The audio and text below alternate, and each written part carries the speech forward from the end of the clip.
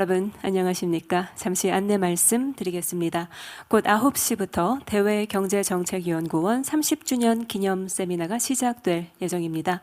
참가자분들께서는 이제 들어오셔서 모두 자리에 착석해 주시기 바랍니다.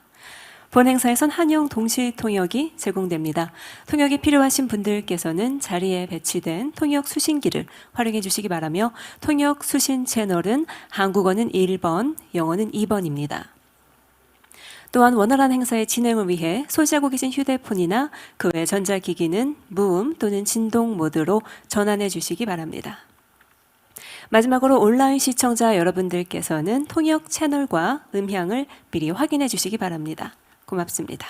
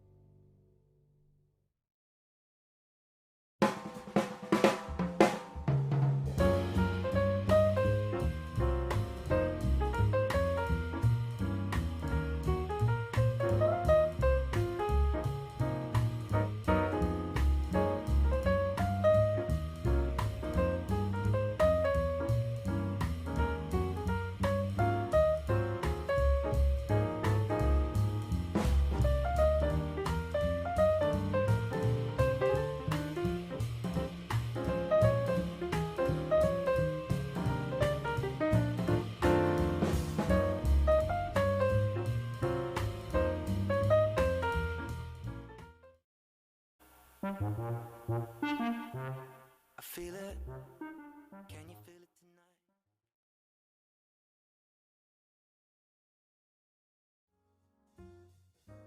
잠시 안내 말씀 드립니다. 곧 9시부터 대외경제정책연구원 30주년 기념 세미나가 시작될 예정입니다. 참가자분들께서는 이제 모두 자리에 착석해 주시기 바랍니다. 본 행사에선 한영 동시 통역이 제공됩니다. 통역이 필요하신 분들께서는 자리에 배치된 통역 수신기를 활용해 주시기 바랍니다. Please utilize the interpretation receivers for interpretation service. Channel 1 is for Korean and Channel 2 is for English. Furthermore, we kindly ask you to set your cell phones on vibration mode or to turn them off for the smooth proceedings. Those who are watching via online, we kindly ask you to check the volume setting.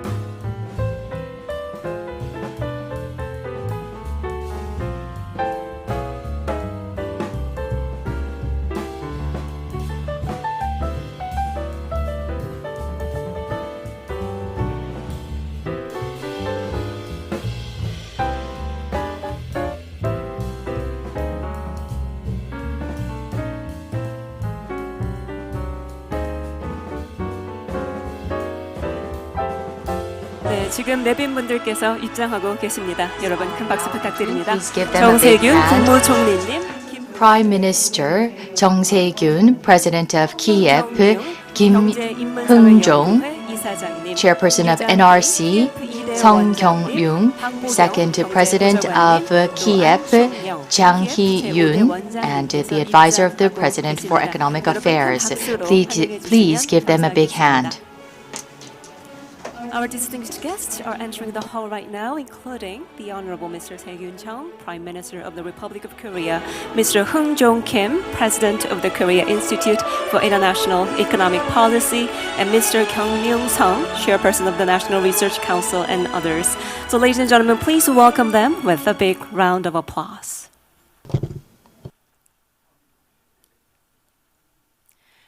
네, 그럼 지금부터 대외 Then we will now 경제정책연구원 begin the 30주년 KIEP 기념 30th 세미나를 anniversary 시작하도록 conference. 하겠습니다. 자리에 앉아 주시고요. Please take your seats. 많은 분들께서 함께해 주셨네요. We have 네, many 대외 participants 기빈 here 여러분, with us. 안녕하십니까? Distinguished guests, it is a 저는 pleasure to 오늘 meet 대외 you. 경제정책연구원 30주년 기념 I 세미나 am 진행을 맡게 된 김혜미 Hemi 국제회의 Kim, 통역사입니다. International 이렇게 만나뵙게 Conference 되어서 Interpreter. I will be serving as the moderator, the MC of the KIEP 30th anniversary 반갑습니다. conference. 세계 경제가 대변혁의 시기를 The global 겪고 있는 economy 가운데 is undergoing 개최되는 great 이번 30주년 transformation, 기념 and 세미나는 amidst 세계 this 경제와 situation, 아시아의 we are holding 시대에 the 대한 KIEP 30th 세계 anniversary 경제를 conference 둘러싼 under the 혁신을 title 하는 Global Economy and the Asian Century. We will be discussing various topics such as the strategies for Korea, trade in digital era, and the future of Asia. We have 3 sessions prepared, and through these sessions, we would like to assess the status of Korea's economy and to forecast the future. Also, we would like to shape the future together.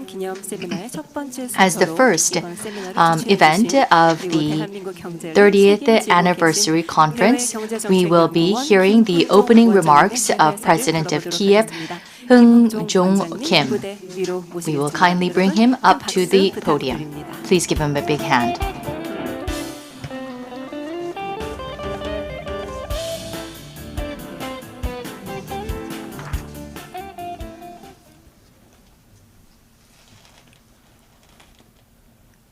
네, 감사합니다. Thank you very much. 존경하는 His Excellency 정세균 Prime Minister 국무총리, Chung Se-kyun, 성경용 Chairman Sung 경제문화연구회 Kyung-ryung of NRC National Research Council, former President Yoo Jung-hee of KIEP, advisor to the President Park Bong-young for Academic Affairs, and all the audience here with us and those meeting with us online via YouTube or streaming on the other side of the screen. Good morning to you all. I am Kim Hung-jung, President of KIEP, Korea Institute for International Economic Policy. I would like to convey my most sincere and deepest gratitude to you all for taking part in this conference today under the topic of global economy and the Asian century in honor of the KIEP's 30th anniversary. The current global economic turmoil with the global expansion of COVID-19 pandemic, global economic recession, and increasing protectionism has put Korean economy facing numerous uncertainties and challenges. It is at this brink of disaster like this when we invited you to join us for discussions on the immediate challenges of the world economy and Korea's possible way forward, covering 2030 economic outlook. And we have to look at what should be done in 2030 for the world. And also we have to look at what kind of other immediate challenges are there for Korea. And we have to look at Korea's strategies, trade in digital era, Asia's future, and others. For your reference, KIEP was established in 1990 amid the tumultuous global situation. Can you imagine what happened at that time? The war, German unification, collapse of the Soviet Union, and also they had the new round of negotiations called Uruguay Round. Also in Europe and North America, they had a strong movement of the regional integration. It was at that tumultuous situation when KIEP was established in order to have the fulfillment of the mandate to have the international economic policies and to provide practical alternatives. Since then, for the last 30 years, KIEP has done our utmost in presenting practical policy alternatives to proactively respond to accession of APEC, foreign exchange crisis, and global financial crisis, and so on. So we have been able to provide practical alternative strategies. As a result of such efforts, in the global evaluation of think tanks, KIEP was well regarded as one of the top-ranking think tanks. So we were proud to say that we were ranking top in Asia and Korea for international economic policy sector. So I'd like to take this opportunity to express my gratitude to all the people who have worked for KIEP and who are now working for KIEP as our staff. So I am owed a lot to our predecessors in KIEP. Also, my thanks should go to the government officials who have not spared any effort to give us the full support. In such a short time of 30 years, KIEP has become recognized as the very key research institute in international economic policy, in particular world regions, international financing, bilateral and multilateral cooperation, North-South cooperation, and so on. Recently, since the COVID-19 pandemic, we see increasing likelihood of secular stagnation of the world economy and changing trade structures. The economic and policy capabilities of countries to cope with the pandemic have been curtailed, while the economic vulnerability is spiking due to growing political and financial uncertainties, with protectionism and automation causing changes in global value chains added by the COVID-19 expansion. Safer production system is being preferred, and phenomena is leading to the localization and multicentrism as well as the reshoring to be expanded. In the with Corona or post-Corona period, we believe that the new global issues are expected to rise, including climate change, contagious diseases, and so on. As globally common challenges are getting spotlight because of the coronavirus, Korea is under spotlight. Accordingly, Korea can use strengthening multilateral cooperation by sharing its data and policy experiences in COVID-19. Non-face-to-face services are expanding and disease control procedures are in place in the COVID-19 period, making it possible to further strengthen the upward trend of digital companies. Keeping with such global environmental changes, as a research institute, KIEP is strongly committed to contributing to the advancement of Korea to the status of an advanced economy. In order to achieve our vision, we have our missions.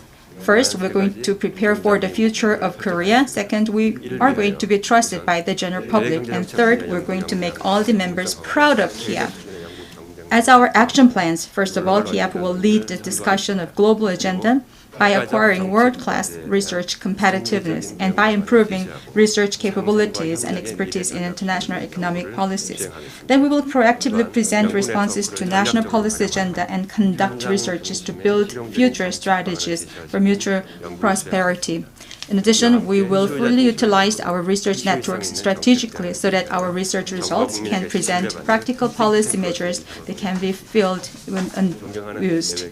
Also, by providing customized researches, KIEP will present timely policy alternatives.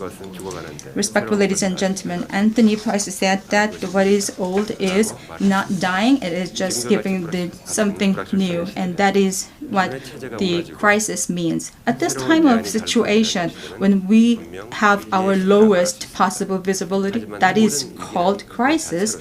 However, those kind of crisis situation in themselves have the opportunity, and also opportunity comes disguised in the form of misfortune. Perhaps this is why so many fail to recognize opportunities, said Napoleon Hill. Today, as we gather online and offline, although we are seeing a lot of visible and invisible crises and problems, we'd like to genuinely wish that we can have the wisdom and insights from you. Thank you very much. Thank you very much, President of KIEP, Hong Jong-kim. KIEP is preparing the future of Korea's economy, and we could feel his vision and also the efforts of the Institute. Please give him a big hand. Thank you very much. Next, we will be hearing from Prime Minister Chung Se-kyun. Despite his very busy schedule, he has honored us by joining with us. Please give him a big hand.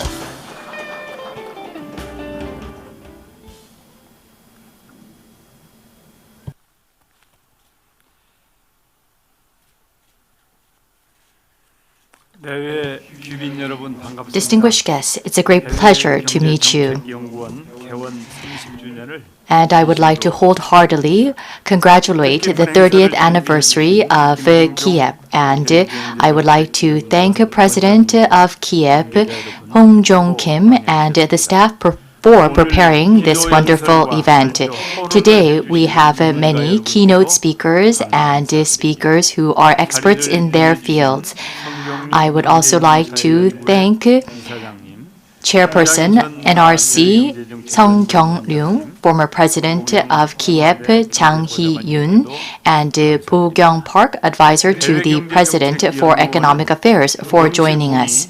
KIEP is by far the National Economic Policy Institute of Korea, and it has provided us with deep insight into the world economy and has provided us with many constructive policy suggestions, and it has greatly contributed in Korea realizing remarkable growth. And I would like to take this opportunity to thank and extend my gratitude for your great efforts. Distinguished guests, the global economy due to COVID-19 is struggling. We are faced with uncertainties of the future, and this is another struggle for us. The world economy is going toward the worst situation. We are also seeing competition between China and the United States, and there is anti-globalization waves occurring, and also anti-globalization efforts. And so the government needs to overcome the situation with our citizens' support, and we need to make this into an opportunity. And at the very core of that is Korea New Deal, which will lead to a transformation. It will transform Korea from a country that is catching up to a country that takes leadership. It will change Korea into a low-carbon growth country, and it will also have inclusive growth. Through digitalization, our competitiveness will increase, and we will realize a future in which nature and humans can coexist. As we celebrate the 30th anniversary of KIEP, I understand that we are trying to find insights into realizing this. We are gathered here under the theme Global Economy and the Asian Century. We need to realize inclusive growth, and we need to reduce digital trade barriers, and we need to have new Asian leadership, and also reconciliation and humanitarian dialogue. I believe that these themes are extremely meaningful and significant at this time, and I'm grateful that you have selected these themes. We need to create a new transformation, and this transformation must be for human civilization. Of course, chartering new roads will not be easy. However, KIEP for the past 30 years has contributed greatly through its great expertise and capabilities, and likewise, I am sure that you will create hope for us as we go forward.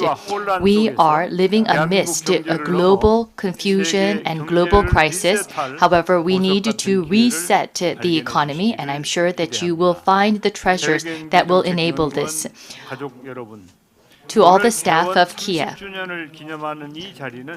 this gathering, in which we celebrate and mark the 30th anniversary of KIEP, will be an opportunity for you to charter the new future for us. And the researchers at KIEP should lead to creative solutions in order to make a new Asian century, and I hope that you do so with great vision and with commitment. As there is confusion, it leads to a lot of color and it leads to a lot of ideas, and I'm sure that this will make a new masterpiece, and I hope that KIEP becomes a top think tank that exerts leadership in generating great ideas for the future. And once again, I would like to congratulate the 30th anniversary, and I would like to extend my hopes for a brighter future. Thank you.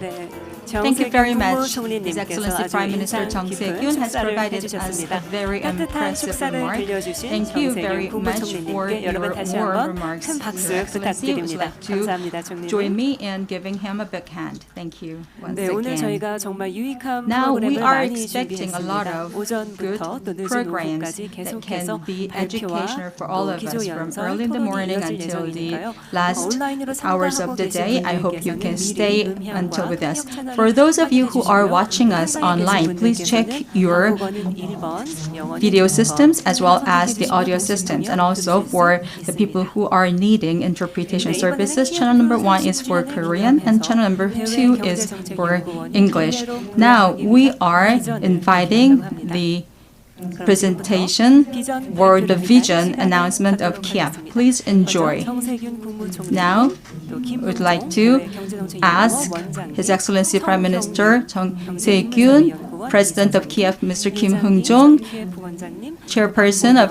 NRC Song Kyung-ryun, and former President Yoo Jang-hee of KIEP, and Advisor to the President Park Bong-young to come to the podium. So we'd like to ask you to come to the podium so that we can have an event of announcing the vision of KIEP for the next years. So please be guided by our staff. Because of the time constraint, we'd like to now first ask Prime Minister Jung Se-kyun and President Kim Hung-jong to take their time to put the puzzles in. So we have high expectations of what kind of whole picture we can see after putting these two pieces of puzzles. So we are now seeing these two gentlemen to do the puzzling. So I count 1, 2, 3, and we can see them doing that. Please do that now. So give them a big hand, please. Now we have completed the whole picture with these two pieces of puzzles, and also KIEP will become the best possible think tank of Korea for the international economic policy. Now we'd like to have the photo taking session. So since these gentlemen are facing the camera, please give them a big hand while they are posing for the camera. Thank you so much for your cooperation. Now would you like to come forward a little bit before this picture of puzzles? Now we have many people who are with us online because of the COVID-19. They cannot come here, so we'd like to also hear their messages as well. So they're expressing their gratitude. So we are taking pictures with them as well, although they're participating online. So in order to become number one think tank in Korea, so with that it means we can also be number one. So would you like to have the thumb up? Thumb up means the best in Korean, so thumb up means number one, KIEP for the next 30 years. So please give them a big hand, and that means we are having the prosperous future. So congratulations on the 30th anniversary of KIEP, and we are seeing the brighter future of KIEP and coming ahead. So this has been our photo taking session. Thank you for participating, and once again, please give them a big hand while they are coming down from the podium.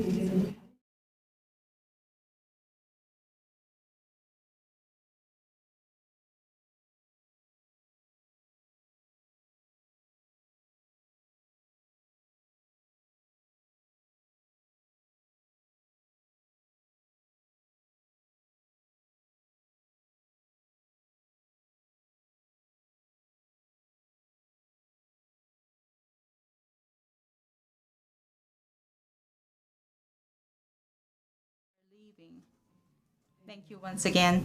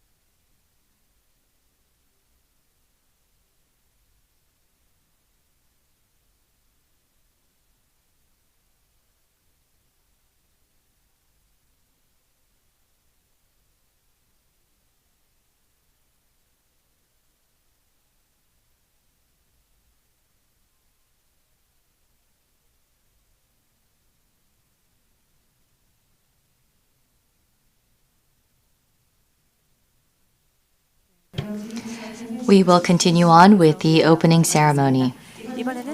Next, we will be hearing from the National Research Council for Economics, Humanities, and Social Sciences. We will be hearing from the President of NRC, Kyung Ryong-sung. Congratulatory remarks will be provided by the chairperson. Please give him a big hand.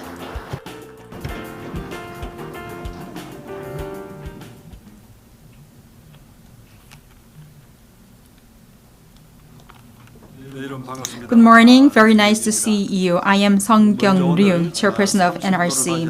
First of all, please allow me to convey my congratulations on the 30th anniversary conference of KIEP. I would like to also thank President Kim Hung-jung of KIEP, Korea Institute of International Economic Policy, and his staff for making tremendous efforts of putting together this wonderful event and inviting all of us. My thanks should also go to many other people. For example, I'd like to thank His Excellency Prime Minister Chung Se-kyun for taking part in this conference despite the busy government schedules. I see a lot of familiar faces who used to be the KIEP presidents. Very nice to see former KIEP President Yu Jang-hee and also An Chung-young. It is great pleasure to see you once again. Also, we have Presidential Advisor Park Bong-young, who used to work for KIEP in his lifetime when he was young. And also my thanks should go to all those who are with us gracing this event. Since its inception in 1990, KIEP has been developing into the most representative research institute in Korea in such fields of international economy and world regions. Starting from the 1990s, when Cold War was finished and globalization was the buzzword, going into the recent normal era represented by digital and non-face-to-face. And also KIEP has been always supporting the government underneath as a compass to show all the possible directions and future strategies. However, with this turmoil of COVID-19, we are seeing the unprecedentedly unstable situations. And also the Bank of Korea predicted that we're going to see the negative 1.3% of growth rate. Also around the world, looking around, we see the rampant phenomena of the protectionism and the trade war and many other turmoils. Advanced countries or advanced economies are showing sluggishness in their responses to this crisis, and also they are having a lot of difficulties in the social activities across the world. However, in this process of having the disease control of the pandemic, Korea has been very noticeable and remarkable in its stance, having the very consistent system of the disease control and prevention. And also, we were based on the data science and also very thorough system of the disease control while keeping the economy floating as well. All these are attributed by the very matured citizens and also the awareness of the people and the government. Thomas Friedman also spoke very highly of Korea as becoming a world-class model in response to COVID-19 pandemic.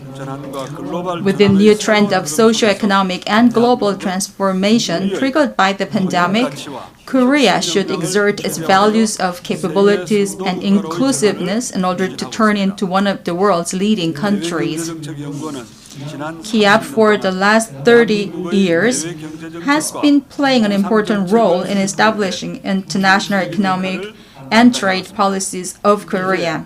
Now, it should be given further mandates, one step further, to overcome economic crisis amid this global economic crisis by COVID-19 and to build a new vision of world's inclusive country and a global leader as an open trading country. Lastly, I'd like to once again express my sincere gratitude to President Kim Hung-jung of KIEP and his staff for their dedication to make this event possible. I would like to also thank all the participants in this KIEP 30th anniversary conference for their support and interest. Thank you very much. 네, 성경룡 Thank you very much, Chairperson Kyung-ryong Chung. He provided us a passionate congratulatory remarks, and I truly felt that NRC is the research treasure of Korea. Please give him a big round of applause. Thank you very much.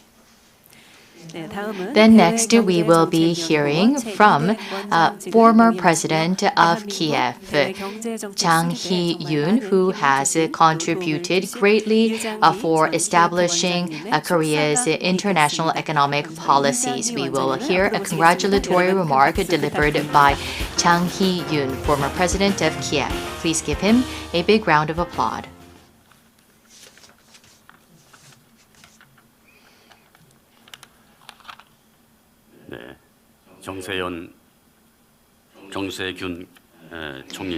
Prime Minister Se-gyun Chung, Chairperson of NRC, and President of KIEP, Hung-jong Kim, and Bo-kyung Park, advisor to the President. It is a pleasure to meet you. And as I stand here on the podium to congratulate the 30th anniversary, various emotions cross by. Actually, efforts to establish the KIEP started in the summer of 1989. First, the law to establish a National Policy Institute was passed at the National Assembly, and KIEP was officially launched in 1990, January 17th, to be under the Economic Planning Board. At the time, the global economy was in a complex situation. There were discussions ongoing to establish the Urgai round in order to lay the foundation for a new order in international trade, and we were making efforts to launch APEC. Advanced countries such as the United States were pressuring Korea to open up the economy, and we were being encouraged to participate in OECD.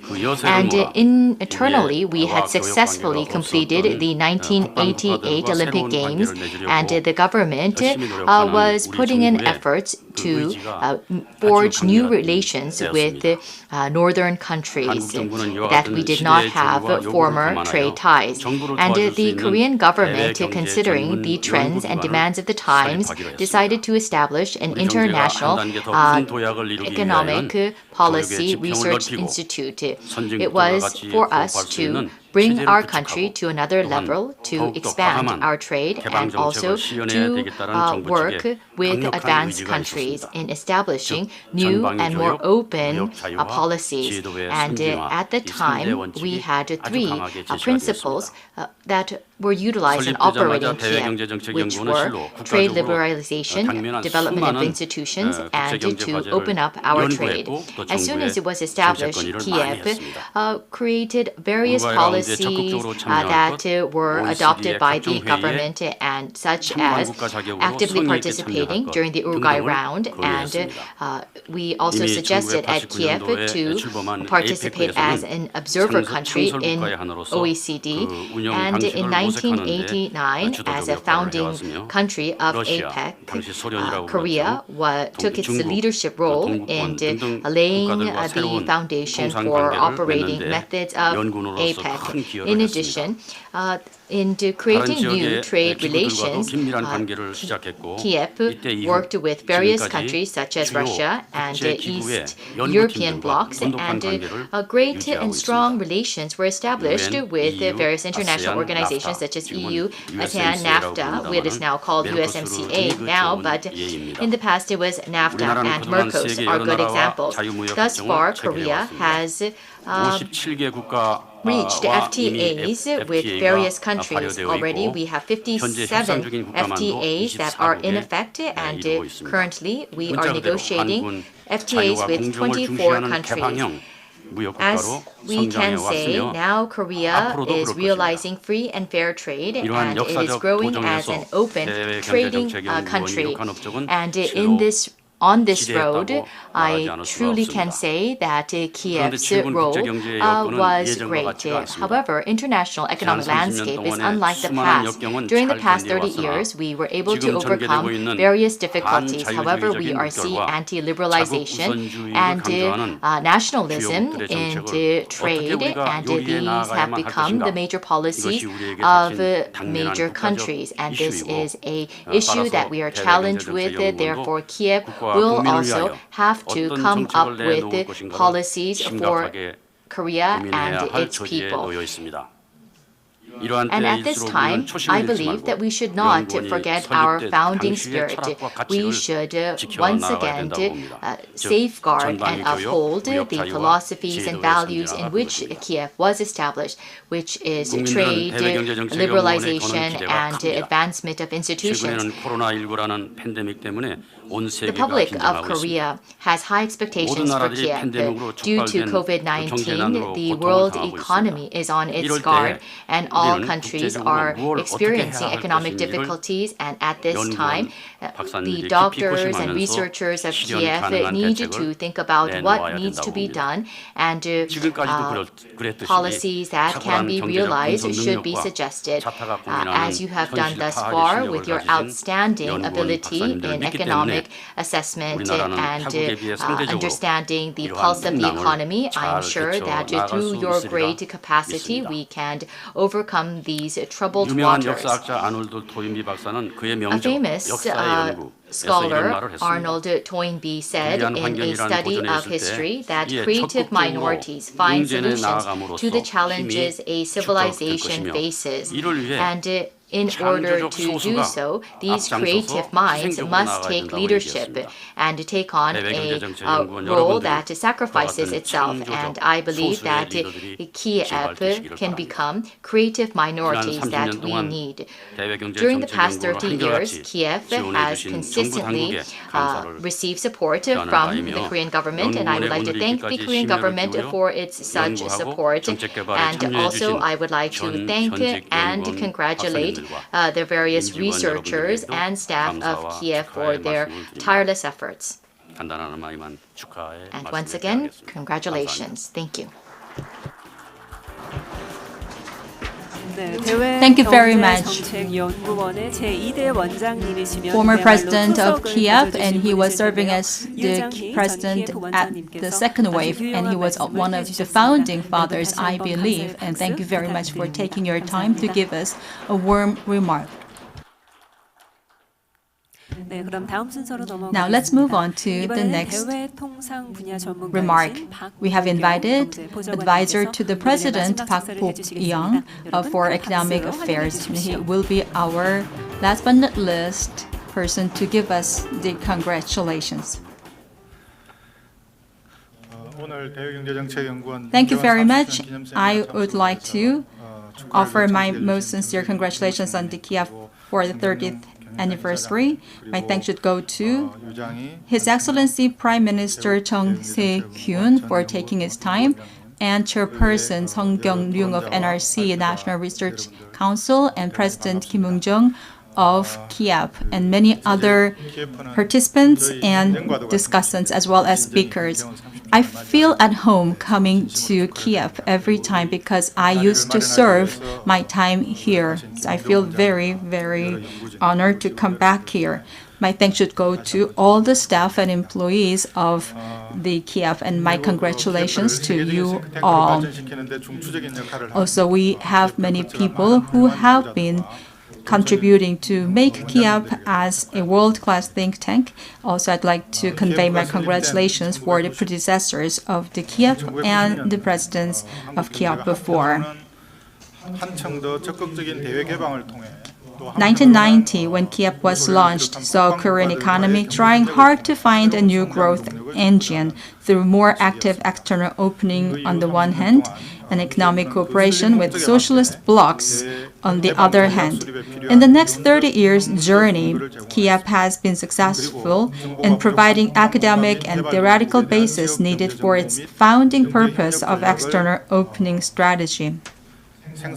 Also, KIEP has been providing a lot of subject studies for the government use, and many of the areas in Korea are now leading the world, and I believe that this kind of prosperity and success has been attributed by the efforts of KIEP. Also, KIEP, although started as a national or domestic think tank 30 years ago, it now has grown into the world's top-notch think tank in international economy. So we have full reason to give the ardent congratulations on its achievement. KIEP deserves this commendation.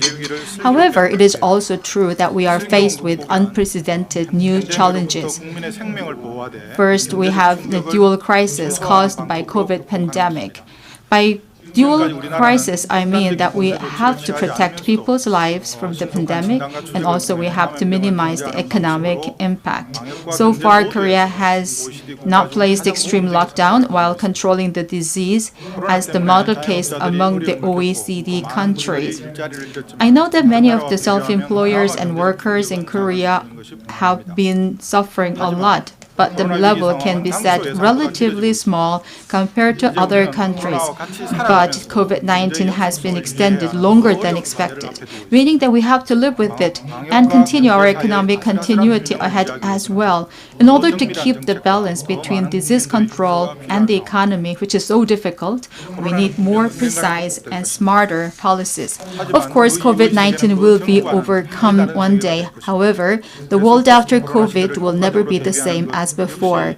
Another challenge is to make effective preparation for post-COVID era.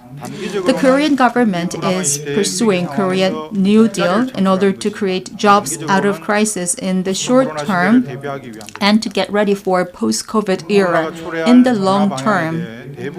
Most governments and experts agree on the future changes in directions by COVID-19 at digital transformation and climate change responses. The expansion of platform economy will expand unstable and incomplete labor differently from the existing labor-employer relationship. Because of that, the government set up 3 pillars of digital New Deal: Green New Deal, and social safety net for underemployment workers. Post-COVID era preparation is not confined to making jobs and fostering future industries. New industries and new economic theory require new strategies and systems. In that regard, I hope that KIEP can bring forth excellent research outcome in the following areas. First, you can present ways for Korea to build resilient GVC, global value chain, or RVC, regional value chain. U.S.-China conflict and technical decoupling are threatening past open international economic order. Geopolitical confrontation or infectious diseases and other non-economic factors might cause supply chain disconnection. It is needed to find ways to prepare for such uncertainties. Next, you can present digital trade policies that trade national norms on the service trade and digital content, which are increasing in the international market, and so on cross-border flow of data and platform companies' activities. Lastly, you can also study ways to keep the economy sustainable while containing economic inequality. Open economy and digital economy are known to have tendency to deepen the economic divide. Since deepened inequality causes social disruption, I hope KIEP can look at other countries' cases in order to find good policies to curb down the disparity and make economy go in a sustainable manner. Once again, let me congratulate the 30th anniversary of KIEP. Considering the outstanding human resources and accumulated research capabilities, the coming 30 years will be better than the past 30 years before. I'm also sure that all the staff will make more efforts to do that. I really hope that today's conference can be a great success. I wish all the best to you all. Thank you very much. Thank you very much. We heard from Bo-young Park, advisor to the for Economic Affairs. Thank you for your in-depth insight. And that was our very last congratulatory remark. Thank you once again. Next, in order to congratulate the 30th anniversary conference of KIEP, we will now hear a keynote speech, and the first keynote speech will be provided by Mukisa Kitui, Secretary General of UNCTAD. Due to the COVID-19 pandemic, Secretary General of UNCTAD could not participate in person, so he has provided us with a video keynote speech. Hello. The current COVID-19 pandemic marks an inflection point in the reorganization of international production, accelerating trends building since the global financial crisis more than a decade ago, remaking the global economy and accelerating the arrival of the Asian century. This year, the United Nations Conference on Trade and Development, UNCTAD, estimates that global growth will decline nearly 5%, with world trade taking a 20% hit and FDI 40%. Recovery will take place amidst an accelerated transformation in international production beyond the pandemic towards more reshoring, more regionalization, and greater emphasis on resilience. The Republic of Korea has a vital role to play in charting the future directions of this transformation, helping define Asia's global economic leadership and leading the way on critical frontier issues such as digital trade. We at UNCTAD have shown that new digital divides are deepest not along the North-South divide, but between China and the US on the one hand and everyone else on the other. These divides between the digitally enabled and the digitally poor are even deeper within the shifts in teleworking we've seen under COVID-19. All countries must work together to ensure that no one is left behind by the digital transformation. We need a world not just of digital consumers, but also widespread digital producers. Capturing and creating value along the new shorter digital supply chains of the future can emerge as a powerful engine for development in the post-COVID landscape. For 30 years, KIEP has led the way in globalization of the Korean economy, shaping Korea's international economic policies, such as its accession to the OECD and successfully concluding the FTA negotiations, including Korea-US, Korea-China, and Korea-EU. With most countries today again finding themselves caught between two competing visions of multilateralism, I wish to encourage you at KIEP to continue showing the way with cutting-edge evidence and scholarship on inclusive growth, especially in digital trade, that can help other developing nations find their way in these troubled waters and emulate Korea's impressive development experience of gainful integration into the international economy. 네, UNCTAD UN 무역 개발 협의회 무키사 키투이 사무총장님. Thank you very much. That was Secretary General Mukita Kittul of UNCTAD.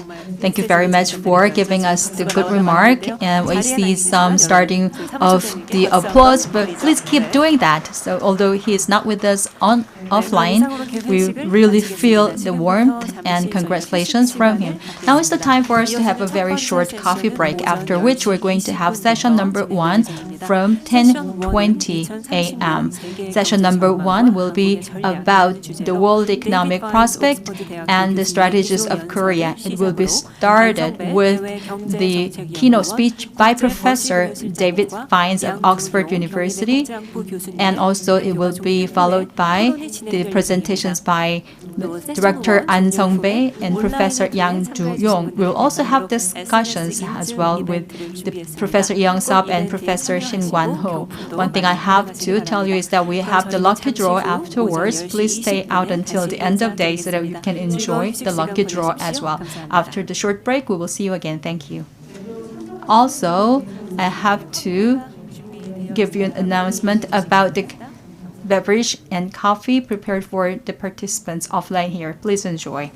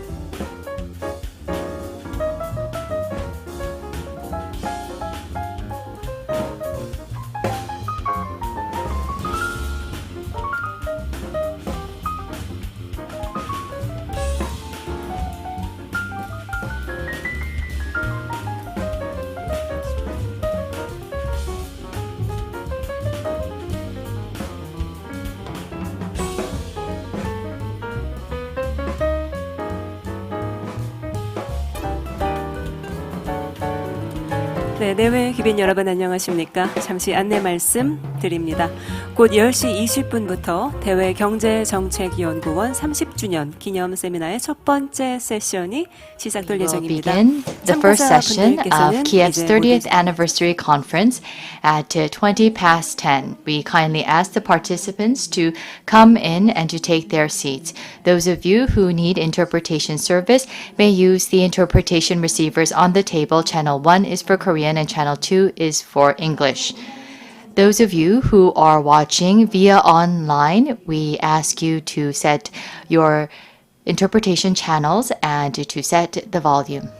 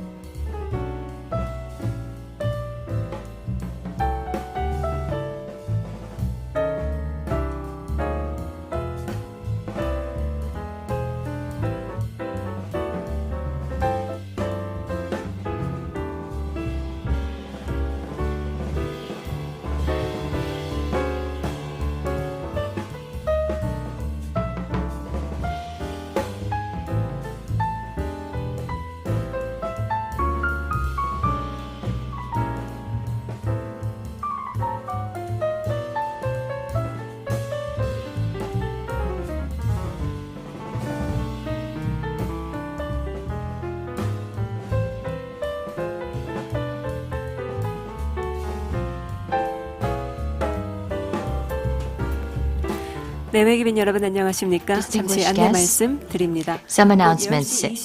At 20 past 10, we will begin the first session of KIEP's 30th anniversary conference. 이제 5분 남았습니다. We have 5 minutes left. Participants are kindly asked to come in and to take their seats. 또 오늘은 저희가 한영 동시 We are providing Korean and English simultaneous interpretation service. Those of you who need interpretation service may use the receivers on your tables. Channel 1 is for Korean and channel 2 is for English. 마지막으로 온라인 시청자 And those who are watching via online, please check and set the voice, the volume and interpretation channels. We will begin in 5 minutes.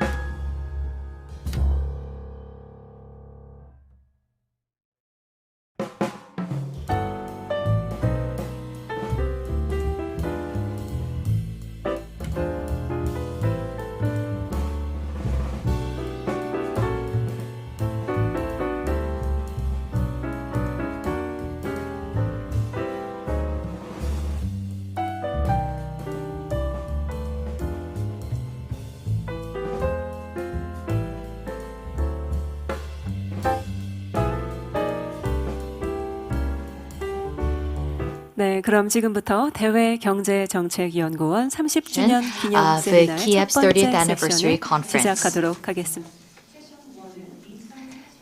Session 1 will be discussing the global economy in 2030, strategies for Korea, and we will be hearing a keynote speech and two presentations and two discussions.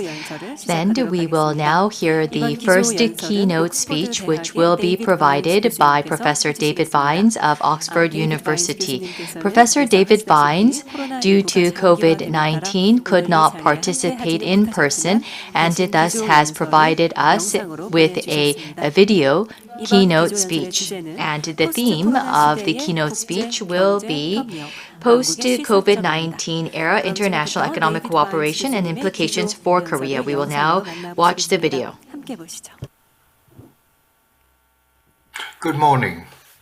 I'm talking to you from my home, although I'd hoped to be with you in Seoul, in your beautiful city, especially since Seoul is the place where 30 years ago, many of the early ideas about APEC were hammered out.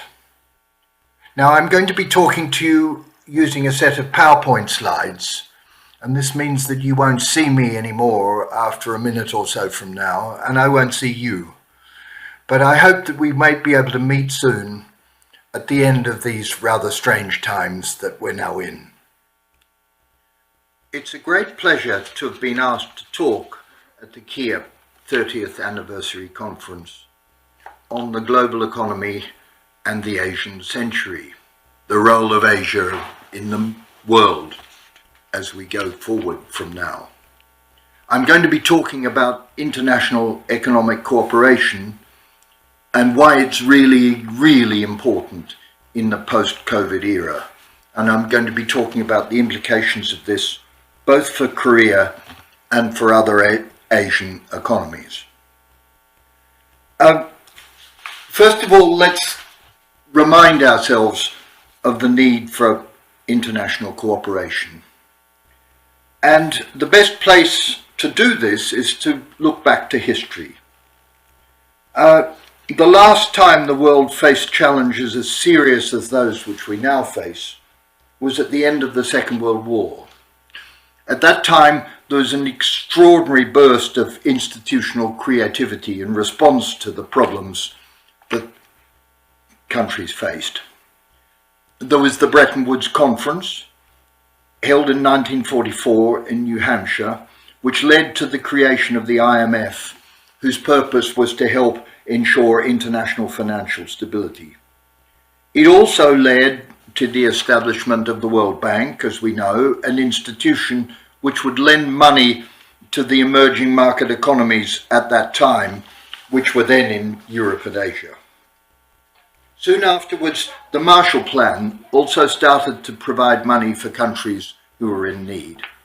And the next year, in 1945, there was the foundation of the United Nations, with in particular the WHO, the World Health Organization, becoming part of the UN in 1948. And as we all know, in 1946 there was a conference in San Francisco which led to the establishment of the what was to have been the International Trade Organization, but became the GATT, or the General Agreement on Tariffs and Trade, and which nearly 40 years later became the World Health Organization. Going a bit further back in history, after the First World War, things were very, very different. Although the League of Nations was established in 1920, it never really gained the necessary authority. First, the world slid into the Great Depression of the 1930s, and then, as we all know, the world lurched into the Second World War. Now, the post-Second World War institutions have served the world remarkably well. Here we are now, many years later, following the COVID-19 pandemic, and we find that these institutions need strengthening and reinvigorating. But it's important to be clear that these institutions still provide a framework within which the international order can be managed and within which international cooperation can take place. But because the pandemic is such an extraordinarily large event, we need to realize that the world faces a very, very big choice. We can do what the world did in the late 1940s and be creative, and making institutional choices of the kind that were made then, which helped the world to grow and to come through the golden age of global growth during the 1950s and 1960s. An extraordinary success in which these institutions were really important in underpinning that process. Or instead, we can allow what happened in the 1930s to happen all over again. That's the decision that we face, and it's a very big one. Now, in this talk, I'm going to outline the choices facing us in three areas. In doing this, I'll be drawing together some ideas which have appeared in a special issue of the Oxford Review of Economic Policy, which had just been published, called The Economics of COVID-19 Pandemic. It's a supplement to volume 36 of the journal, and it can be found online at the site which I've put up in the slides in front of you. Let's first turn to cooperation in macroeconomics and finance. So this is the first area in which cooperation is really needed. There's been a worldwide need for a huge fiscal support in response to COVID to pay for disease-fighting actions and to preserve the income of firms and of workers until the economic recovery comes. But many emerging market economies and developing countries have been prevented from doing what's needed because of high levels of public debt and external financial constraints. Global cooperation is needed to enable these countries to act. At the forthcoming G20 summit to be held in Saudi Arabia on 20th and 21st of November, world leaders need to agree that these countries can run much larger budget deficits, much larger ones, up to 6% of GDP extra. Look at this picture. The G20 fiscal response to the pandemic has in fact been enormous. Spending and revenue measures have been bigger than anything that was ever done before, much bigger than what was done in response to the global financial crisis. Something like 10% of GDP and something like more than 5%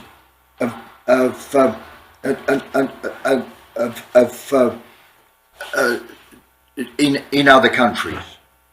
And provision of equities and guarantees have been astonishingly large, of the order of 15% of GDP in France and the UK. And as big as 30% of GDP in Italy and Germany. As a whole, spending in the G20 amounted to over 4% of GDP, and loans and guarantees to as much as 5% of GDP. These are really big numbers. And the benefits of doing this for other countries which haven't been able to do it up till now would be enormous. I've worked with colleague Warwick McKibben at the Australian National University, and we suggest that the benefits would be of the order of 5% of employment, raising GDP by something like 2%. And in the rest of the world, where the stimulus wasn't happening, nevertheless output would be pulled up by as much as 1% of GDP. This is really important. It's a massive agenda item for the G20 to enable other countries to do what the advanced countries have been able to do. Of course, it would lead to an additional amount of public debt worldwide over 3 years. Over 5 years, figures look like it would be as much as 3 trillion. Very large in a world where, to get a picture of numbers, US GDP is of the order of 21 trillion. It's a very big increase in public debt. It would be necessary for the International Monetary Fund to provide support for countries running much larger budget deficits and to prevent currency crises and difficulties in these countries. And the reason that cooperation is necessary is because without such cooperation, it's possible that countries will face massive foreign exchange market attack and attack on the stability of their public finances, making the possibility of fiscal bankruptcy really very great. What's needed is a combination of extra lending from the IMF, central bank swaps and debt relief. All of this will be necessary, coupled with sufficient confidence in the future of these countries and of the international support process for the private sector to be able to go on lending. That too is a massive agenda item for the IMF as well as for the G20. There are very special needs of the world's poorest countries in these circumstances. The combination of domestic lockdowns and the spillover from the global recession is having an immediate and severe hardship effect across not just the African continent, but elsewhere as well. In Africa, it's bigger than anything that's ever been experienced outside actual warfare, and it puts at risk many, in fact, all of the gains that have been made in development over sub-Saharan Africa in the last 25 years. My colleagues in Oxford have captured just what a catastrophic position these countries are now in, something that's likely to require them to embark on actual fiscal austerity, exactly the wrong sort of thing to be doing, moving in the wrong direction at this time. And these colleagues have shown that to prevent these countries from getting in this difficulty would require a very large increase in international aid, a doubling of aid to make the intervention and fiscal austerity manageable, a tripling of aid. It's extraordinary, a tripling of aid to protect these countries from COVID. It'd be $50 billion. Actually, that's not a large sum of money. It's only 0.5% of the 10 trillion that's already been spent by advanced countries in combating the pandemic. Nevertheless, this is another huge agenda item for the World Bank this time and for the process of international debt relief. And the problem goes way beyond sub-Saharan Africa. So look, what a big cooperative challenge there is here too. Let's move sideways from macroeconomics to the provision of global public health. We know that this has created a global medical crisis, this pandemic, not just an economic one. And the international response to the pandemic has so far fallen short because of a lack of cooperation in this area as well. Many of the tasks involved in confronting an infectious disease are global public goods and problems which can only be delivered and solved through global cooperation. One example is the distribution of tests. Another example is the provision of PPE. And of course, the discovery of vaccines is clearly a global public good as well. All should be able to benefit from this wherever a vaccine is discovered. The international distribution of vaccines will be of the first importance and to ensure that everyone gets access to what's been found. But these activities too have been underfunded and underprovided until now. We know that the WHO is underfunded and entirely dependent on contributions. It's been not able to charge for its services in the way that would give rise to any revenue, and in the way that we know that the International Monetary Fund and the World Bank are able to do when they charge for the provision of money. The real issue here for international cooperation, the global public health issue. That takes me to my third topic about the need for international cooperation, namely in the liberalisation of trade. Many of the world's poorest countries have seen their terms of trade collapse after the crisis, adding to the problems for these countries than the ones which I've been adding to over and above the problems which I've been describing. And protectionism is on the rise, not just a battle between the US and China, but also the increasing pressures to bring production back to domestic source and ensure security of supply, something that's happening in many countries. Of course, it does seem desirable to bring production back towards domestic producers to provide security. But these moves are likely to provide an opportunity for protection. There's a very real risk of them being used to block and impede international trade. So it looks as if the openness to international trade has been really put under threat by the crisis. We know that the experience since the Second World War is that the more open is international trade and the better and faster countries grow. And we know that this is much more likely to happen when the world is growing rather than when it's under extreme pressure like at present. Historical experience shows us this. Think of the miracle in East Asia in the 80s and 90s when Korea, Taiwan, Malaysia, Singapore, Hong Kong all grew with such spectacular rapidity by serving world markets. And think, of course, of the astonishing achievement of China over the last 30 years to grow so rapidly. But it's difficult to pursue this openness when the issues that require attention are in the services sector and are issues which are so much more complicated than requiring just tariff reductions.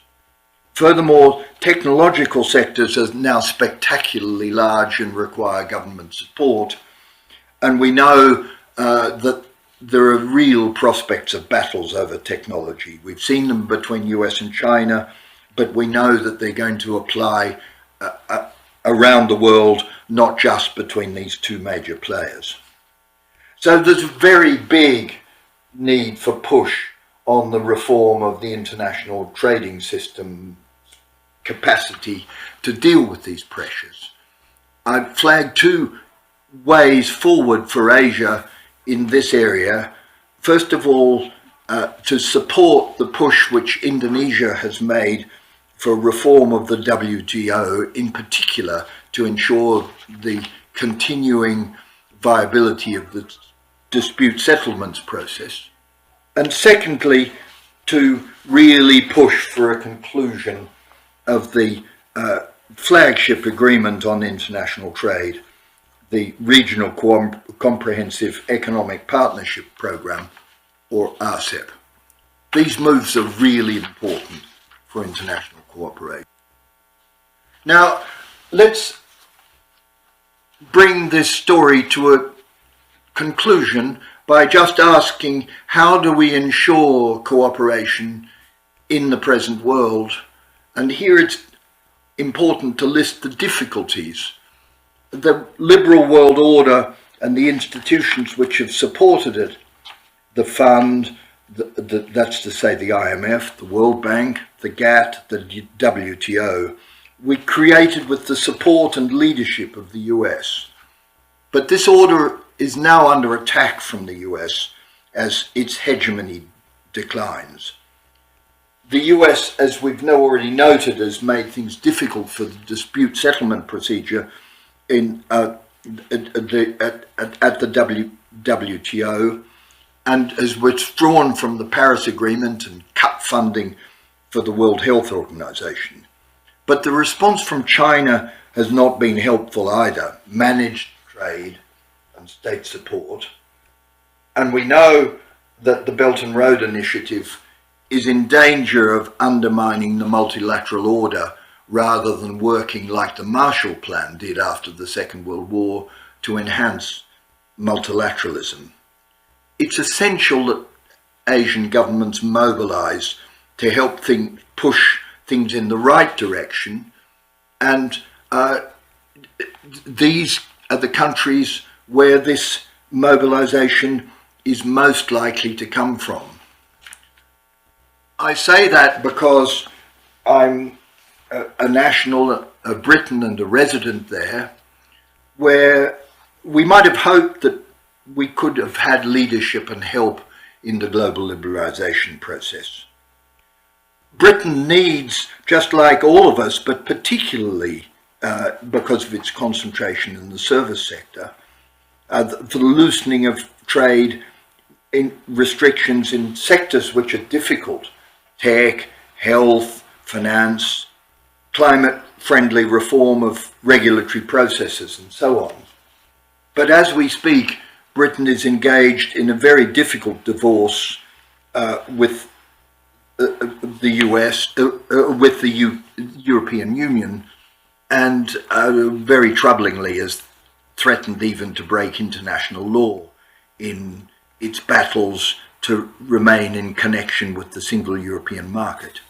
On the other hand, Britain is trying to negotiate a deal with the US, a free trade agreement, which many of us are very sceptical about. So Britain is under such pressure at the moment that I think it's very unlikely that Britain will provide the kind of leadership which was so important immediately after the Second World War. Many of us are trying, and there's much work going on, but I think it would be unwise to look to Britain for leadership. So if countries in Asia, including Korea, want the multilateral system to survive, they need to promote and to reform it. As I'd identified, there are challenges in all of trade, finance, global public health. Reforms are needed in all these areas in ways that are needed. So what do we take forward from this? First of all, the need to do much for the G20 summit in November, seeking an opportunity to get reform in all the areas of macroeconomics, finance, and global public health that I've talked about.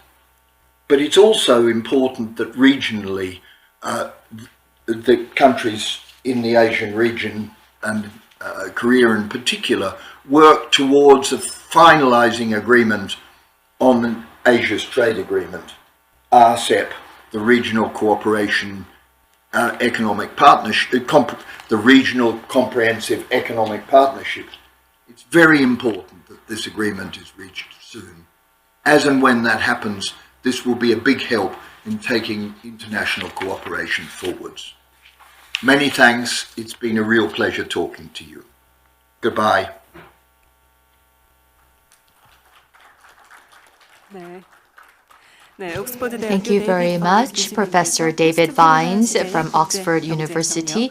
He's talked about post-COVID-19 global economic cooperation and implications for Korea.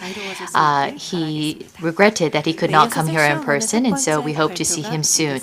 We will now begin the first presentation of session 1, and that presentation is titled Changes in Perception of Global Economy Due to COVID-19. The presentation will be delivered by Director Song Bae-an of KIEP. Please give him a big hand.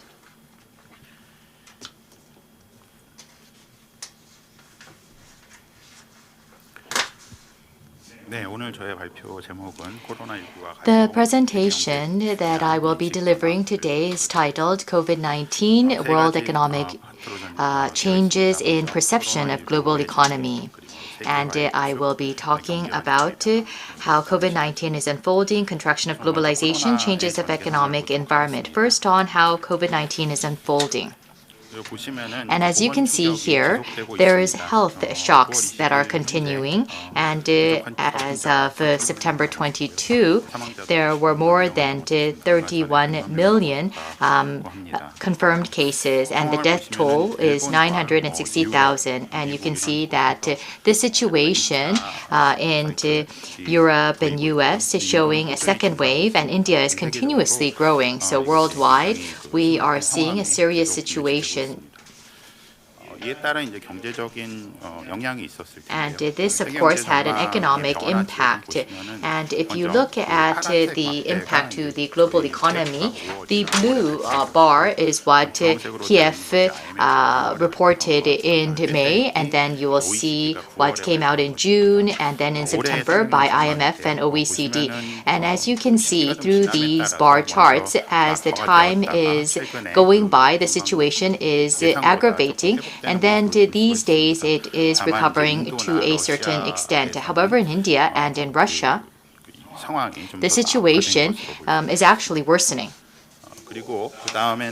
And then you will now be able to see the actual YOY GDP growth rate. So the first blue is the first quarter and the red is the second quarter. And so as you can see here, the second quarter growth rate has deteriorated for most countries excluding China. And in China, there was a big impact and spread of COVID-19 in the first quarter. And in Korea too, we had the shock early on, and then we were able to successfully quarantine the situation, and that is why the second quarter situation is not that bad. And the impact and the shock. When we first thought of COVID-19, we thought of it as twofold. First, on the supply side, so we can consider this to be an external health shock. And then it started to spread, as you can see. And then in response to this supply side shock, there is the demand side shock. And so here you will see the quarantine efforts impact on the economy. And this is a simulation study. This shows this was done by Professor Inode and Todo in Japan. And if you look at the simulation scenario, you will see that the lockdown in Tokyo took place for the non-essential economic activities. And then since then, it led to various economic effects, especially in terms of the supply chain. And what you see on the left-hand side is day one, and the red dot shows a minus 80% economic activity. And so on the left, you will see day one in Tokyo with the lockdown beginning. You will see that they were affected greatly. And then in 14 days, when Tokyo was the area that had the lockdown, you will see that the impact is nationwide. So within the economy, production has an impact in the supply chain. So even though Tokyo was the only area that underwent the lockdown, the impact is felt throughout the country. And such similar studies have been carried out by various people, and it can be expanded to global economy. We do not have the firm data yet, but such simulations can take place. And what we can see here is that even if there is a lockdown in just one area, the impact can be felt nationwide or even around the world. And the health shock has this type of characteristics. Next, what you are seeing is Google's mobility report. Since Seoul carried out the quarantine efforts, and it utilizes cell phone data to identify where people are. And this is a comparison of the previous year, same quarter.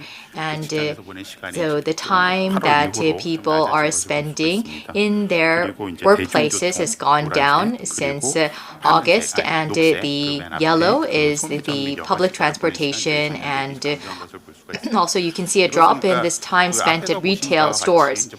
So when there is a health shock, you will see economic activities contracting. And one unique thing is that economic activity, when they recover, there are concerns of health shock resurging. So such health shocks are not just an external factor. There are some trade-offs with economic activities. Therefore, such shocks may continue on. And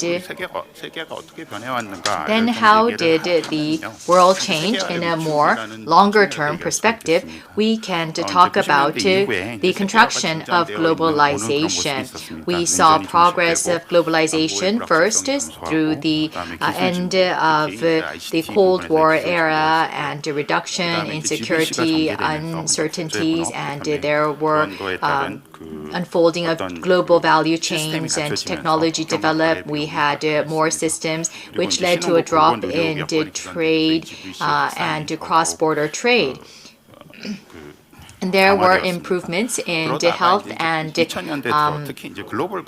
medical environment for emerging countries. And then we saw a contraction of globalization with a rise of protectionism. And this was because of political pressure that came about due to inequality and polarization. And this led to a slowdown of GVC. So as countries carried out protectionism into their trade, we saw a slowdown in GVC.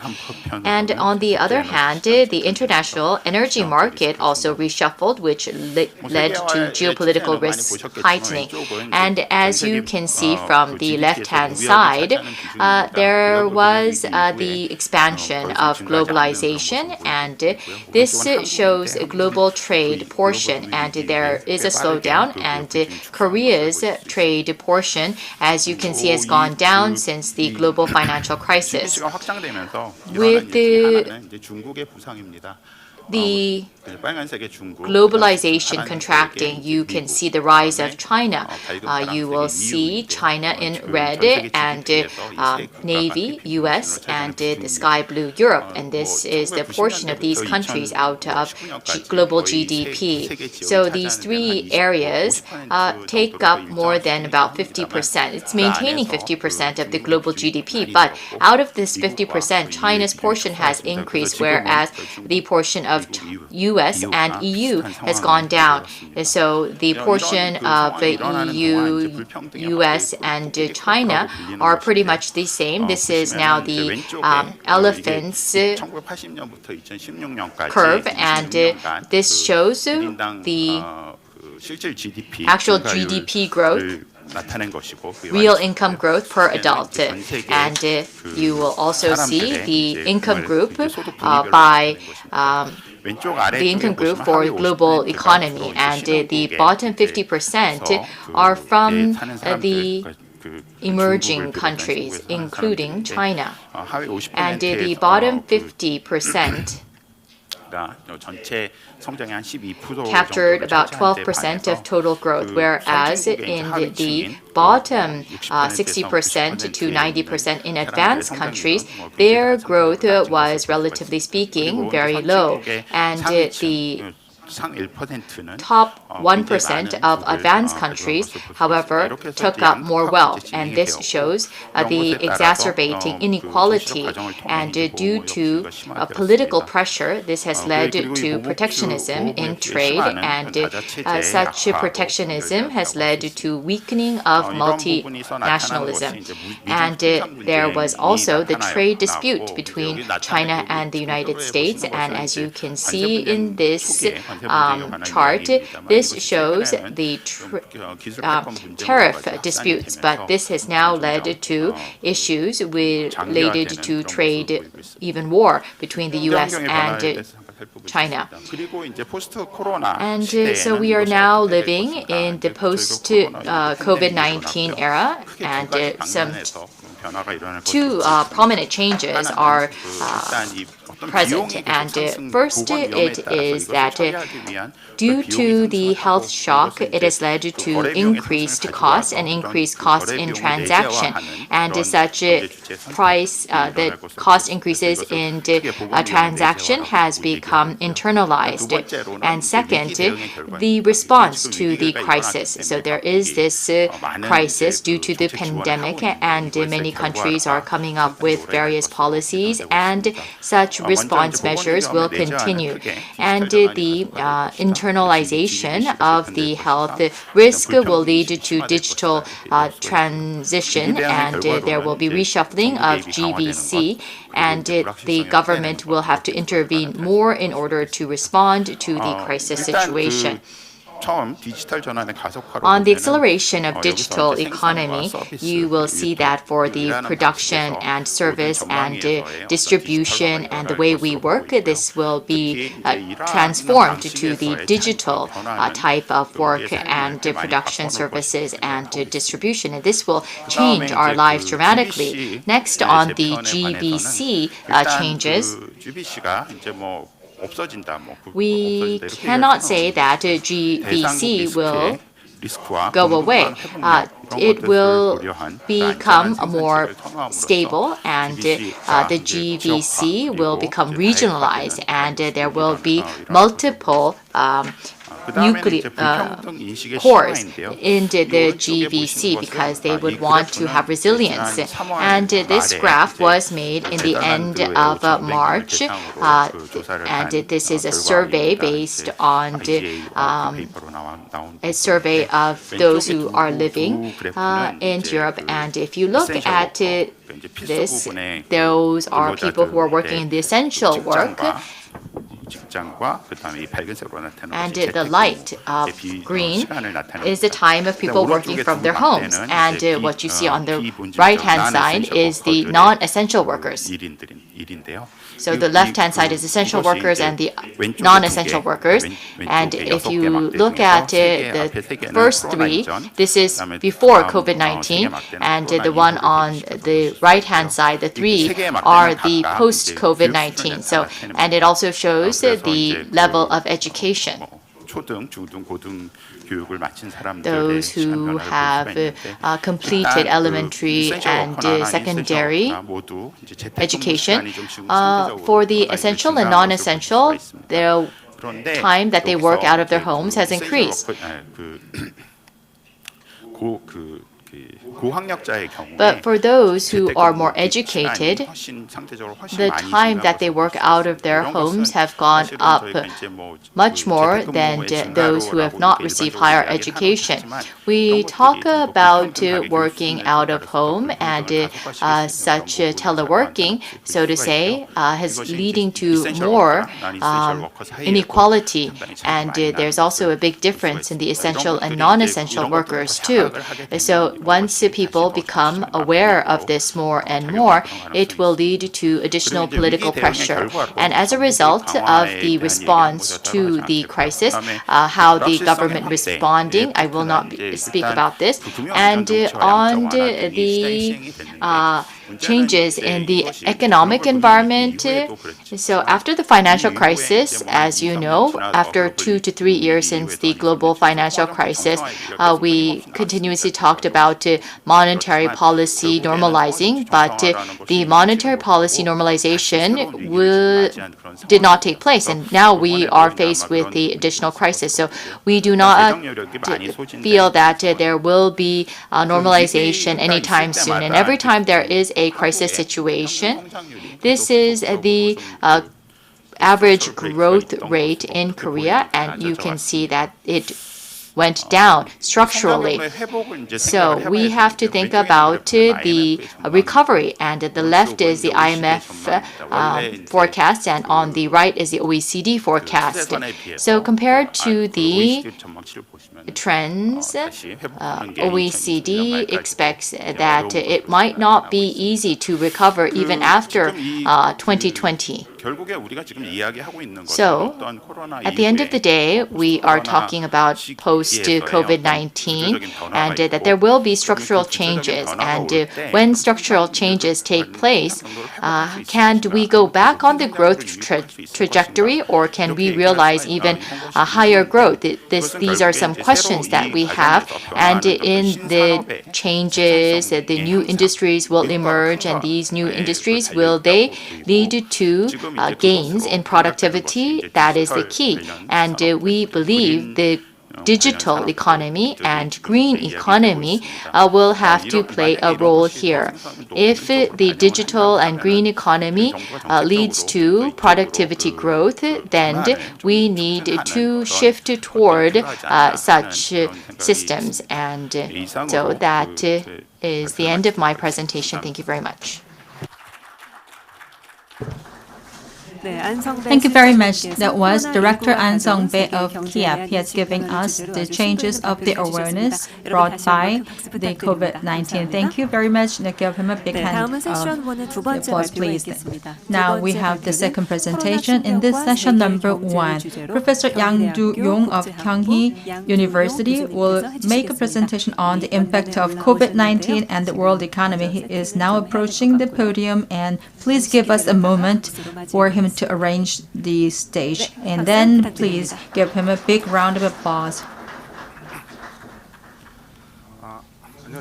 Good morning, everyone. I am Yang Do-yong from Kyunghee University.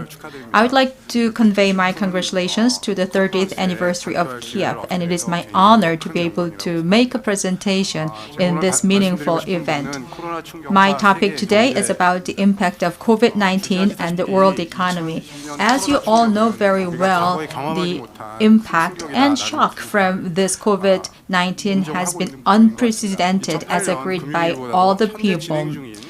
We did have the GFC starting from 2008, and amid that leftovers, we are now being attacked by the COVID-19 once again. If you look at the outlook of the global economy, we are expecting that negative 4.9% of 2020 by World Bank. And also, one thing noticeable here is that the recession is felt deeper in advanced economies. So it means that the advanced economies are not free from the impact of COVID-19. When we talk about economic recovery, we have two things to consider. First of all is that do we really expect that the economy will be recovering in V shape or not?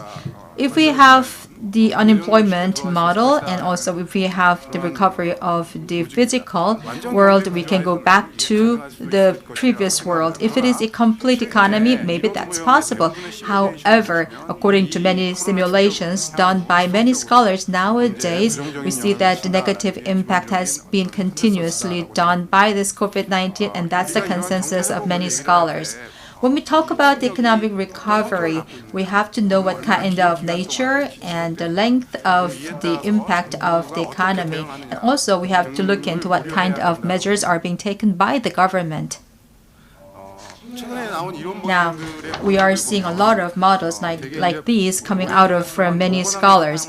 So SIR model, which has been used by the healthcare industry for long, is now being embedded into the economic modeling as well. For the last several months, a lot of papers have been published on this issue. One of the most represented one is the model by Eichenbaum, Rebello, and Trabant in 2020. Now we have the factor of the consumption. The consumption impact can be observed here. So basically, when we have the consumption, supply, or other things in the formation, if we have the factor of infection, that would be very different if we did not have the factor of infection. So please look at this on the left side. The consumption is being affected in many ways. For example, all the consumptions or the context on the streets, it is negative 10% of the reduction of consumption because of this model. Also, if we have some kind of cutoff of the influence onto the supply from this impact, that can be a little bit controllable. And then the next one is what kind of things can be expected when the control is made by the government. So it has bigger impact by the government on this side. In other words, I can tell you that because of the COVID-19, this kind of crisis in any kind of form is affecting the economy all around the world. So we have four kinds of impacts in order to understand the nature. First of all, of course, this is medical shock. So one nature is medical shock. And I say this because it can be temporary shock. It can be just timed one. Of course, I know that we have the 35 million cases and we have 1 million deaths all across the world. I know that the economic impact is really playing an important role in the economy at the moment. However, as I said before, if we have the vaccines available, if we have the treatment coming up, this kind of medical shock will be going away slowly. Maybe it can be naturally treated. We don't know. But anyway, we know that secondly, this is a supply shock as a second nature. If it is a service industry and the supply case, then we see a drop of these numbers here, not just in the advanced economies, but also in the developing countries. The shock is tremendous. And recently, the supply shock by this COVID-19 is different from other supply shocks according to some papers. Very interesting. So we can call it Keynesian supply shock. The Keynesian supply shock means that in the past when we had the limitation of the supply, so if we have the breakup of one industry or one company, it can give the bigger shock to other industries and companies than expected. So that is found by some simulations. Now we know that the supply side is lasting in the future. And also, most important factors of the supply are recession and productivity. So we were able to observe this kind of impacts on the recession and productivity in the past, and we expect that it can be continued in the future as well. Therefore, we can say that these are the factors to make the economic recovery difficult.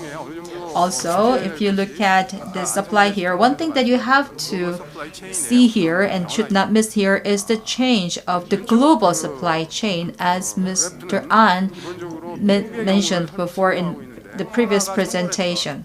So if you look at the data of March when the COVID-19 was very rampant, so if we have the supply and demand, 60% of the risk were found for having difficulty of import. So because of this COVID-19 crisis, even the import sectors are affected and were affected as well. On the right side, you can see that although this is not representing the very recent data, if you look at the farther corner in the left, GVC, the global value added, we can see that there is a complex GVC. So complex GVC means that there is a value chain created, for example, by iPhone and some other specific devices. And that kind of the value chains are also going down very drastically, as you see from the slide here. Also, I call it demand shock because it gives tremendous shock to demand. As you see from the advanced economies, although this is coming from the surveys only, we can see that consumer confidence has dropped down very greatly, especially in the US and so on. And also you can see that there are shocks on the demand and supply, and also they are causing other shocks as well. The next shock I call is uncertainty shock. Therefore, this is the data from WTO very recently. So if you look at the graph on the left side, it is about all the pandemic uncertainty index in the history. So it is giving all the comparisons of the previous infectious diseases and pandemics as well. You can compare that with the SARS or MERS before, or the other bird flu and so on, but they're not comparable. It's beyond comparison. This COVID-19 is something that defies comparison. Also, you can see that there are some impact on the supply and demand. So many of the economies are having the stance of wait and see. It means that all these economic activities are being postponed until the situations are getting higher, and that is why I call it uncertainty shock. And the next shock I call is financial shock. This is the fourth shock in nature. I talked about the uncertainty shock, demand, and supply shock. These are negatively affecting the economy. If you look at the graph here, although this is Dow Jones Industry Index in the US, in March it dropped down. It is almost plunged, and then it gave negative impact to the rest of the world. And also it was just giving the pandemic factor to the financial industry. So the VIX index, volatility index, which is very important for the equity market, has been moved by this financial shock. Although the government policies have been somewhat effective in controlling this financial shock as we see nowadays, but I believe, although it has not led to the financial crisis, it is still likely to have some possibility of causing financial crisis in the future. So I would say that many of the governments are starting to have the fiscal policies and monetary policies at the moment. As for the fiscal policies, governments are trying to minimize the economic impact. And the reason why the fiscal policy is getting the spotlight is that it is based on the economic policy. At the moment when the interest rate is almost zero, this is zero lower bound situation, the multiplier effect of the fiscal policies is known to be very big. Therefore, we can see that there could be greater impact of the government fiscal policy. However, we cannot use the fiscal policy forever. Therefore, we have to know how much expansion can be made and how long it can be lasting by the government in terms of the fiscal policy. We have to know about that, and that's very important. Also, what kind of areas will be subject to the fiscal policy, what kind of policy means will be used. These are also very important, especially when the recovery is coming. If the governments cannot continue the fiscal policies, ironically, the situation will be aggravated. Therefore, the fiscal policy is quite important in its implications. If you look at the government policy, the monetary policy is also in use. So global quantitative easing is also being made. So the Central Bank of Korea is also having some kind of asset purchasing policies of buying the equities and assets from the market. And also, because of this QE quantitative easing, we can see that the interest rate and also the yield rate have been somewhat stabilized recently for some period of time in the later part of this year. And I believe that some of the effective measures will include central bank swap. For example, Korea, Singapore, Mexico, these three countries have already made the central bank swap among these three countries as they did in 2008 in order to block the crisis going down further. So it was somewhat successful. After having the agreement of the central bank swap, if you look at the graph on the right side, the dollar strength has gone up dramatically before, but after having this conclusion of the central bank swap, it has been stabilized to a certain degree.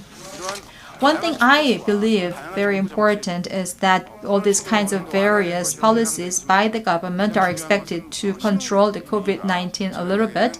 However, the most important thing is, I believe, is to control the crisis in the emerging markets.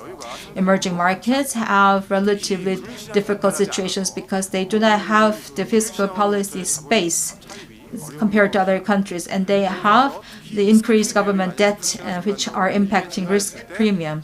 If the risk is going up, if that is just adversely affecting the market in the global world, will have a very negative evaluation. Also, considering the impact by capital flows, it will be very difficult to lower interest rate further to zero lower bound. Therefore, they do not have the space for the monetary policy either. Also, they have high dependency on external capital in case of emerging markets. Therefore, the sudden stop might happen for these emerging market situations.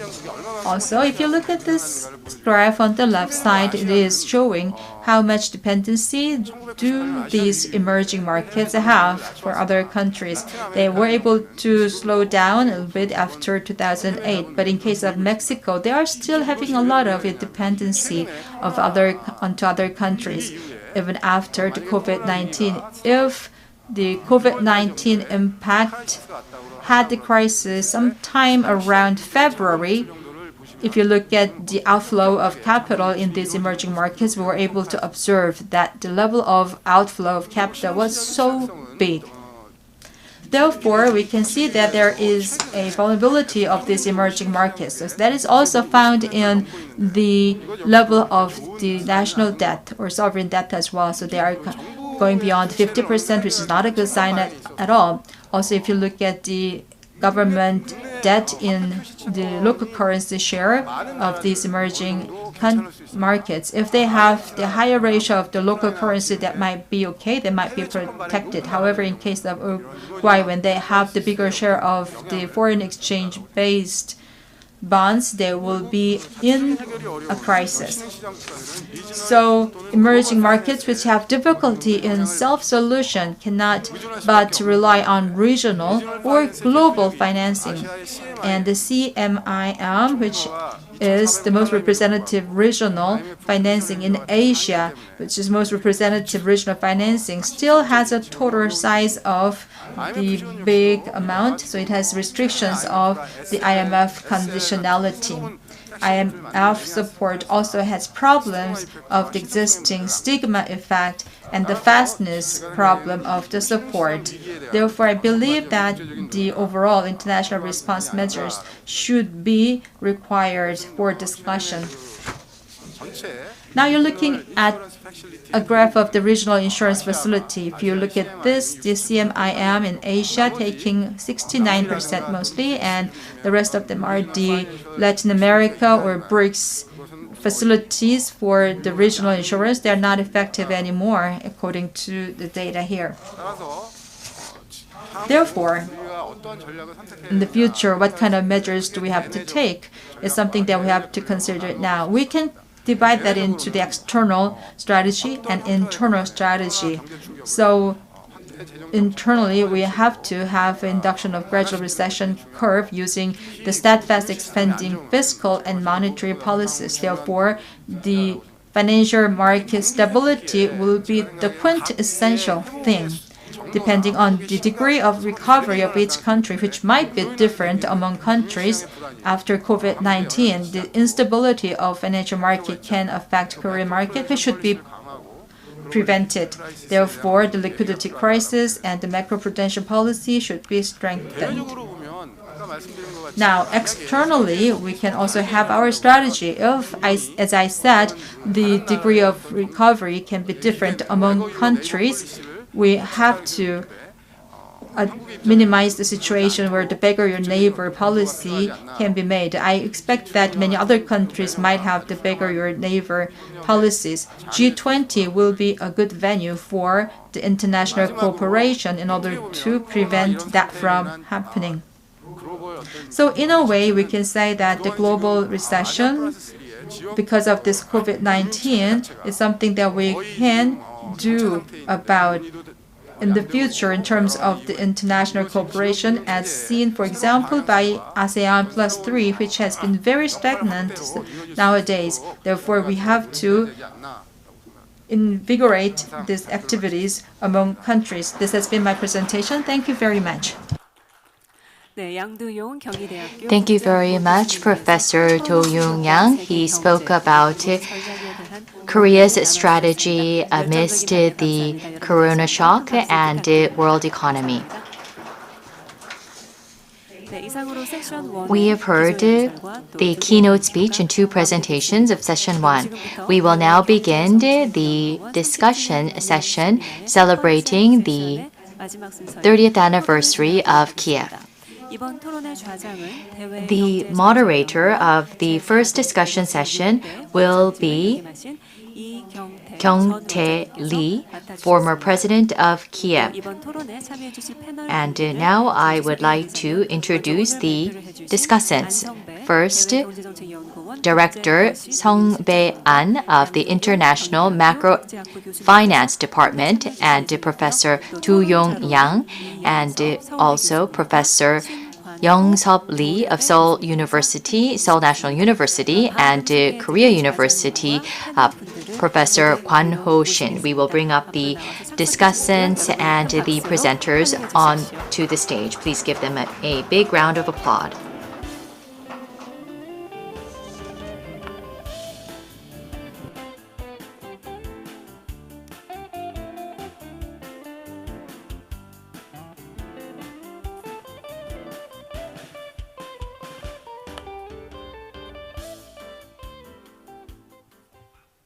네, 그럼 이번 토론의 좌장을 맡아주신 Then, now I would like to hand over the mic to former president of KIEP, Kyung-tae Lee, to moderate this session. Please give the moderator a big hand. 우리 이거 토론 몇 시까지 끝내야 되는 거죠? When do we need to complete this discussion? 55분. 11:55, and it's currently 11:20, so we have 35 minutes for the discussion session. 대외경제정책연구원 설립 30주년. First of all, I would like to congratulate the 30th anniversary of KIEP, and also I would like to once again congratulate you on holding this important conference. 코로나 이후에 컨퍼런스가 이렇게 생겼구나. Today, I realize that conferences are held in this way after COVID-19.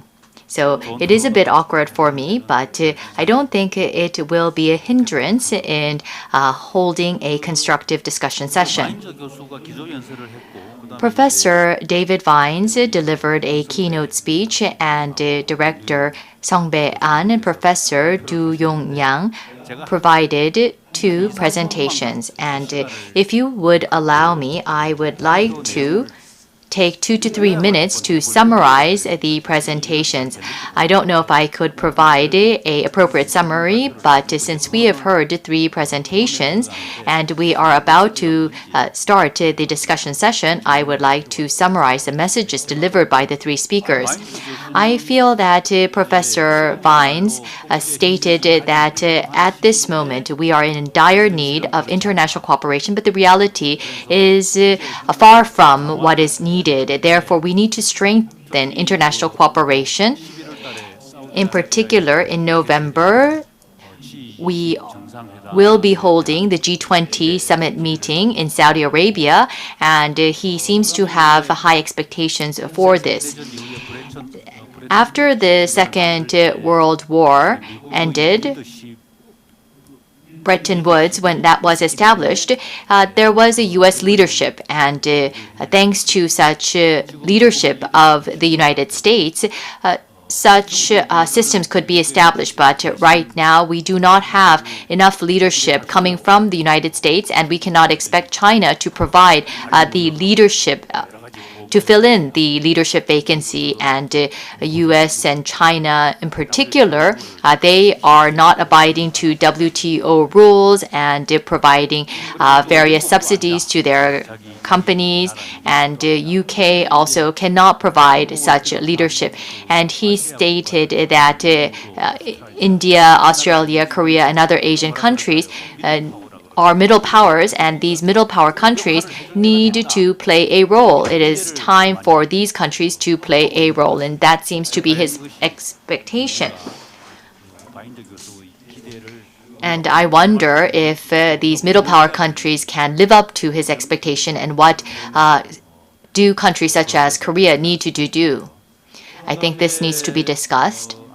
And then Director An stated very 코로나 good words for us. And due to COVID-19, we are seeing polarization of income and more inequality in distribution. And with the protectionism rising, and such inequalities may lead to more protectionism. And he talked about the acceleration of digital transformation. Even prior to COVID-19, there was digital transformation, but due to COVID-19, this will accelerate digital transformation, and the fourth industrial revolution will have an impact on to the labor market. And I think this gives us some insights for discussion. And Professor Yang 코로나 이후에 회복 talked about the recovery after COVID-19. Will it be a U-shape or a V-shape recovery? He started his presentation with this, and I believe that compared to a V recovery, there is a bigger possibility of a U-shape recovery. I hope I did not misunderstand. 확대 재정 정책 And expansionary fiscal policies will be 양적인 완화 increased, and quantitative easing and other monetary policies will continue. And in particular, he stated that emerging economies might become even more vulnerable. Therefore, 재정 통화 정책 they need to 낮고 또 여러 가지 내부적인 safeguard against various external vulnerabilities, and they do not have a big buffer. Therefore, emerging economies might become a source of financial crisis. And in order to overcome this, regional cooperation needs to be strengthened. 한 걸로 제가 이해를 했습니다. 예, 그러면 이렇게 제가 말씀을 And 드리고 so I think we can now begin the 서울대 discussion. We will first hear from Professor Young-Sup Lee from Seoul National University. Thank you very much. First of all, thank you for inviting me to this important gathering, and I want to extend my congratulations on the 30th anniversary of KIEP. 요약을 해주셨는데 제가 President Kyung-tae Lee 준비한 이 자료에도 보면은 summarized the presentations, and I also have a summary of the presentations, and the chairperson has provided individual summaries, but I have a summary of all three of the presentations 그 발표 자료를 이렇게 쭉 보니까 기본 combined together. And I think that the presentations can be divided into two parts: economic forecasting of what the economy will be like post-COVID-19, and second, what policy measures need to be put in place. On the economic forecast, in a nutshell, I think it is uncertainty. 뭐 이게 V 패턴을 Whether or not it will find a V pattern or U pattern, of course, whatever pattern it follows, there is a positive scenario and a negative scenario, which indicates that there are lots of uncertainties. And I think that is the essence of the presentations. Related to this, another thing that I can say is that many people have expectations that 2021 will be better than 2020. However, Dr. Yang said there is a concern, a hidden concern, and it is that currently the government is exercising various policy measures to prevent a collapse of the economy. However, financial institutions were able to survive because of the support from the government. However, if the real economy collapse leads to financial institutions contagion, then there might be confusion in financial sector, especially in developing countries, and it will be worse in those countries. In that case, 봤던 그런 식의 그 금융 위기가 we might 개도국에서 see some 발생할 수 있다. financial 이런 그 crisis occurring in 말씀을 emerging countries. 근데 이제 이런 왜 이렇게 불확실하냐? Then why 이거에 대한 are 여러 there so 가지 many uncertainties? 이유를 설명을 Various 해주셨는데 reasons have been mentioned. 과거에 이제 여러 가지 In the 이유도 past, 있겠지만은 there were 새로운 various 그 reasons 이유라고 for 하면 uncertainties. 보건 However, 충격이라든가 this time around, we are seeing new uncertainties such as health shock and demand shock and supply shock that has been added on to such health shocks. And the environment is changing too. The pandemic is leading to various changes such as digital transformation and untaxed society, and we are seeing changes in the value chains and exacerbating inequality, heightening protectionism, and government's role is different from the past. And now the government might want to be in control of more things. And so this is something that is different from the past because there are many factors that were not considered in past forecasts. Then what types of policy measures are needed? I think that all three speakers talk about internal and external policy measures that are needed. For internal policy measures, basically the shock, we need to at least respond to it. However, on ways to respond to these shocks, once the health shock alleviates, then we need to focus on the economy.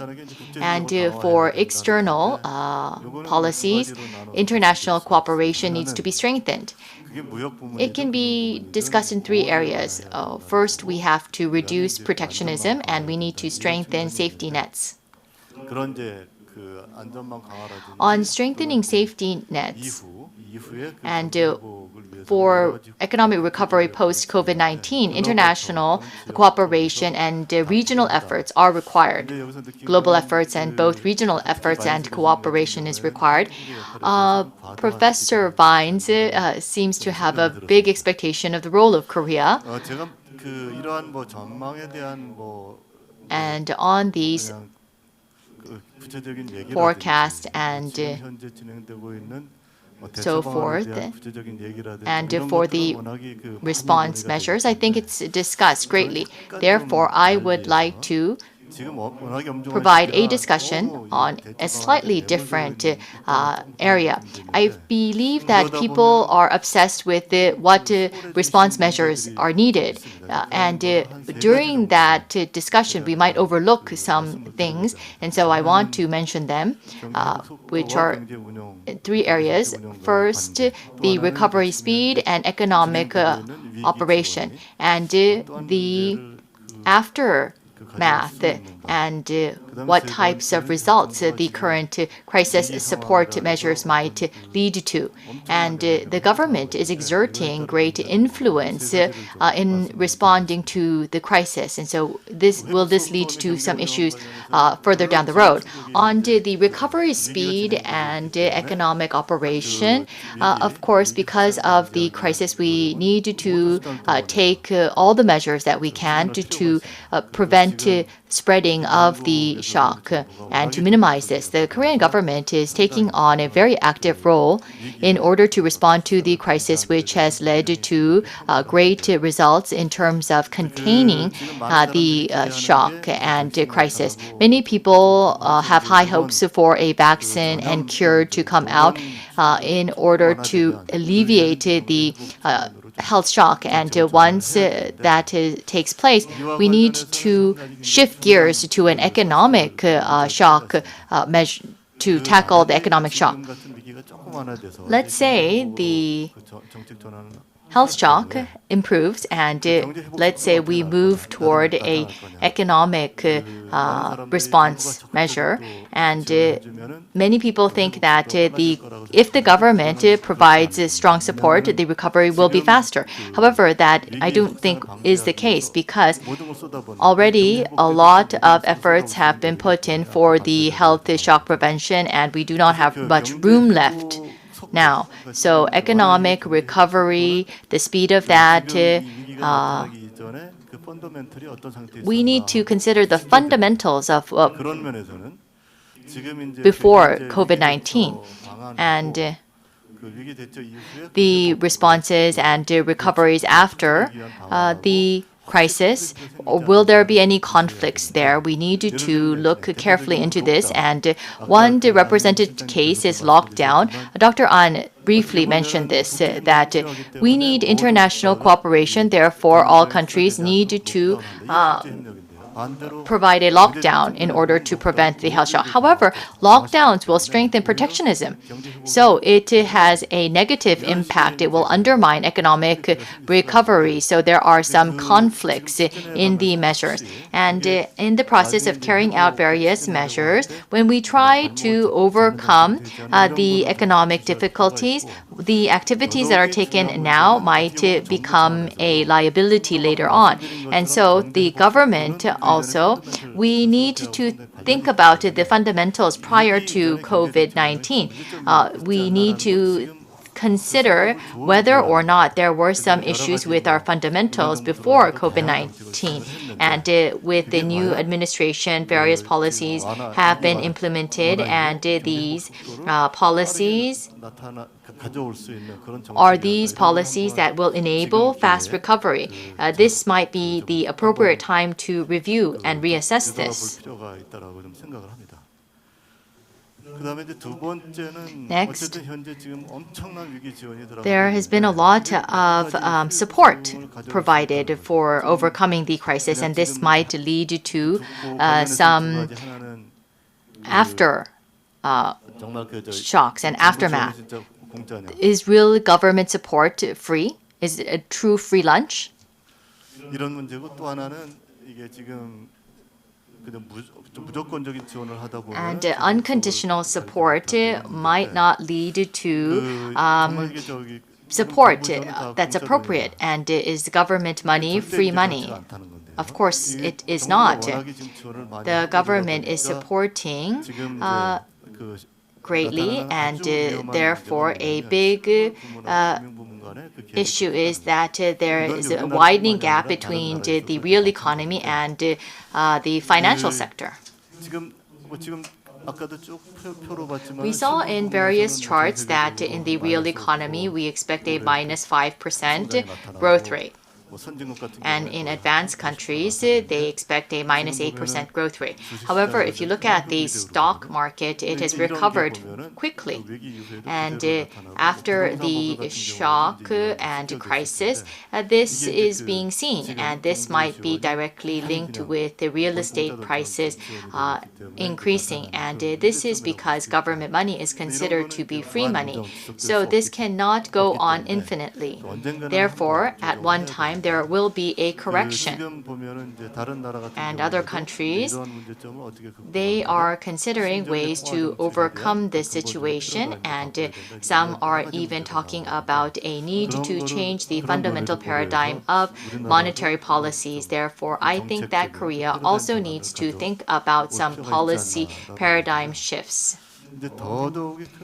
What is even more worrisome is that when there is support to those who have been impacted by crisis, it is being provided to everyone. So those in the financial sector, they are saying they are providing support, but there are some companies that will go bankrupt, and they wonder why they need to be supported, and they are asking for extreme government support. However, this might become a bigger problem down the road, which will lead to insolvencies in the financial sector. And if these companies continuously receive government support, they will become addicted to such support. They will feel as if these supports are something that is a given. And we need to identify the companies that are more worthy, and there has to be some appropriate calculation, and we might not have the opportunity to identify the companies that really are in need of support. And whenever there is a crisis, government's influence increases, and in order to respond to the crisis, the government needs to take active action and take active intervention. It happened during the Asian financial crisis and the global financial crisis in the 1980s and 90s. The private sector's influence and increased, but then after the Asian and global financial crisis, now the government has more influence. Even compared to the 1980s now, the government's influence is bigger.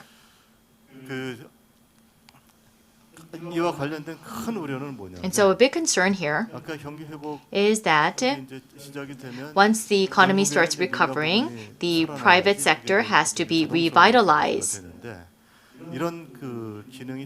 But the private sector may not provide that function. The private sector's function might contract, and when there is unconditional support, then policy support will become political. So, as you know, the government is saying that they will provide support to everyone, but this might lead to problems later on. The support is not provided to areas that require or need the support. It is provided to those who have a bigger voice, and this might become a political problem. Thank you. Thank you very much.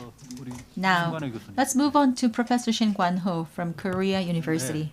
Thank you. I'm from Korea University. My name is Shin Kwan-ho. First of all, let me offer my congratulations to the 30th anniversary conference.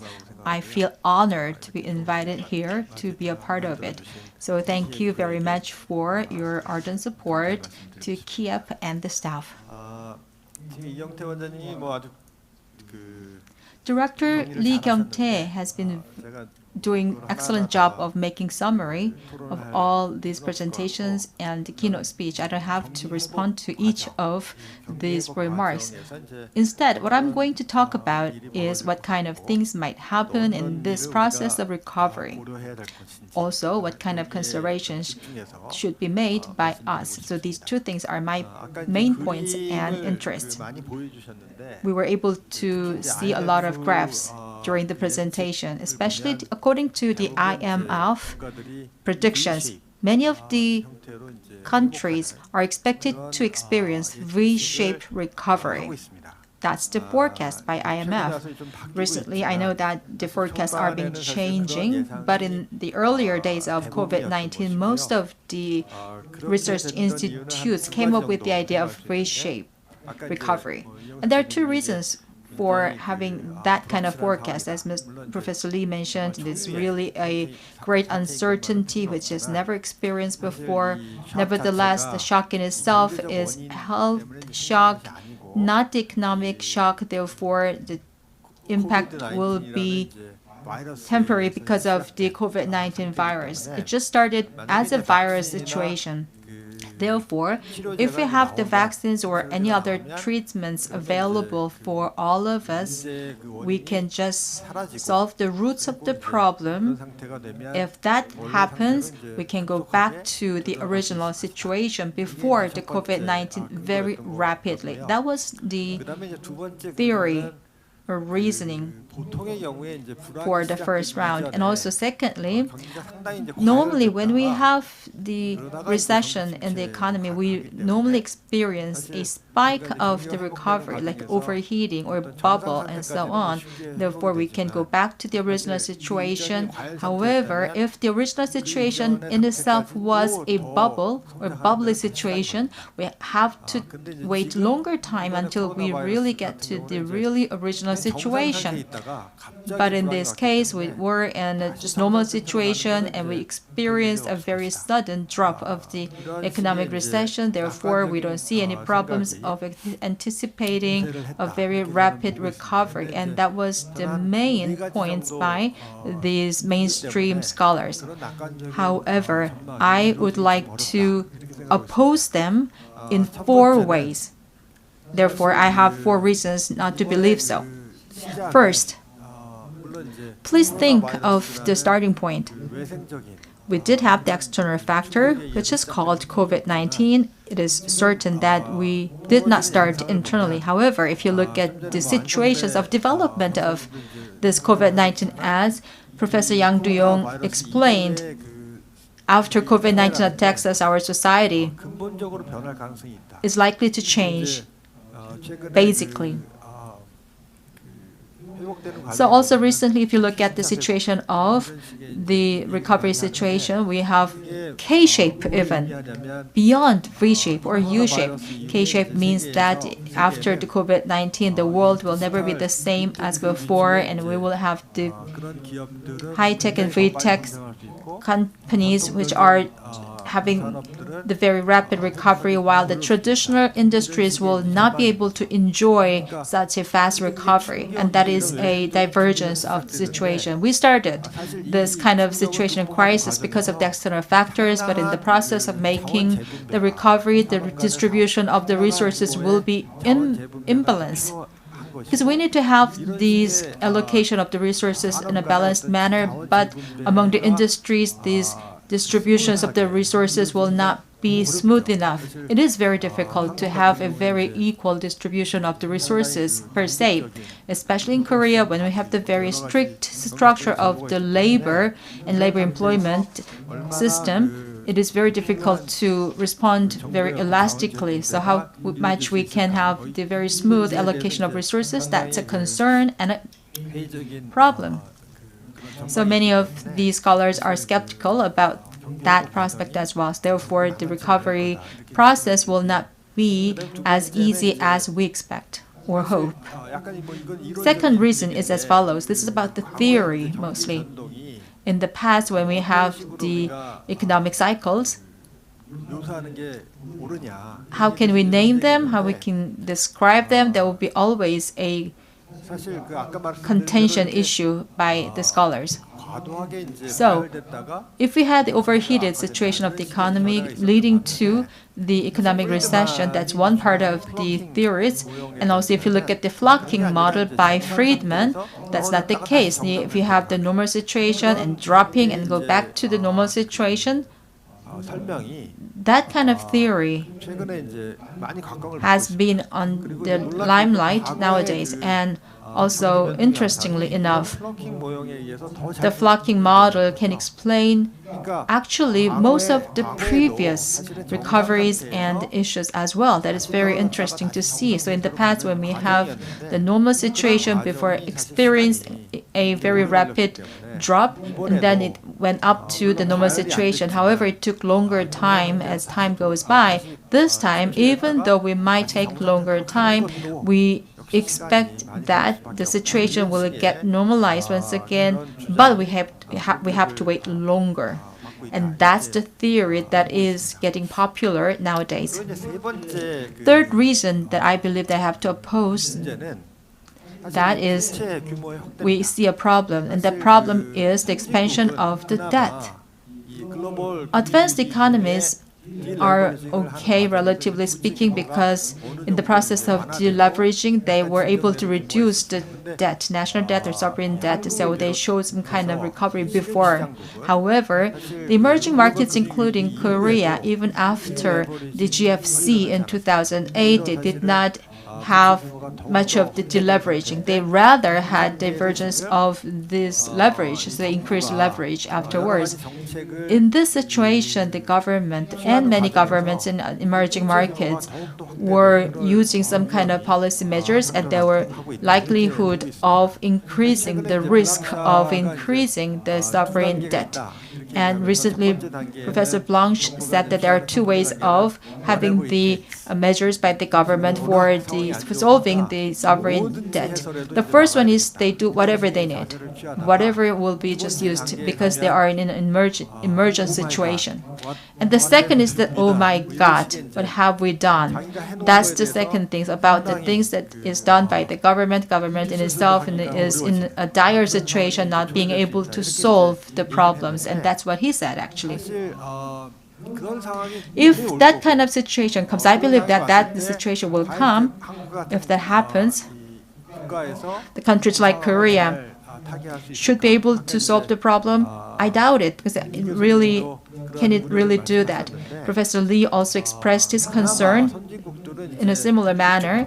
Advanced economies are different because some of them, or one of them, has their ability to have the minting their money as a key currency country. However, Korea doesn't have any key currency, and we have our just local currency. And if we have the higher level of the national debt, we also have to solve this crisis. In the meantime, if we increase the level of national debt, down the road it will be a very difficult situation that we cannot go back to the previous condition.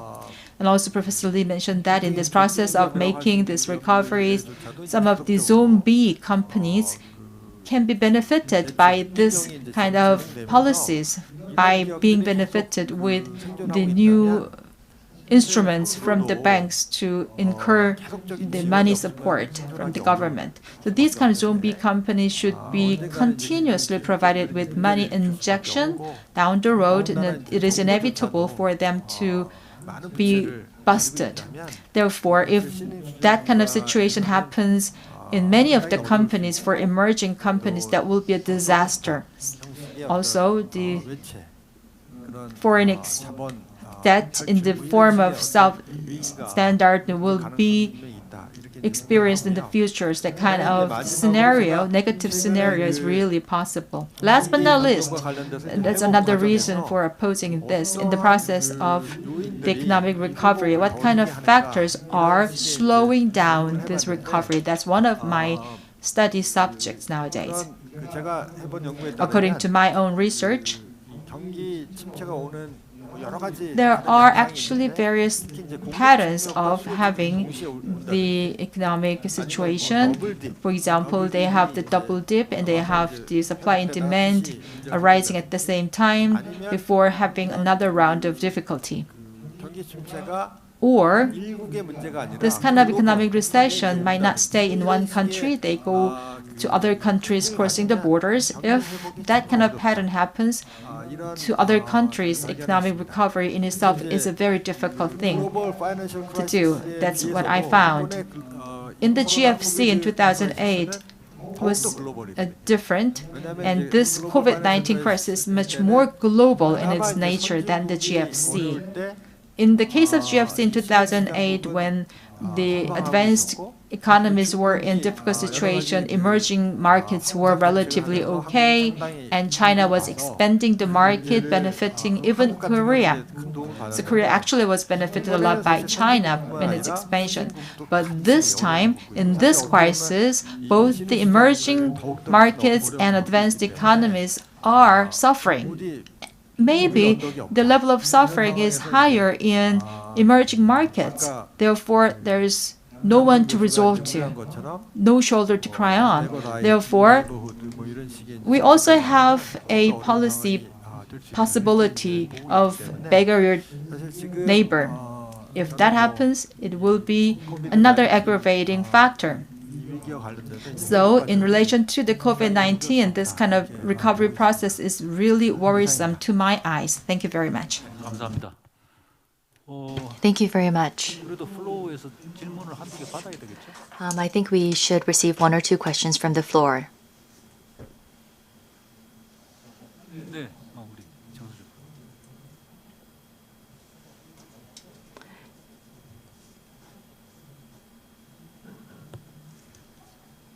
예, 발표 잘 들었습니다. Thank you for the presentations. I have a simple question.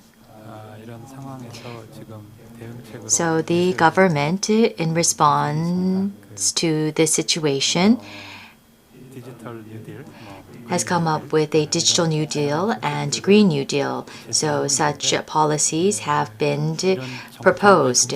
And on the government policies. The presenters and discussants, I know you have some concerns. So considering your concerns, what is your assessment of the government's policies of a Green New Deal and Digital New Deal? 준비된 답변이 잘 없는 것 같은데요. Any volunteers? I don't think we have anyone yet. 네. 그 내용상으로 보면 사실은 굉장히 이제 좋은 측면이 많고. So looking at the content of the government proposals, it has been well thought out, but it will require policy support. And on the financial support side, the previous government administrations talked about Green New Deal and creative economy in the previous administration. So I hope we do not see a repetition of the past. That is just my concern. And above all, I know that those proposals have come out as a response to the crisis. And if the government takes too much initiative, it might lead to a decline in the private sector. So the government should think about ways just to start the project, but let the private sector take more initiative. This is not from my research. It is only from reading newspapers. So I was thinking. So let me give you my idea. The New Deal was named after the Great Depression in the 1920s and 30s, right? If you look at the content of the New Deal during that 20s and 30s, there are two things to think about. First one is to escape from the Great Depression, which is enormous. The second is to have the modification of the capitalism in the U.S. They gave more rights to the labor unions. They increased the taxes.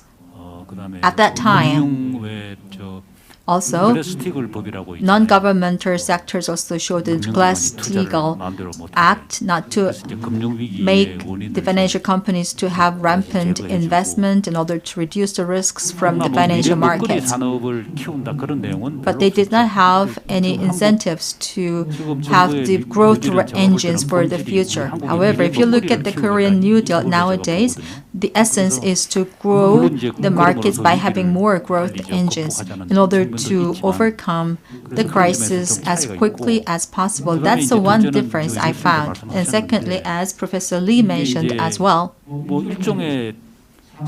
this is kind of a industry policy reinvigorated. It gave the list of the number of industries to have the injection of money concentratingly. When I saw the list, actually some of the industries are already high-flying without the support by the government. They were selling well in the market, like bio industry and so on. They did not need further boost. Of course, there might be a need for them to further boost, technically, like more support by the government. However, having said that, if we were in a driving push for the heavy industries in the past in Korea in the 1970s, the private sectors were not able to do that. They needed really the government support. So for now, I do not understand why we need this kind of support by the government, but I cannot say for sure because I didn't look at it very in detail. So that's all I can say now. One more question, please. No more question? If there's no further question, this is the end of the first session. Before doing that, I would like to give you some idea about something that we have to discuss on and on. That was coming out of our presentations because of the COVID-19. Problems of the Korean economy have been overshadowed, I believe. One day, however, COVID-19 will be overcome or ended. When that time comes, these kind of Korean-style problems will re-emerge, as if the ground is resurfacing after the ices melt. 그런 문제를 Professor Yang Do-young explained that as well. Having said that, these problems were delayed in its solutions because of the COVID-19. We're just delaying and delaying it. What can we do about it after COVID-19 is finished? That's one thing I have to ask you to think about. That's it. And this is the end of the session 1. Thank you. Thank you so much, Moderator Kyung-tae Lee, for session number 1, including all the speakers, presenters, and discussants. Please give them a big round of applause for their wonderful work. And ladies and gentlemen, this has been the session number 1 of the KIEP 30th Anniversary Conference. After lunch break, we're going to have the session 2 starting from 1:40. I'll give you a brief about the session number 2 now. We're going to have the topic of the trade in the digital era.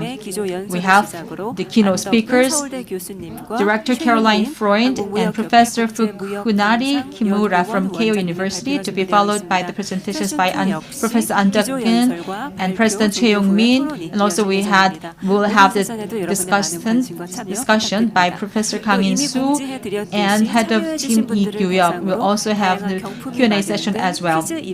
We will also have the lucky draw as well as the quiz events. And if you visit down, you can have this quiz event so that you can get the prizes. Please join and enjoy the prizes and have good break and lunch. Thank you very much, and I will see you again in the afternoon. And also, we have lunch prepared for the participants in this hall. And please enjoy your lunch, and I'll see you again in the afternoon. Thank you.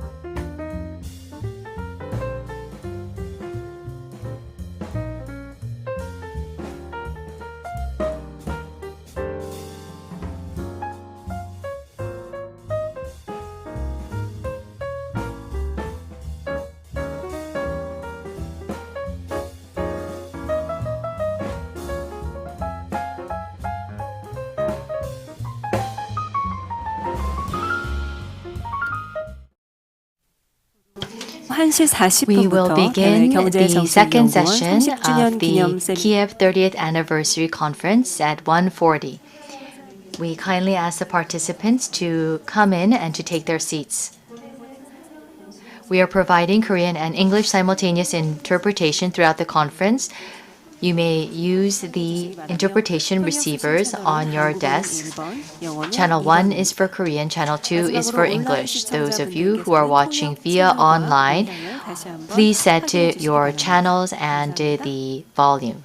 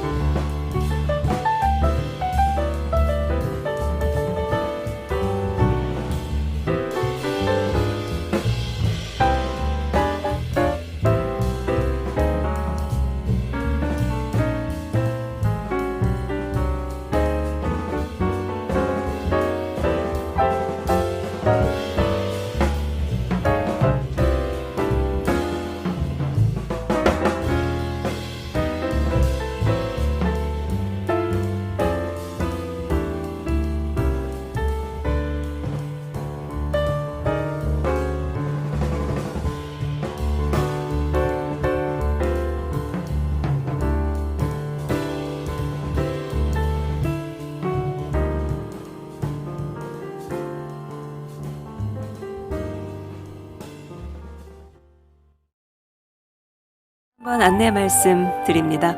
곧 2분 In 2 minutes, at 40 past 1, we will begin session 2 of today's conference. Participants are asked to come in and to take their seats. 오늘은 동시 통역이 Simultaneous 제공되고 interpretation 있습니다. is being 통역이 필요하신 provided. 분들은 통역 수신기를 사용해 Please 주시고, utilize the 한국어는 interpretation 일본, receivers. 영어는 Channel 2번 1 채널을 is for 선택해 Korean, 주시기 Channel 2 바랍니다. is for 마지막으로 English. 온라인 Those of you watching via online, please set the correct interpretation channel and the volume.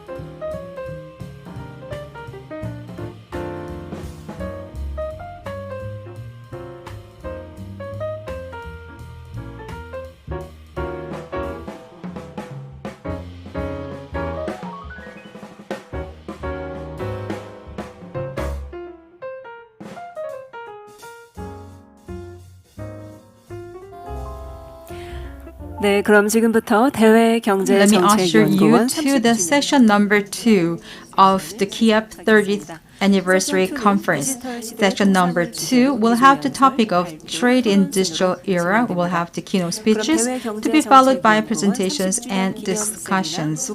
Now, the session number 2 will be started now with the keynote speech. The first keynote speaker will be Ms. Caroline Freund, Director of World Bank.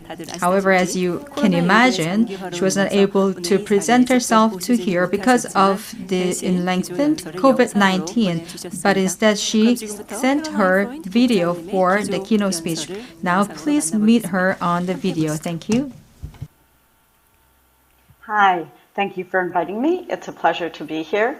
My presentation today is on trade in the digital era, and I'm going to focus on how new technologies are affecting trade, some of the policy implications, and how COVID is accelerating these trends. So first, to think about the new technologies that are changing production and distribution. So the first one I'm going to start with is automation or industrial robots. And often when people think about automation, they think, oh, this will reduce trade as more goods can be produced, especially in advanced countries. Using automation, they'll need less imports from developing countries or from other countries. It turns out when you look at trade flows, that's not quite how it works, because only some processes in production can actually be automated. And as these processes are automated, production becomes more efficient. And this means that prices go down, goods may be higher quality, there's more demand, and scale goes up. And as a result, more intermediates that aren't produced with automation are needed, and so overall you end up seeing more trade. This is exactly what we see when we look at how automated industries are and how much parts are imported and exported. So for example, the automobile industry is the most automated industry, and it's also an industry that's deeply integrated into global value chains. So it's not necessarily the case that automation always goes with less trade. Another technology that can affect trade is 3D printing. And the conventional wisdom is that 3D printing will reduce trade because goods that formerly were imported can instead be produced using 3D printing. Parts and components could be produced with 3D printing instead of being imported. We look at the one good that is almost entirely 3D printed, which is hearing aids. And around 2007, production switched to 3D printing because it's more efficient for producing hearing aids that can fit well into individuals' ears. And what we found was that actually when that shift happened, trade increased dramatically. So the chart compares trade in hearing aids to trade in other similar goods and shows how hearing aids trade surged about 50% relative to other goods as soon as 3D printing became a possibility. Like with automation, it seems to be because the 3D printing lowered the cost and raised demand, so overall trade increased. However, it was still complex enough that it didn't make sense to have a printer in every country. Rather, there were returns to scale, and so production remained concentrated in certain markets. Now let's shift to technologies that affect distribution. So this could be sales through e-commerce over the internet, or in this case, I'm going to focus on machine translation. So one thing that eBay did in Latin America is they switched from having their website report goods descriptions in English to being machine translated so everything was in Spanish. And when this happened in 2014, exports to Latin America, the green line, increased through eBay much more than exports to other countries through eBay, the blue line in the chart on the left. And it wasn't that there was sudden demand in Latin America. The right graph, again, compares eBay exports to Latin America to traditional exports to Latin America. And what you see is that the ability of consumers to be able to read the descriptions in their own language, that information change made a huge difference in the ability to sell abroad. So information costs were reduced. Another technology affecting distribution is the rise in platform firms. And these have the positive effect of making it easier for small firms to trade. So SMEs can access these marketplaces and sell their goods to consumers in their own country that are distant, but also in foreign countries. And we do see that firms that are on these digital platforms tend to export internationally much more than firms in the same industry that aren't on these platforms. So there's this inclusion effect for small firms. But building one of these platforms is also costly, and there are network externalities to being on a big platform. And as a result, the sector is highly concentrated, and even the origin of the firms tend to be from just a handful of countries, primarily the US and China. So it does raise concerns about competition, the data that these firms have, which gives them information about how demand and supply are shifting, that can create problems over the longer run that would need to be addressed. When we think about new technologies, the other type of trade they affect is trade and services, especially business services. But when we look at trade statistics, the share of total trade that is trade and services hasn't increased that much. So you can see from the figure that 18% of total trade was trade and services in 1980, but it increased only slightly to 21% in 2009. Part of the reason that the share stayed so stable was because trade and services might not be fully measured. This also was a period when global value chains were taking off, and trade in goods is measured in a gross way, not in a value-added way. So it multiplies as goods increasingly cross borders through global value chains. But where we really do see the rise in services is how much they're now incorporated into goods.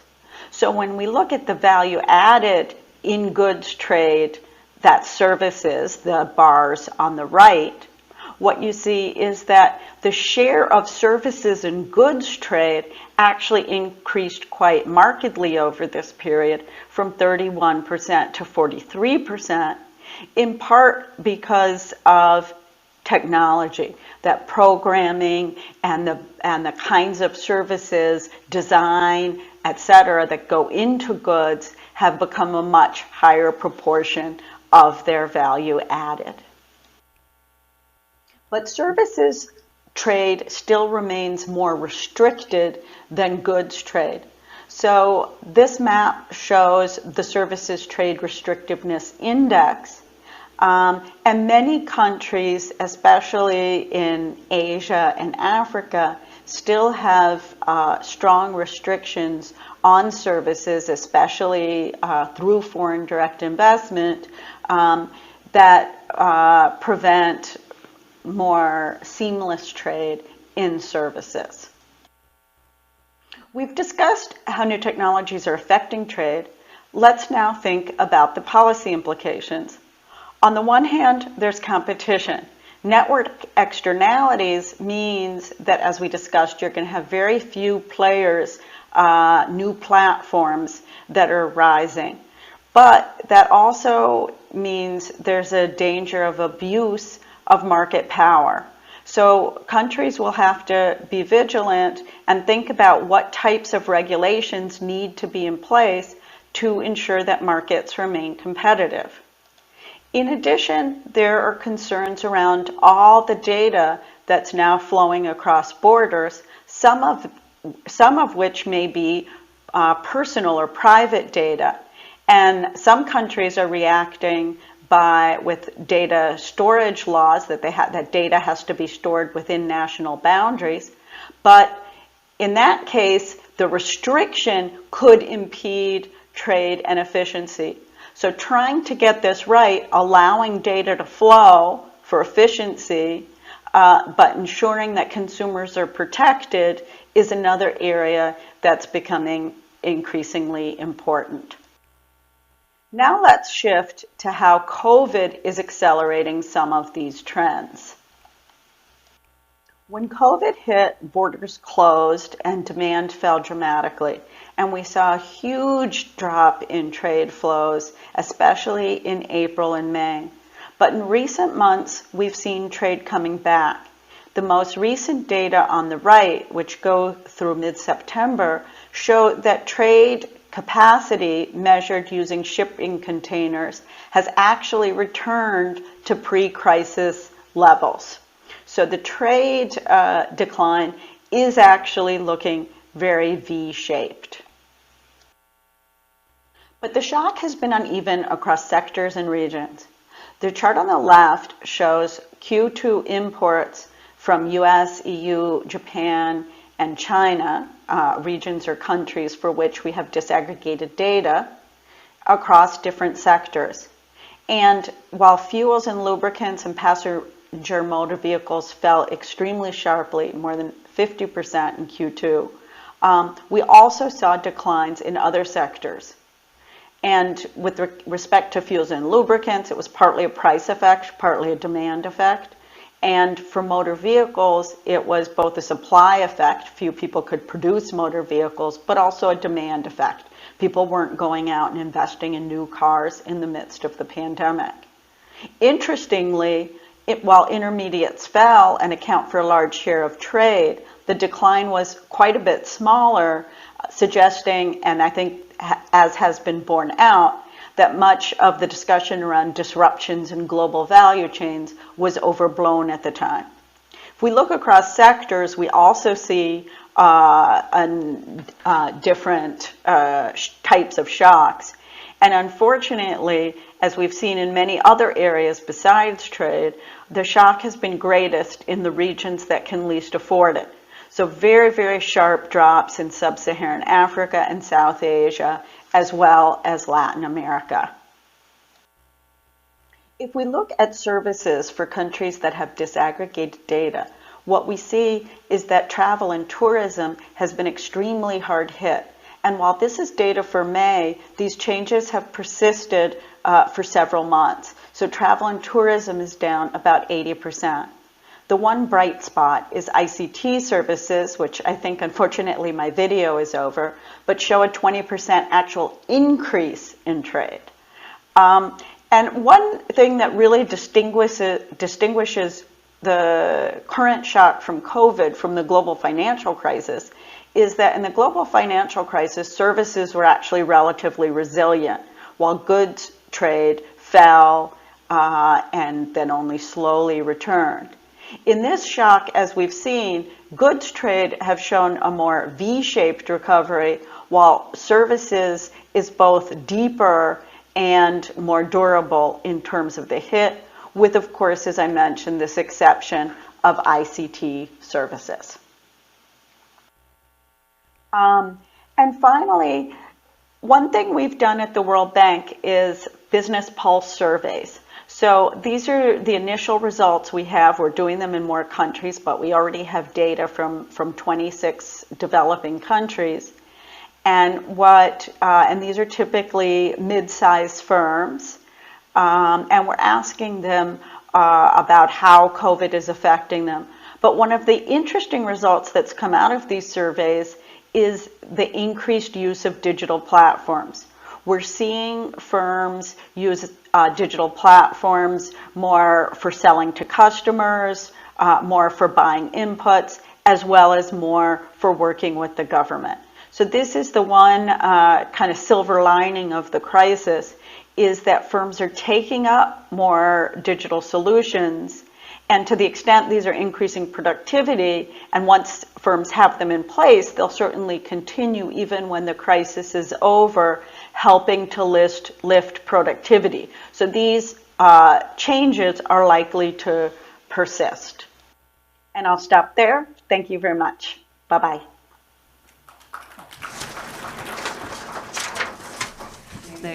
Thank you very much. And I was Global Director of World Bank, Ms. Caroline Freund. She has given us the patterns of trades which are changing because of the new technologies. It was very educational and informative. We're now moving on to the second keynote speech. Professor Fukunari Kimura from Keio University will be the second keynote speaker, and is going to give us the presentation regarding 3 digital technology usages for the economic development of East Asia. He's also meeting with us online with the video. Please enjoy the keynote speech. First, congratulations for the KIEP 30th anniversary. I've been a big fan of KIEP for decades already, and I really hope that the KIEP will develop even more and getting more powerful think tank for the region and the world. My talk is on how to utilize digital technology in the context of economic development. East Asia is characterized by countries at quite different development stages, particularly from the viewpoint of developing countries. How to utilize digital technology is the key for their further development right now. So that's the topic that I like to talk here. Why the digital technology is important for economic development. As a background, I like to point out four things. One is information technology versus communications technology. IT is like AI or machine learning or robotics, while the communication technology is represented by the internet, smartphone, and others. So this classification is from Agion, Bloom, and Van Lienen, and then Richard Baldwin applied these concepts to the International Division of Labor. The IT may generate concentration forces, so possibly manufacturing activities are going back from developing countries to developed countries. On the other hand, communications technology may generate dispersion forces. We may have more room for the International Division of Labor. So that kind of starting point is very important. That's the first point. Second point is actually the digital technology is changing the pattern of International Division of Labor. The first unbundling, like industry by industry division of labor, or really traditional service industries. Actually, we've already observed the piecemeal digital technologies introduction for those industries. So that changes the competitive advantage and others. And also in the second unbundling, task by task division of labor, in order to upgrade production networks and better position in value chains, the introduction of digital technology may be important. And then the coming third unbundling, person by person division of labor, actually these could be a very new form of international division of labor. So digital technology really changing the pattern of international division of labor. The third point, we have to recognize that digital technology, digital connectivity could be quite different from physical traditional connectivity. We emphasize the connectivity in the development in East Asia. But actually, what becomes mobile by those connectivity and also the implication of distance, those are quite different. So how to utilize digital connectivity, that is could be quite different from the utilization of physical connectivity. The last point is that the COVID-19 is actually accelerating the application of digital technology, particularly communications technology so far. I'd like to claim that there are 3 channels for the introduction of ICT in development strategies. The first channel is for traditional industries. Actually, piecemeal technology in IT and CT could change traditional industries pretty drastically. Traditional industries include agriculture, fishery, mining, cottage industry, transportation, tourism, and others. And actually, the penetration of CT is already there. The CT really changes their productivity and also the scope of the market. But the introduction of IT is still in a really preliminary stage. But that's a big possibility that IT and CT could change the traditional industries. The second channel is for international production networks. Say the machinery international production networks, developing countries would like to position better. They like to earn more value added, and that they do not want to do just a really simplistic labor-intensive works. And then how to do that? Then one is that in order to strengthen location advantages. Then the possibility is to introduce IT such as industrial robots. And also the reduction in service link costs by upgrading CT. This is another way to strengthen their competitiveness. So in the context of manufacturing international production networks, the introduction of ICT is one possibility too. The third channel is to develop new service industries led by CT, social media, e-commerce, matching in transportation, lodging, service outsourcing, e-payments, fintech, and others. Those are utilizing CT supported by some IT. Then that will make the window of a cross-border service outsourcing or the third unbundling open. That is claimed by Sir Richard Baldwin. I think this is also the choice that now the developing country should consider very seriously. I'd like to make some supplementary explanation for the second and third channels. This is for the second channel. The story of reshoring is like this. Say in the upper side is developed countries, lower side is newly developed and developing countries. Initially, relatively cheap labor was strength location advantages for newly developed and developing countries. But once industrial robots are introduced on the side of developed countries, we may have reshoring. Say the production blocks located in newly developed and developing countries may go back to developed countries. But there are probably 2 ways for new developed and developing countries to keep production networks in this context. One is to introduce industrial robots. Some people say that the industrial robots are really high-tech, so cannot be introduced in developing countries. But we have to think of that much more carefully, probably. The introduction cost of industrial robots on the side of developing countries may not be too expensive compared with the introduction of robots on the side of developed countries. And another way to do is to reduce the service link cost. Actually, this is already happening in COVID-19. We really restrict the natural person's movement right now cross-border, but we are utilizing a lot of internet connection in order to keep coordination. This is a part of a service link cost actually. So probably there are two ways to avoid reshoring from the viewpoint of developing countries. Actually, together with Ayako Obashi, we did some simplistic empirical exercise using network trade data.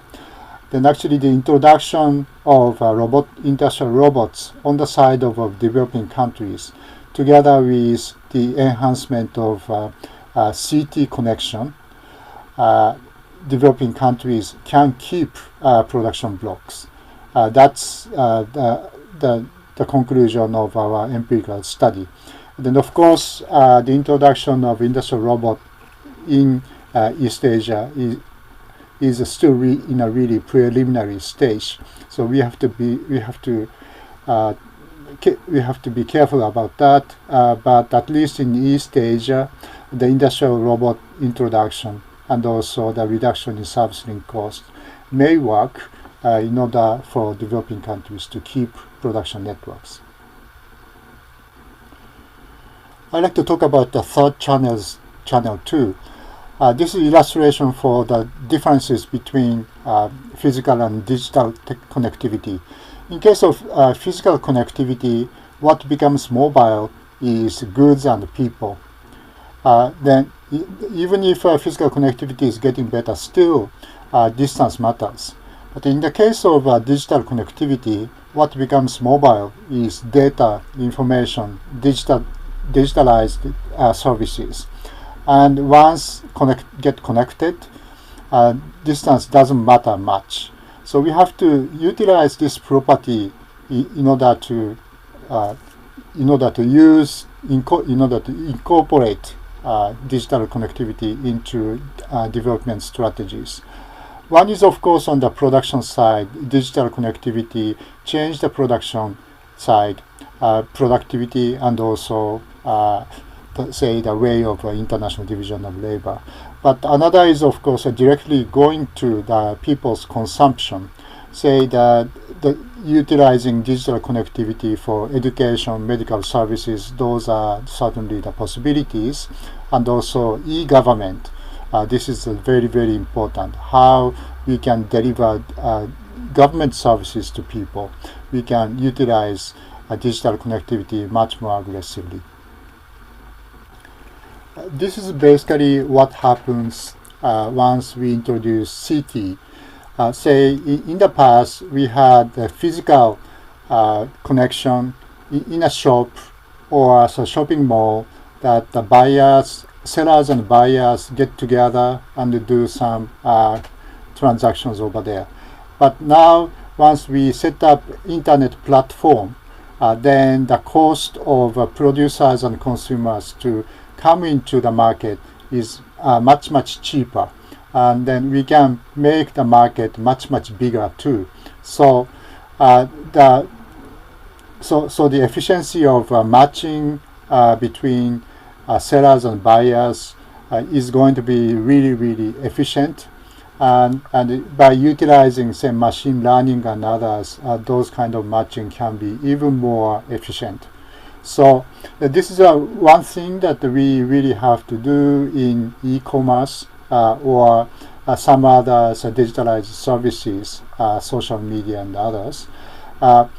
Still, say, developing countries like ASEAN countries, still this kind of benefits are not fully utilized. So they can use this kind of relatively simplistic matching. They can enhance economic activities more.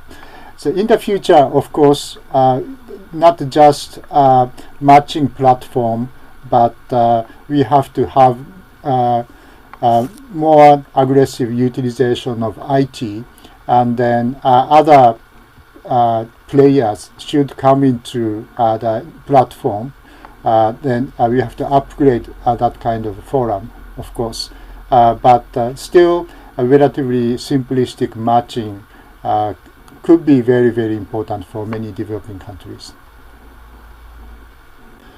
Then the third unbundling.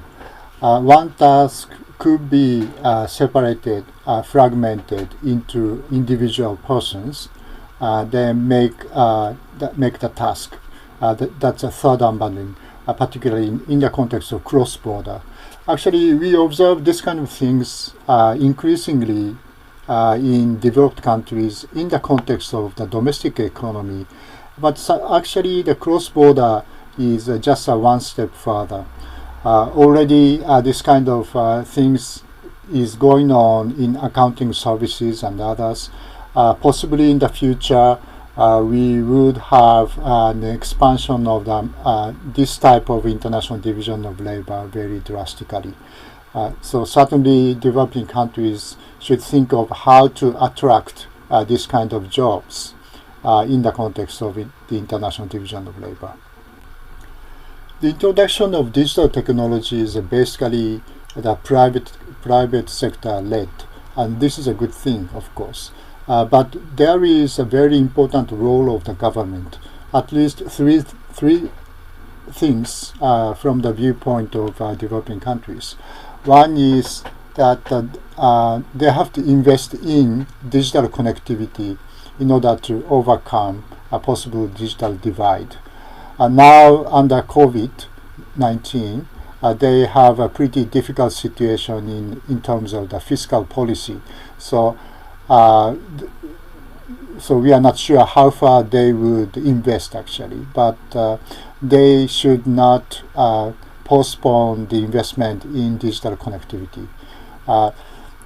Then actually the various kinds of digital connectivity can be done by giving some enough private incentives. So that's a way to do in many countries. The second is that they have to establish innovation hubs for accelerating applications of IT and CT. Maybe they are not at the frontier of a very, very high tech, but they have to know what's going on in the technology front, and they have to have some sort of a window for high tech for domestic people. So they have to follow the technological advancement in the world and focus on applications and emphasize outreach. Those should be the innovation hub that they would be constructed.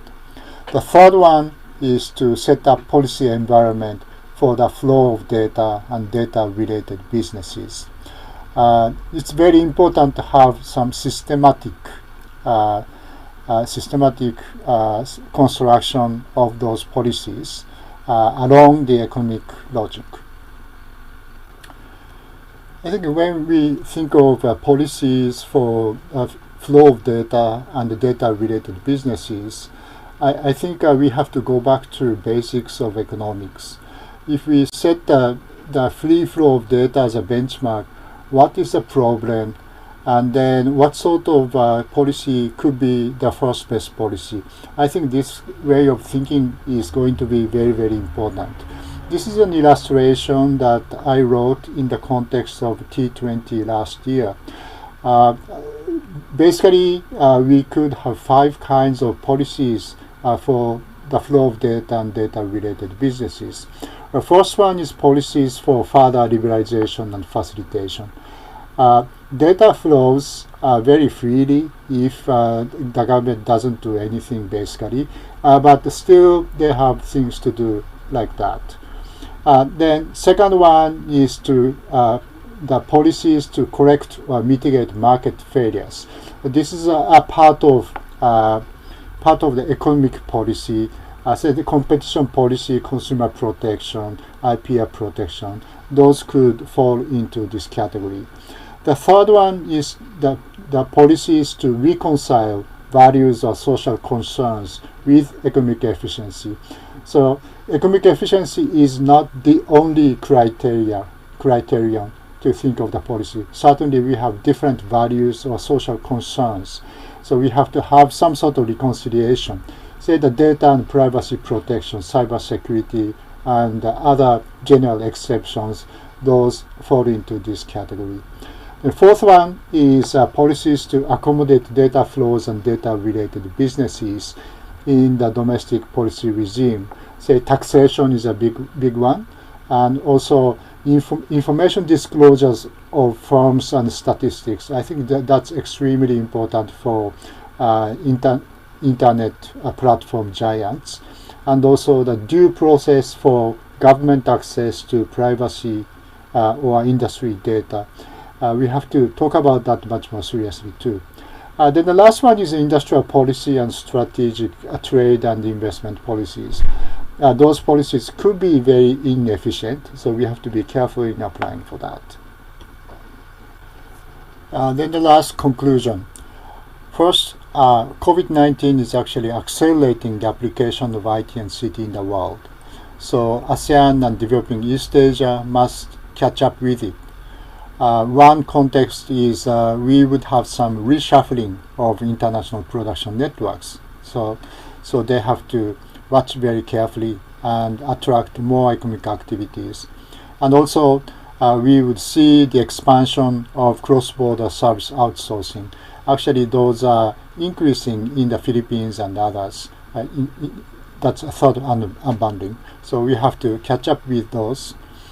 Second, the investment on digital connectivity and rule-making on the flow of data and data-related businesses must not be slowed down even in these difficult times. They have to catch up, catch up with the digital transformation. The third point, the U.S.-China confrontation beyond trade war would become a serious concern even after the U.S. presidential election. So actually the pro-trade middle power coalitions such as CPTPP may gain their importance in East Asia and Asia Pacific. The last page shows references. Thank you very much.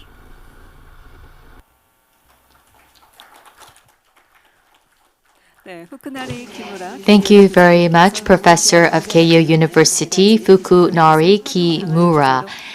He provided us with great insight on the digital era. Thank you for the second keynote speech. We will now go on to the first presentation of session 2. The first presentation will be provided by Professor Deok-kun An of Seoul National University, and the presentation is titled International Trade System Development and Digital Trade. Thank you very much for inviting me to this important gathering. I would like to thank President Hung Jong-kim and the staff of KIEP. Digital era, trade in the digital era was discussed by the two keynote speakers, and on the digital trade, the trade order is being reestablished, and when we review this, I'm sure that the experts here that were involved in the service trade negotiations of Uruguay round will feel that it's very similar. At the time, the service industry exploded and it grew. And I think that the way we live right now was shaped at that time. We had Walmart and credit cards, and when we talk about going to stores and like these mega stores, it is because of the distribution systems that were established in the 1980s. And the service trade order was established during that time through the Uruguay round negotiations. And at the time, service was not traded, and it was taught in the economy classes that services cannot be traded. And at the time, such trade discussions and rules were established. And right now, it's the same way. We are now establishing the rules for digital trade. And what we see right now, it represents the data growth in the platform companies. And most of the platform companies that we know today were born in the last 20 to 30 years. So Amazon, Google, Facebook, Netflix, Tesla, these companies did not exist before. And below you will see Tencent, Alibaba, originating in China. And if you look at this table, just 10 years ago, these top 10 companies, when you listed the top 10 companies, they were petrochemical companies. There were some IT companies, but it was mostly retailers and financial institutions. But last year, the top 10 companies, you can see that in just 10 years, 7 of them are platform companies. And 5 of them are from the United States and 2 are from China. We don't see any Japanese companies and European companies. Therefore, the digital trade that we see now, the frontier is being charted by US and China, and they are fiercely competing against one another. Below you see TPP and CPTPP. In 2019, January 14, it went into effect, and right after that, you will see that the U.S.-Japan Digital Trade Agreement went into effect, and USMCA, and there was also the Digital Economy Partnership Agreement between New Zealand, Chile, and Singapore. And Singapore and Australia also signed a digital trade agreement. And so you can see that digital free trade agreements are arising, and the content of it's quite surprising. As you are well aware, you will see that US and Singapore, they are rapidly engaged in digital trade, and they are establishing the digital trade rules. And China also has a huge market size, and they are competing in this market too. As you know, population and this industry, considering the population, it's very big in China, and the potential seems to be larger in China. And against this backdrop, China is unlike US that's making the rules and regulations of trade, digital trade, and you will see that they are participating through private sector, EWTP.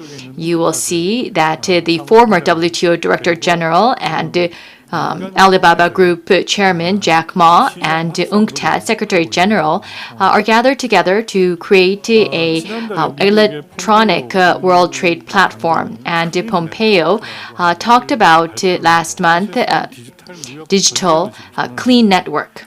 And a clean network means six things rather: clean carrier, clean apps, a clean store, clean cloud, cable, and path.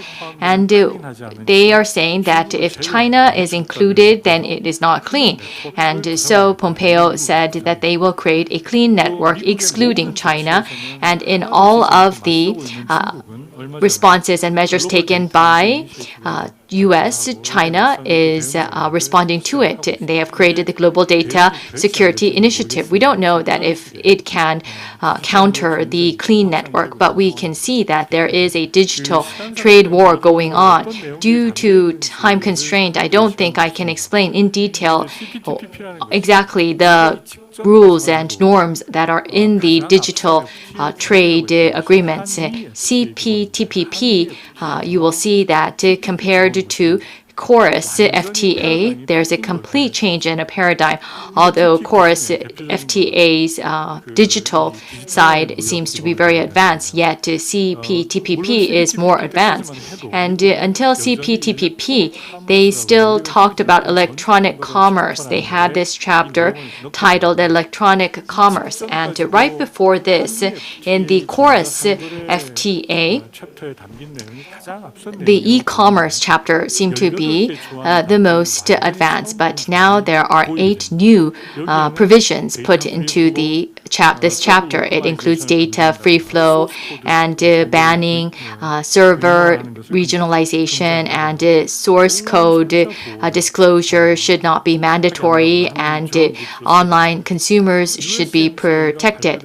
And since USMCA was announced, it seems as if the 18 provisions are the same. But compared to CPTPP, there was an endeavor provisions have become mandatory provisions. Therefore, it has become double in terms of the impact and the strength. In addition to that, it has interactive computer service, and it makes the government data to be disclosed, and it also requires it to be machine readable. It has to be an open platform, and cyber security is included. And then there's the U.S.-Japan Digital Trade Agreement. It's a complete standalone agreement, and in this digital trade agreement, they have 22 provisions. It even includes blockchain-related provisions. So you will see that new provisions have been added, and recently Australia and Singapore has a digital economy agreement.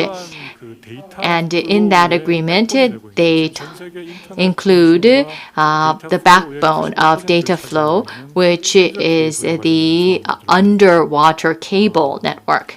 And they talk about digital standards.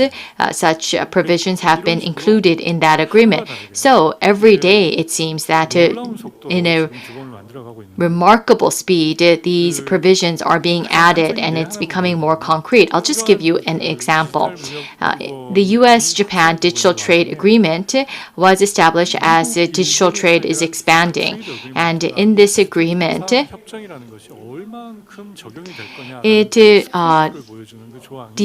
it has an article on the scope, and the USMCA CPTPP, until the agreements before this, in the scope, it says the measures adopted or maintained by a party that affect trade by electronic means. So, trade that is affected by electronic means, that is the scope. And in Korea, we felt that IT technology will be combined with the service sector. And Korea has not opened up its service market that much, and so we were a step behind. But you will see DEPA, this is the Chile, Singapore, and New Zealand agreement. In this digital economy partnership agreement, in this scope here, it says the electronic means has been changed. It says this agreement shall apply to measures adopted or maintained by a party that affect trade in the digital economy. So, digital economy and all the measures that impact trade in the digital economy will be the scope of this agreement. The digital agreement was service plus IT. So this is now a complete overhaul of that. Now it applies to all of the digital economy. Therefore, even items that were not opened up via the service market, it should be opened via this DEPA, for example. And so, amidst this situation, if you look at Korea's reality, we have many examples, but here we see OECD's trade policy restrictions.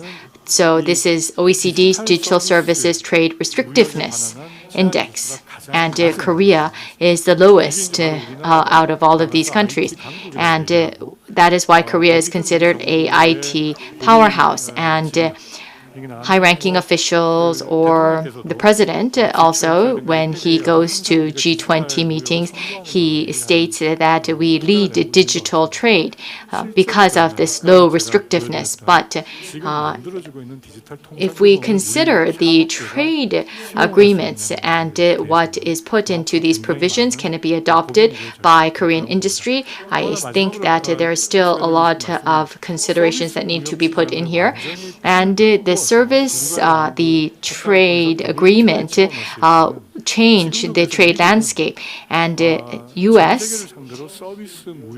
has a plus service trade surplus, and chorus FTA when there was the complaints that the goods deficit was very big for U.S., but the services side surplus is extremely big, and it is continuously becoming larger.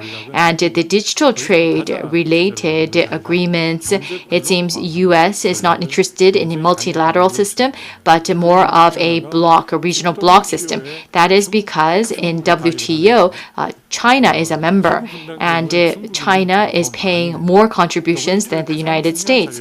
And China is playing a major role in WTO. So the United States does not feel that it can utilize WTO into making a new landscape for digital trade. That is why U.S. is accelerating in its efforts to create blocks in the digital economy. And the Korean industry and the Korean government has to prepare for such blocks being established in the digital economy. With this, I will conclude my presentation. Thank you.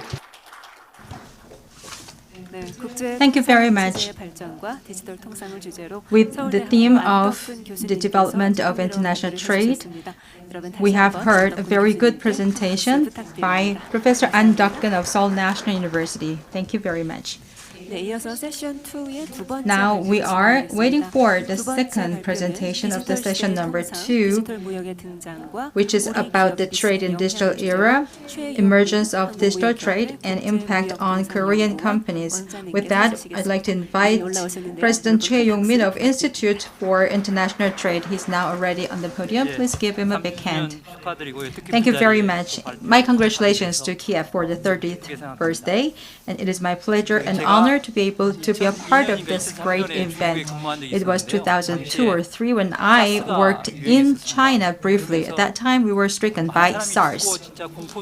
At that time, many people died and a lot of fear was there. I was confined to a residence at that time.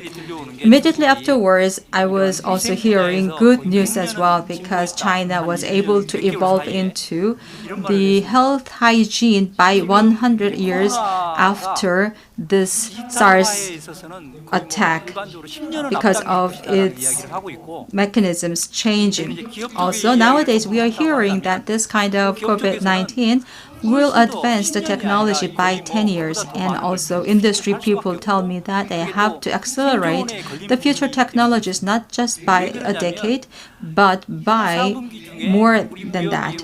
And also it is inevitable, I believe, because depending on the industries, it might be different, but we also had the increase of the 18% of digitalization. And with the digitalization, we have a lot of efforts to get away from the COVID-19, and this is only for the survival.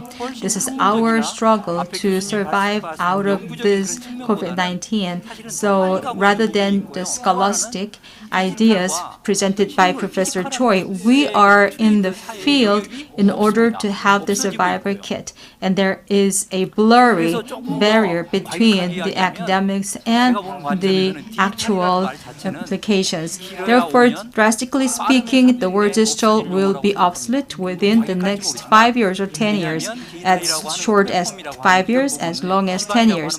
I might sound very provocative, I know, but there is a very blurry definitions between the digital and non-digital. So maybe the word digital will be gone away.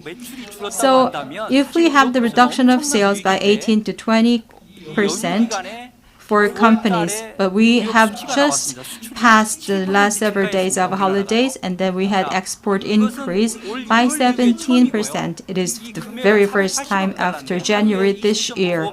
If you also see the numbers, it is about $9.2 billion, and it is bigger than the volume last year Y-on-Y.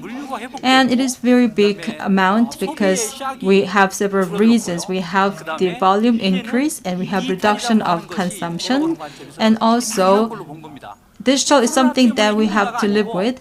Digital is something that is given to us as a constant. So companies do not complain anymore about the difficulties. They just accept digital as something that we're just living in. Therefore, we don't need to use the digital anymore because that is like water and air in the future for our lives. And many of the scholars are talking about digital trade nowadays, and they've been talking about the front-end sides of the trades. For example, they're talking about the front-end services like to the services, how many of the physical goods were sold, and how much content consumption was being made by the consumers. However, the back end should be considered in the future. For example, if we had our people sent to the other countries, like with construction side and also the healthcare. So we had our services overseas very briefly and shortly. It was not a very long period of the time, but we do have the flow of the data. We have the movement of network. We have the services that are moving around. In other words, digital trade that we are looking at right now is not focused on the customer change, but based on something that we miss easily, one or two things. First is that we have the supply chain, which is in difficult situation because of this situation, and that's where we are looking at a very important things happening. So we used to look at the front side only, but we have to look at the back end as well. We have intermediate goods, we have the finished goods. They are the ones that we used to work on in the past. However, in the future, we have to think differently. We have to think of the safety issue, security issue, rather than efficacy that we did before. Maybe we can have the reshuffles of the countries that we are working with, and there's a word like China +1. So we have to think of the different trading mechanisms and schemes with other countries. Also, another thing that I can talk about the future changes is that the changes will come from the jobs and the people, according to McKinsey's recent report. In Korea and Japan, out of the white-collar jobs, about 48% will be gone by 2030. In my institute, we have a section for AI, artificial intelligence, and they're doing their experiment to take the data from the AI part. Reporting out using AI was a just course of action already in the past, but we are also using AI for other purposes as well. So maybe in the past we worked on the management of the business first, but we have to look at the employees and also the transactions of our daily activities at the same time.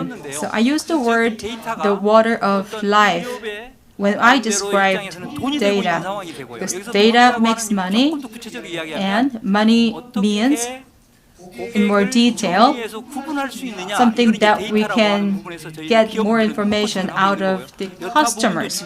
And customers are also on the focal point by the companies.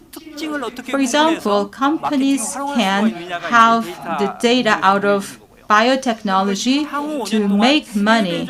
Those kind of things will be increasing by 3 times for the next 5 to 10 years, and trade volume will be also increasing that much. So we can say that the past was the era for the goods and services under transaction. In the future, we will be using data for the same purposes. Next, I'd like to now talk about the importance of data. The World Bank director also gave us a very good presentation regarding this, and we have the 18% of the reduction of the volume, and also we have 15% of trade. Such a reduction was attributed by an unexpected shock that was coming out of nowhere, and it stopped all the logistics. For example, airplanes could not fly away, and also nobody was working at the same time. Therefore, we have the 6-to-4 ratio of the goods and people in terms of the flight transportation. So 60% of the airplanes were flying with the goods inside, and we didn't have any flight accommodation at all. So along with the whole passenger transportation, these logistical transportation was also gone as well. Another issue was the high price of the logistics. That was also causing a difficulty at the moment. Also, we had the issue of the GVC, global value chain, which was not so much effective. Although people say that logistics is the part least affected by the COVID-19, we had this GVC issue, and also in another way, we do have the issues with the devices, which are getting more and more IT-based. Because of their IT-based technology, they are getting more used by the people. For example, we have a lot of medical devices, for example, the diabetes medical checkup system, which are sold more than ever before. So that was benefiting those industries. And also there are some industries that cannot but be affected by the COVID-19 negatively, like for example the tourism and also the other people moving industries. So in other words, we can say that if we can stabilize GVC and logistics only, our negative impact can be minimized according to the data. Also, if you ask if we have any impediments or hurdles, this is something I can explain with. When I was in China and also recently, I felt one thing. For example, sometimes I had a blockage of some sites. And also in Korea as well, I was feeling that I was not able to have access to a certain site differently from other sites. So they had some issues of the differentiation of this. So researchers always say that, will we go for the integration of all the systems, or will we separate the logistics from all other things? So logistics is something that is very easy to control, statistically speaking. So if the government wants to do that, they can just do it without giving too much burden on other things. As Professor Choi mentioned, unless it is compulsorily integrated, it can be also a source of concern in the future. Maybe we can be skeptical about the usage in the future. I'll give you an example. In Indonesia, you know that the protectionism is going up and up in many other countries. Indonesia is also a country which says that for the goods coming from Korea, they're going to place tariffs, even if that's service. We don't understand why tariff is placed on services, but it is the reality. Many other countries will follow the step of Indonesia by trying to put the tariff on the services. So we have to deal with these kind of countries and issues. So we should not be talking about trade only. Once we start to use the word digital before trade, if it becomes digital trade, we don't have the barriers of the countries, no borders, and we cannot be totally integrative of that. So what I'm trying to say here is that we have to start with the big picture of trade first, and then we can accommodate digital later in order to be bigger in our roles and impact. So in conclusion, I can say that what we have to focus on is that although the custom channels are important, or customers' channels are important, on the other hand, we have to work on the supplier chains, and the digital channel should be in place in advance. Also, from the perspective of companies, cooperation will be more and more important. Therefore, deregulation is something that we need beyond any other means. And also, at the same time, digital should be some kind of our weapons, and these weapons can be wielded very well by startups of Korea. These startups can be at the forefront of the trade war, and they can lead the environment in which the companies can cooperate. So the trade policy should always exceed the industry policies. With that, we can provide more opportunities to our Korean companies. Thank you. 네, 디지털 시대의 통상, Thank you very 디지털 much. 무역의 We heard 진보와 about 우리 digital 지역 trade and how that will impact Korean companies. It was presented by the president of Institute for International Trade, Young-min Choi. 네, 이상으로 두 번째 세션은 So we 기존 have 연설과 heard the 교과 keynote 모두 speeches and the 그럼 two 이어서 presentations of session 2. 기념 We 세미나 will 세션 now 2의 begin 마지막 the 순서인 panel 토론을 discussion 진행하도록 of session 하겠습니다. 2. 이번 토론의 And 좌장은 the moderator of session 2 is the former president of KIEP, Wook Chae. 이번 토론에 참여하실 패널 분들을 간략하게 I would like to 소개해드리자면 briefly 먼저 introduce 오늘 the 발표를 해주신 panelists. 안덕근 We 교수님과 will bring 최유민 up to the stage Professor Deok-gun An from Seoul National University and Yong-min Choi, President of the Institute for International Trade, and Professor of Sungmyung Women's University in Sukang and head of team head of KIEP, Lee Kyung-yeop.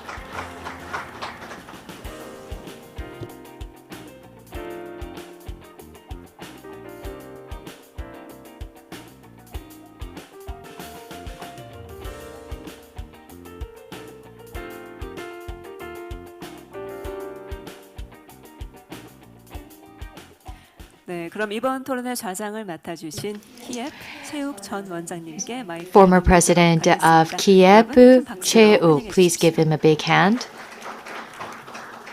예, 감사합니다. Thank you very much. 내리고 하는 건가요? 올리고 하는 건가요? 잘 모르겠는데. Should I take my mask off when moderating the session? I think this is a bit more easier. Okay. 저도 KIEP 오비 가족의 일원이기 때문에 As a member of KIEP, former member of KIEP, I would like to congratulate wholeheartedly the 30th birthday of KIEP. I would like to also extend my hopes for a prosperous future. And the two presenters and also the keynote speakers gave us a very good explanation. So with COVID-19 and its spread, 디지털 연결의 중요성이 digital connectivity and dependence on the digital economy seems to be growing. And in that sense, 비록 인적 교류가 제한이 되고 although there is limited transaction of goods and human conduct, it seems that international trade can expand through digital trade. Of course, the overall scale of trade has gone down. However, we see new possibilities through digital trade. And I think we saw a glimpse of this possibility through COVID-19. And digital trade 우리 무역이라든지 그 FDI의 may 흐름을 change the trends of traditional trade, and it will not just complement traditional trade. Such digital trade may play a role in leading global growth, and that's my personal thought, and I think others will agree.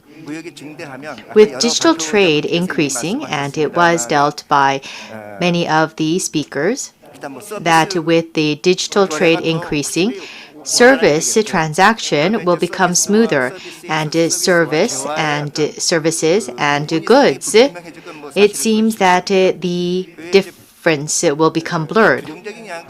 There will be, of course, negative impacts too.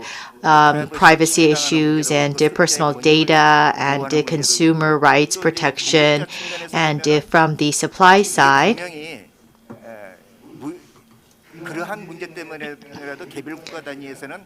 because of these issues, individual countries will try to increase protectionism, and with the rise of protectionism, there will be more trade disputes.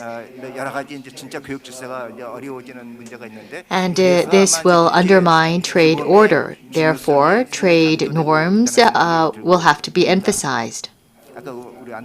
Professor An talked about the importance of trade norms. And on the digital trade, there are some related norms and standards in GATT and TRIPS and in other areas too. And it's also in some ICT agreements. And it has been strongly reflected in the FTAs reached with the United States. So we should be more interested in the digital economy and digital trade because digital will influence all countries.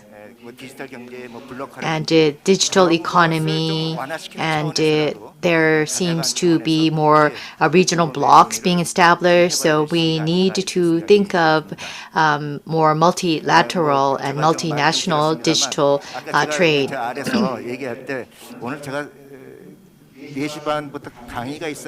I have a lecture at 4:30, and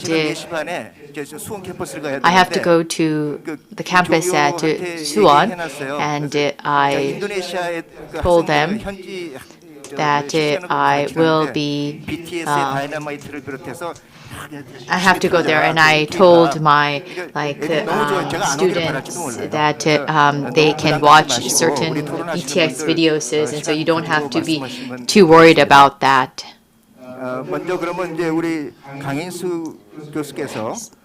Then let's hear from Professor In-Soo Kang first. I understand that he has some material prepared.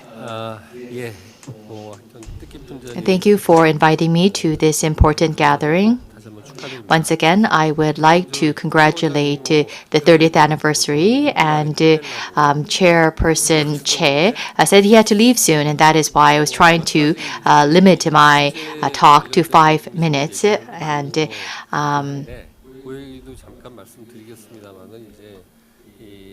I will briefly mention that COVID-19, it is related to digital transformation, the fourth industrial revolution. And I think COVID-19 is closely related to fourth industrial revolution. So I want to speak about this briefly. And I want to go on to my next slide.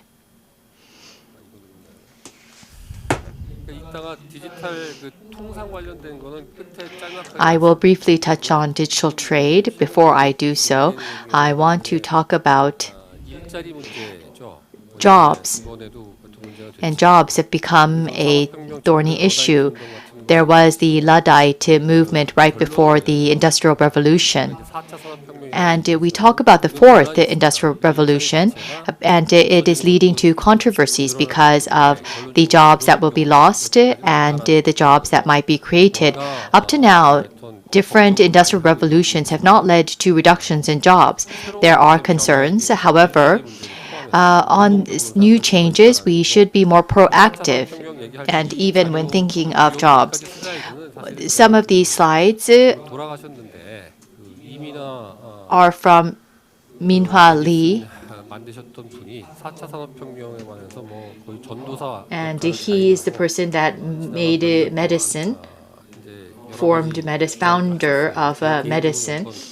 And I have met him a couple of times, and I have also invited him to a couple of forums, and I heard some remarks, and it is what he forecast. And I will be brief, but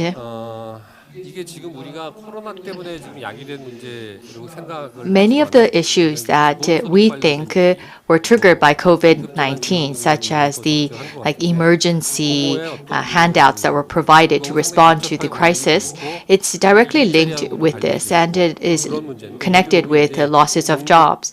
So there is the supply and demand, and there is an imbalance between these two. And in terms of the demand, with digital transformation, the economic structure is moving to a winner-take-all structure. It seems to be clear that the company that dominates data will dominate the world, such as companies as Google. And there is this imbalance that is seen here. And there is an imbalance in the demand side and the supply side, and there is super production. There's no limitation to the productions. So a handful of winners will become extremely rich. but most of the other people will not be well off, and such goods cannot be consumed, and that is why basic income has to be provided, and that is the background of the concept of the basic income. And on the innovation side, new distribution models have been suggested, and if you look at the slides carefully, you can understand what it means, and I need to complete it within 5 minutes, so I'll just show you the slides and you can read them for yourselves. So with digitalization, this is happening, and I presented this in another occasion, and we talk about innovation a lot, and I don't think there was a government that did not talk about innovation. Of course, they are doing well, but always there's still room for improvement. And since we have been talking about the fourth industrial revolution, all countries have announced their innovation policies, and we can find some common factors. What you see on this side, it's the major characteristics. These characteristics can be found in US, Israel, Germany, and Netherlands. And the first thing that they stress is a innovation that pursues demand. In the past, the government development strategy, it was like a linking of keywords, and afterwards they combine them together, cut and paste, and to come up with a development strategy. So it should not be done in that way. Demand has to be created, and from the demand side, you should create a structure to create a valid policy, and ways to facilitate leading industries.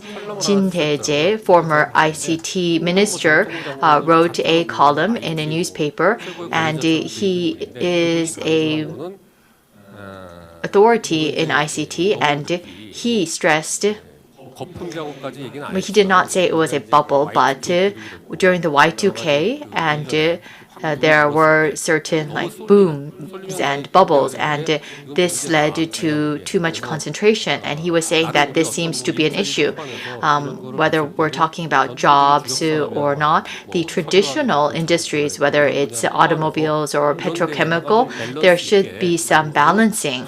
There should be certain investment in these other areas too. So we talk a lot about blockchain, but he is saying that a lot of this has been overestimated. It's been blown up, and so in that sense, the main industry, it should be facilitated. We talk about the bioscience and ICT. It is important, but we should also think about the fact that our lives fundamentally have not changed. We are still sleeping, eating, and living. So the major industries will not go away. Of course, the dynamics will change slightly, but we should not think that traditional industries are outdated industries. And as was mentioned, manufacturing has to be supported in order to provide a cushion and buffer when such crises arise, and also increasing the capability of private sector. The government-led initiatives can be successful too, but the private sector has to lead the drive in order for the policies to be a success. The government can become a priming water, but they themselves cannot be a solution for all. So that would be a stretch, and there should be consistency in policies, and there should be sustainability. Every 5 years, we seem to see changes in our policies, so it is a problem. GVC changes, I'll skip that. So this is my last slide. This is on the digital trade and some problems of Korean policies on digital trade. Last year, I was the chairperson of Trade Society, and we had a seminar on digital trade, and many experts came, provided wonderful presentations, and the Ministry of Trade, Industry, and Energy participated in that meeting, and he said a lot of things, and important matters were all discussed. But he was saying that the fact that we have made a proposal is important. It's meaningful, and what we need in the future is that with the digital transformation in the international discussions on this, we need to expose the general public and various departments within the government to these discussions, because data is a trade-off with the privacy. We wanted to focus on the protection of personal information, so we cannot go forward like this when we want to create such like digital trade. So there are still question marks on what can be done with the current regulations. There should be a balance, but there are many committees and there are too many departments that are related, and they are unaware of trade. They are not interested and they don't know. And then it can be regulations that that has a huge gap with what's happening in the international stage. So there has to be exposure of other departments and the general public on the international discussions, and he stressed the importance of such information disclosure. And Professor An mentioned interactive computer service. So there is interactive computer service is the server access. It has to be multiple users accessing this. And personally, what I'm concerned about this is that, and there was a case of this in 2012, Zuckerberg of Facebook was sued for $1 billion, and the content was negative and vicious, and so the platform was sued for that. And at the end of the day, they were indemnified, but one discussion that's taking place right now is about the fair trade, industrial laws, and punitive rulings. And what is included here is fake news and the class action suits. But this might lead to a situation where the others are like moving ahead, and when we are the ones that only have such laws, what are we going to do about this? Therefore, on these issues, we should not be a frog in a well. It's not something that can be decided just within our country. So with that, I will conclude. Thank you. Well, thank you very much. That was Professor Kang In-soo. That's a good remark. With the digital era coming to us, he has been focusing on the Korean situation that is preparing for this. Thank you for the wonderful remarks. And now let's move on to Mr. Lee Kyu-yeop from KIEP.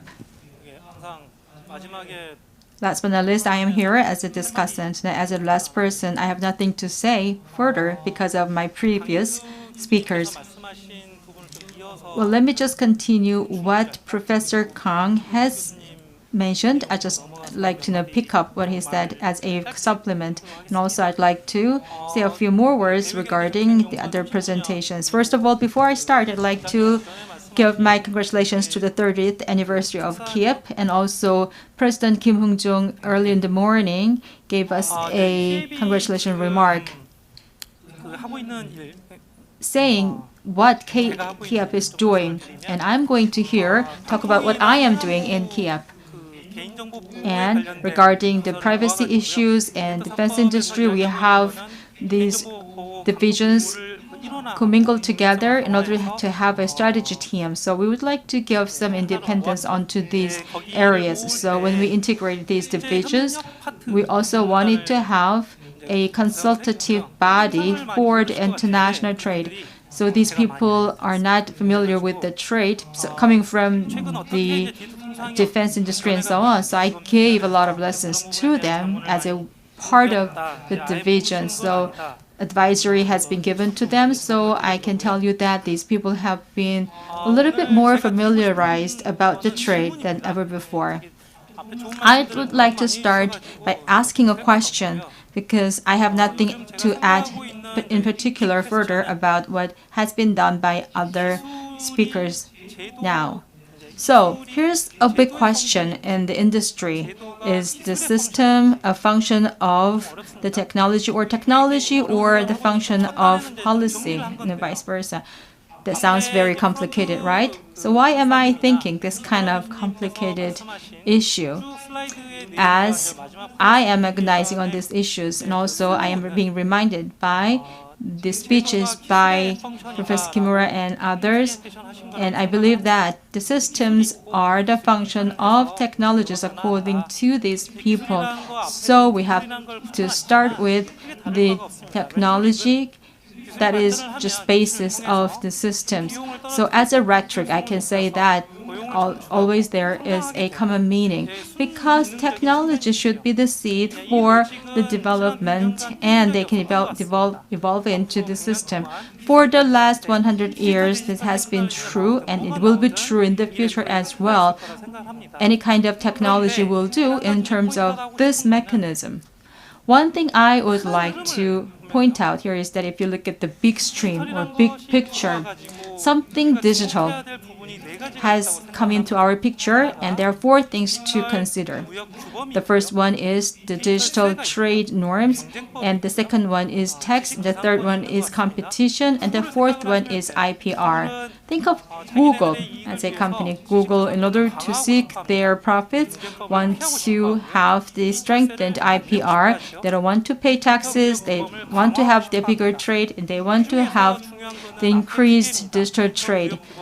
Digital trade norms and digital trade tax, these two are the most important things because other things have been done by other players for the last several decades and many governments are doing those things. However, talking about the digital tax, digital trade tax, so to speak, it is something like they want to change because they did not like the previous norms. So from 2017 with EU at the center, the 52 VAX has been the new norm and still underway. They used to have their previous norm. However, digital trade norm, this is in vacuum status at the moment. So what I'm going to tell you here is that, as Professor An mentioned very clearly, we have to take notice of the digital trade norm that is being created at the moment because we are starting from scratch. For example, like Google, they have their internet companies that are making the rules to bend for their purposes.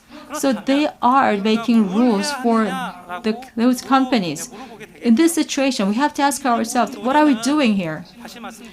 In other words, the systems, if they think that systems are the function of technology, that's what the Americans think. In order to respond to that very efficiently, we have to say the otherwise. We have to say that the technology is the function of the systems. So overall, what Korea should do is something that we ask ourselves. Always a difficult question to answer. We might have a lot of variations of answers to that. First of all, what we can say that is that we have to have international systems like FTA and so on. We can have the new rules, and also we have to be able to look at what kind of cybersecurity laws are being made in the U.S.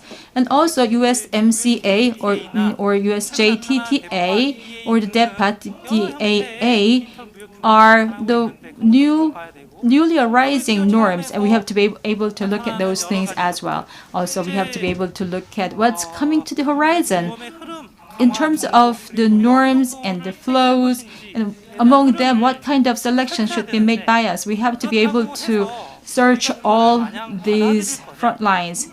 It doesn't mean that we have to take all of them. Are we becoming a rule taker, or are we becoming a rule setter? As much as we can do. are we making our policies to be able to do that? That's the conclusion we would like to have in the end. I believe this question has been already answered by Professor Kang when he was talking about the comprehensive digital right law. For example, independence of digital company was one thing, and also the inter alia name usage system was also another one. And also they wanted to have the increase of the data coverage. One thing that we did not discuss is the data-related issues coming from the areas afterwards. Last year, we were just touching upon very briefly in part, but nothing has been visualized. And also, as a rule setter, we didn't do anything. We haven't done anything. It means that we have upside potential. We can have our room to make our voices heard. So we have to be able to make the systems first in Korea. So what kind of possibilities are there should be discovered, and we can have a lot of ways to go. So I say the rule is important, and what kind of rule we want, that should be discussed and studied by all the experts and the stakeholders. We also have to know whether these are suitable for us or not. Some people just end up saying that this is good or bad as a rhetoric. We also talk about the digital setting, but the rule is not the word that we are using very much.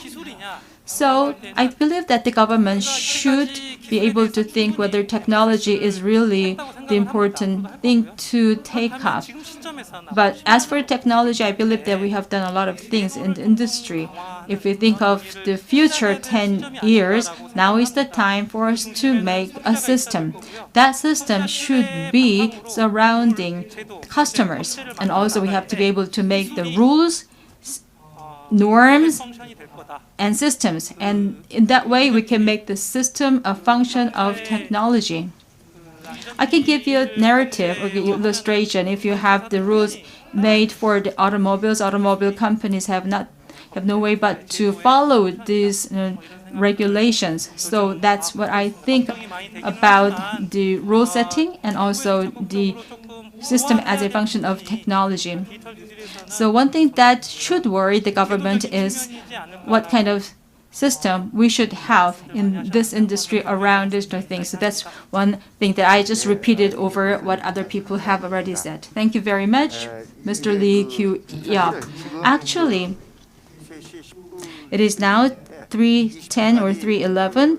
We have time up to 3:20 to finish up this discussion. So I would like to ask all the participants get ready for any possible questions with their answers. And also we might have some questions coming from the online. We already have received 4 questions, and they are all very good questions, but 3 of them are not relevant to trade.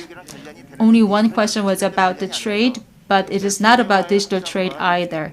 So the question goes as follows. GVC and RVC should have some relationship, and they are changing in terms of relationship. What are the future changes? And we can see the relationship is complementary or exclusionary.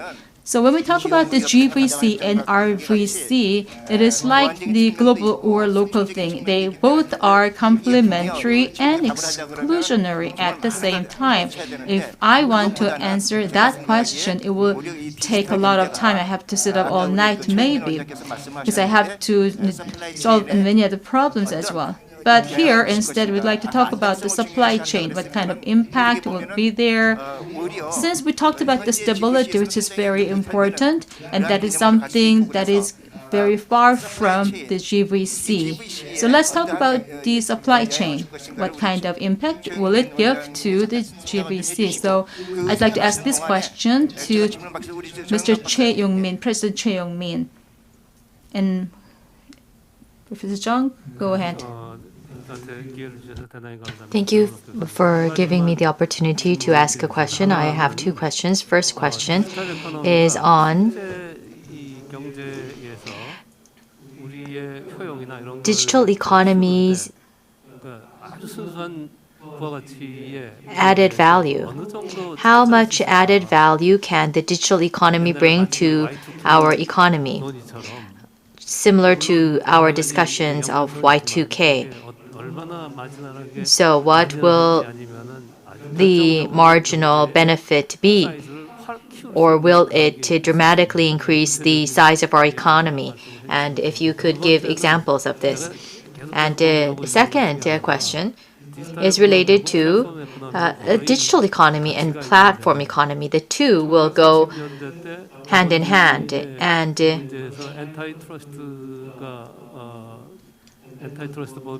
there was an antitrust law that was passed, and all suppliers, will they be subordinated under platform companies?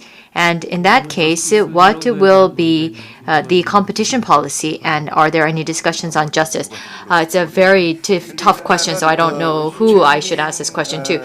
But first, let's hear from Mr. Che, and then on to President Chung's question, I think anyone who can answer. I told you that the word digital can be obsolete. I'm just talking about the common things. I don't mean that digital is something bad that should be going side away. And I believe that the word digital will be too common to be used at all. So if I give you the definition of these terminologies, there are some kind of conflicting things as well between the RVC and GVC. RVC is based on the market. Also, we talked about the word reshoring, and reshoring means that the businesses are coming back to the main country. And we cannot just ignore the GVC and RVC and focus on RVC in terms of digital trade without thinking about the production cost, because production cost rate will go down. So they have to go back to the host country. The logistics costs will naturally go down. And also next, because of the services changing, not because of the changing functions, but because of the efficiency heightened for the physical goods that can be possible, production costs will not be affecting much. So these three things are the reasons for the RVC and the reshoring to be differentiated from the GVC in terms of the efficacy. When we plan for the future, we should not be based on only one thing or one factor. We are getting away from looking at only one factor. We have to be able to look at many more possibilities. Sometimes we are seeing that the definition between the service and efficacy is very, very, very blurry. So we cannot pinpoint which sector is belonging to which industry. The total competitiveness is what matters. So we cannot make it granular in terms of the efficacy and services. So what I believe here is that what is practically important is that GVC will not be replaced totally by other things. What I'm talking here is that there should be an equal distribution of the RVC and other factors, because we can reduce the production cost and also we can protect the technology, and the answer is reshoring as a result of that. Thank you very much. Professor Chung asked a very important question. And we don't have a definition of digital economy, so it depends on who considers it. And for the autonomous car, is this a software or hardware, and cloud services also could be included or excluded in any way. The 5 major platform companies, each of them is larger in terms of the market size, their shares. It's larger than our entire stock market. And on the anti-competition,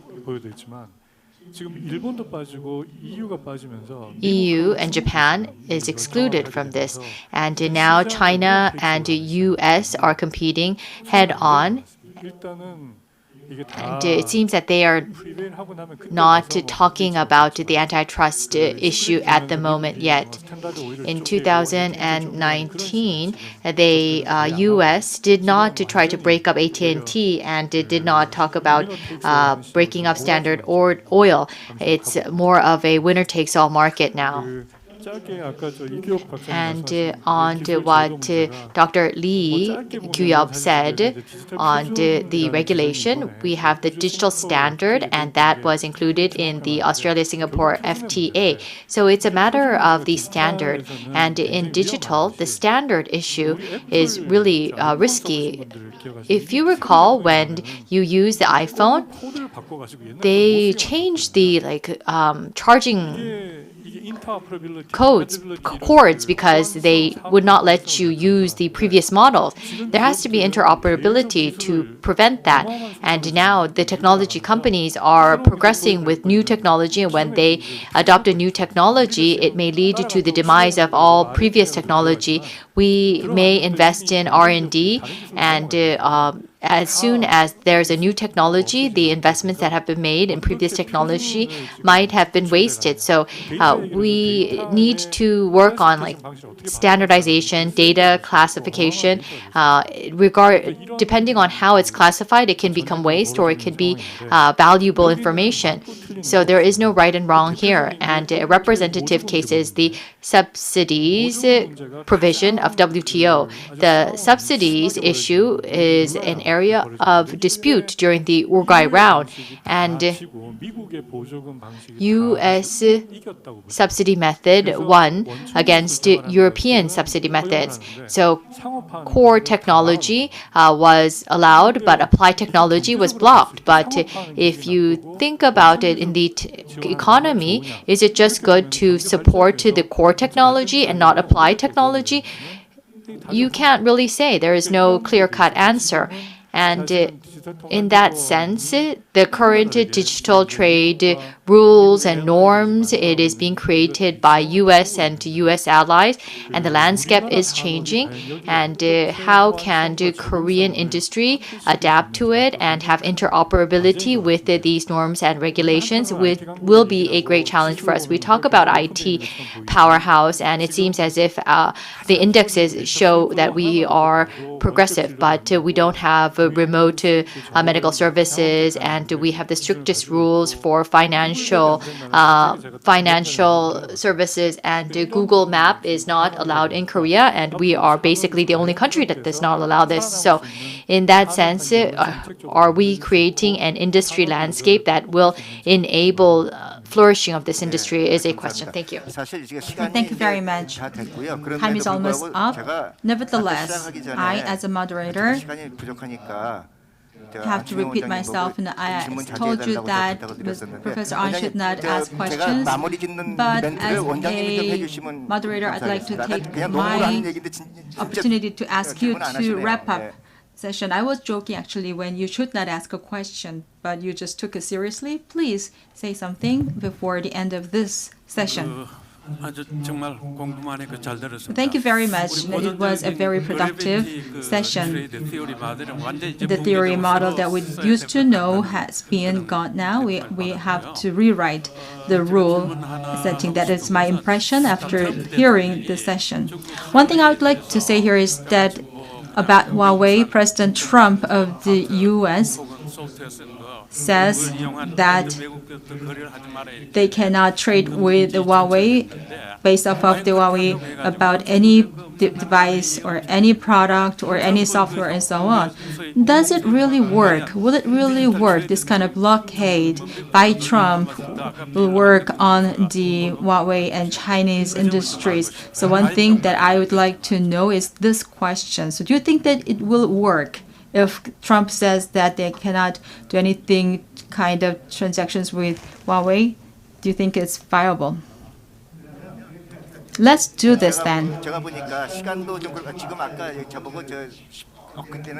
Well, I was asked to be a good timekeeper before I start, but I would like to finish up right now, so this question can be answered privately out of this hall. So thank you very much, and it was a very educational session. So this wraps up the session number 2. Let's try to get there for the future of Korea. Thank you very much. It was a very good session. Please give them a big round of applause for finishing off, so they will make their day.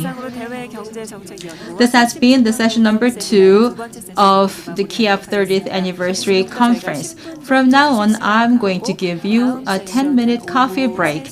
We'll meet again at 3:30 p.m. for session number 3. Let me now briefly talk about the session number 3. The topic will be the future of Asia. And the keynote speakers will be Professor Peter Drydale from ANU and Mr. David Dollar, the Senior Fellow of Brookings Institution, and the presentations will be made by Professor Lee Jong-hwa and Professor Park Sung-hoon. We're going to have discussions as well as Q&A. Also, I hope you can come back to the session number 3, which is our last one. And also, after finishing up the session number 3, we're going to have the lucky draw for the online participants using the social media. Please take your part and be the winner. I'll see you again in 10 minutes. So I'll be back here to meet you in advance at 3:25. Thank you.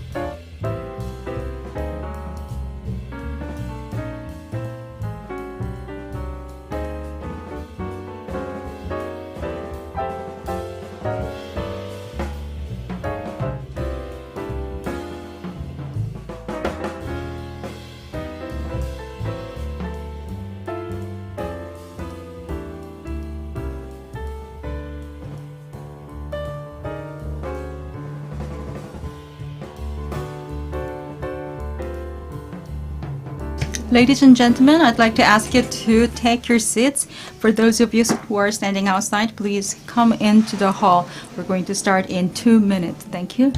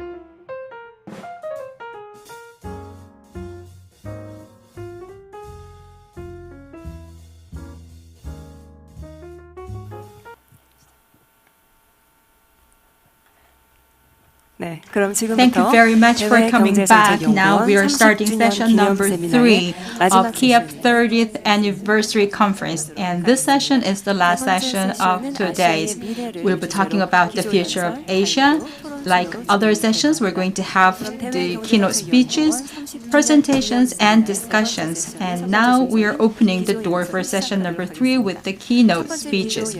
First keynote speech for the session will be done by Professor Peter Drysdale from Australian National University. Now you have guessed that he is not with us in person because of the COVID-19. He was unable to make himself present here. Instead, he had the kindness to send his video. From now on, we'd like to watch his keynote speech, please.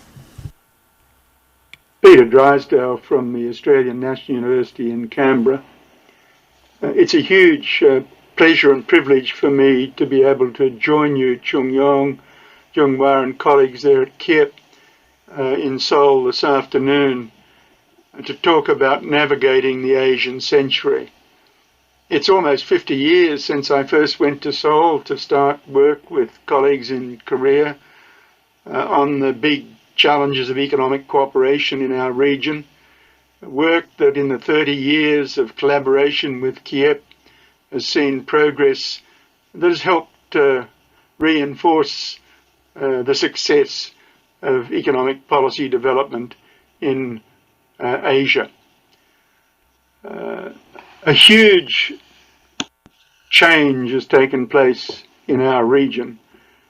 The impact of that change, the speed and scale of it has been truly remarkable. It's so remarkable that it's difficult for policymakers to get their minds, and analysts to get their minds around the implications of the changes that have already taken place and to manage them. The Asian century has truly arrived.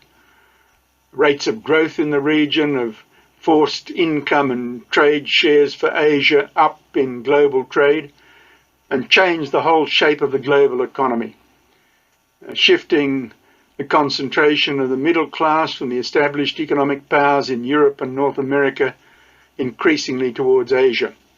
Of course, there's still a way to go to catch up with global incomes.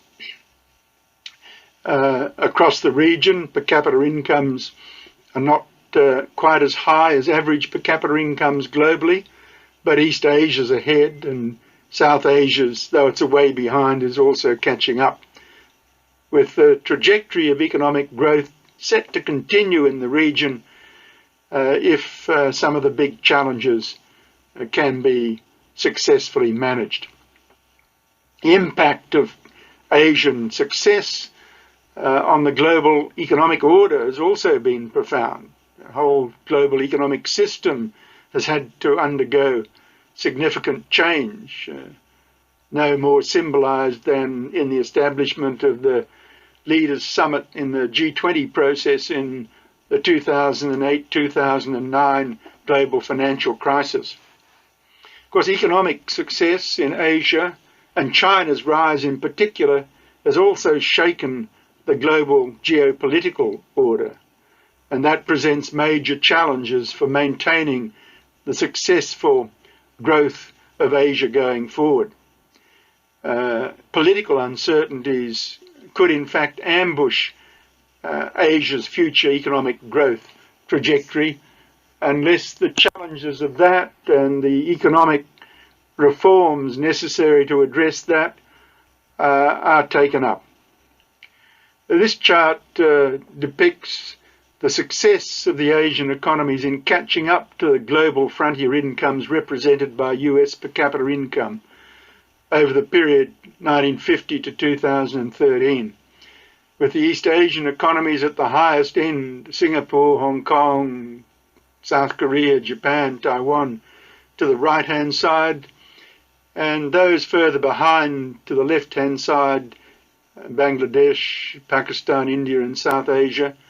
But all of these economies set on successful catch-up towards the industrial country frontier. Asia's economic success, of course, is a consequence of market reform, huge market reform, and the deep commitment to the international trade system and the trading rules, and economic integration in the global system based on that. Confidence in an open international economic regime, of course, has been a crucial element in Asia's success. But the institutional framework that guaranteed economic and political security is now under deep threat. America First, anti-globalization movements, and protectionism, the US-China trade war, and now technological decoupling between the United States and its partners and China all threaten that system and those policy settings.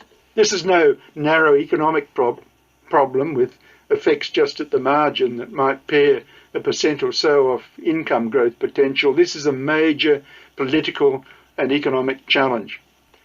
There have been a huge change in the contours of Asian power and that's brought anxieties about China's capacity in particular to project its power and fears of a new Cold War.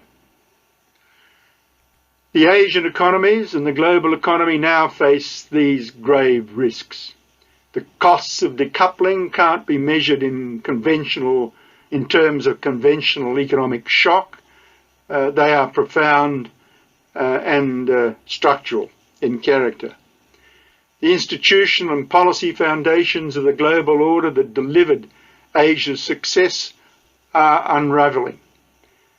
Of course, COVID confounds forging the consensus that's necessary for cooperation on the multilateral priorities that now face us.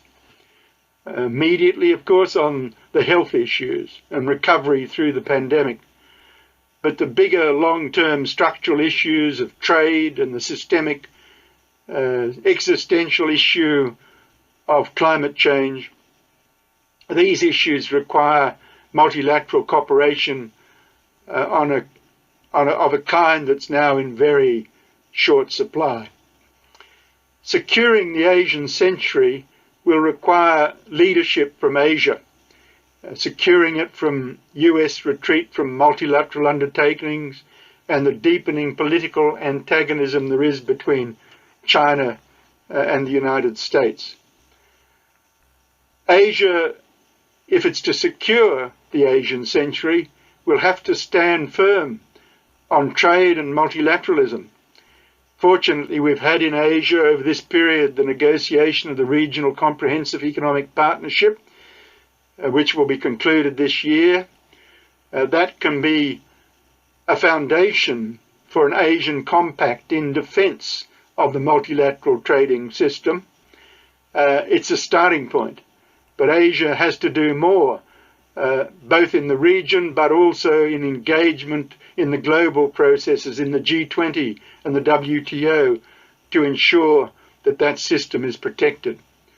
Extending a trade deal like this to the United States won't come soon, either taking the RCEP out towards the United States or engaging the United States through an expanded Trans-Pacific Partnership. Even with a change in administration in Washington in November, that's not likely to come soon. But it's a challenge that Asian leadership must now face. There's more hope, perhaps, for engaging the United States in a comprehensive multilateral endeavor that will stabilize the politics of the global economic and political system, as well as lay the foundations for a secure continuation of the realization of Asian growth potential if Biden is elected and his climate change agenda is put in place. So these are the big issues that China in particular and Asia has to face today. I wish you well in your discussion of these issues in the session there this afternoon. Again, congratulate KIEP on the 30th year of its foundation. Thank you very much. Yes, that was Professor Peter Drysdale of ANU. He was giving us the wisdom and insight on the challenges that we can face while leading the Asian century. Thank you very much. Now moving on to the second keynote speech, which will be with the topic of Asian century has already begun, and that will be done by Mr. David Dollar. As you also can imagine, we have video to run, and I hope you can enjoy the keynote speech by Mr. David Dollar, Senior Fellow, Brookings Institution. Hi, I'm David Dollar from the China Center at the Brookings Institution. It's a great pleasure to join this conference in honor of KIEP's 30th anniversary. Let me start by congratulating KIEP for 30 productive years. The topic on this panel is the future of Asia. The Asian century has already begun. Asia has been growing rapidly, more rapidly than the rest of the world for quite a while, but it still has a lot of room to run. So I'm going to emphasize Asia's potential to keep growing rapidly. One way to think about this is Asia at the moment is at about 2/3 of world per capita GDP, and so there's a lot of catch-up potential, or what we might call convergence potential, still ahead. Just as an example, if global growth grows at about 2.5, which is frankly a little bit disappointing, but I think coming out of the coronavirus recession, we may have a difficult patch ahead. If the world grows at 2.5 and Asia grows at 5, which would be a little bit disappointing compared to the recent past, Asia would catch up with the world average by 2036, and then there's a very good possibility that Asia will continue on past the world average. Now, there are a lot of uncertainties. I'm sure we can think of many, and in the interest of time, I'm just going to focus on what I think are the two main uncertainties or risks. First, this whole convergence process depends on an open global trading system, and we've seen that eroded with the U.S. trade war. There are also questions about China's direction and the role of trade pacts in Asia. So that's the first issue I want to raise. And then secondly, I think climate change is really an existential challenge for all of us. And while Asia produces 36% of world GDP, it's producing more than half of global carbon emissions. So there's a lot of room to reduce carbon. And frankly, if we don't do that, Asia is going to be one of the big losers from climate change. Let me just say a word about the convergence process.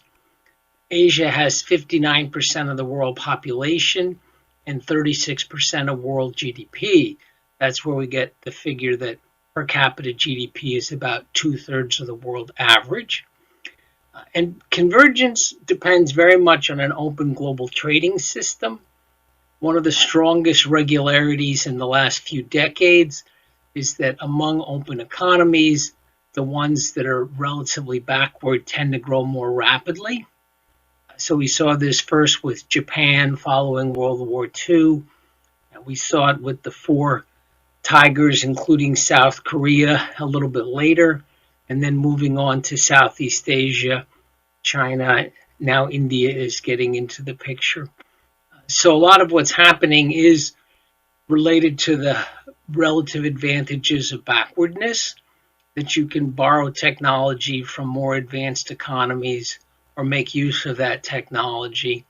And this is a very strong regularity, but it does depend very much on an open global trading system. There's a risk now that the two biggest economies in the world, the US and China, are turning inward. Let me point out that Trump's trade war has significantly raised import tariffs, primarily aimed at China, but against some other partners as well. And here's an estimate from Peter Petrie about the costs of different trade policies. Trump's trade war has subtracted about $300 billion from global GDP per year. Now that's positively offset in Asia by this new RCEP agreement that's been reached among ASEAN, China, South Korea, Japan, Australia, and New Zealand. It's not a very deep agreement, but it's a positive step forward. It undoes a lot of the damage from Trump's trade war. But as I said, it's not really a very deep agreement. If China were to join the Trans-Pacific Partnership, which requires much deeper reform, that would add about $500 billion to global GDP.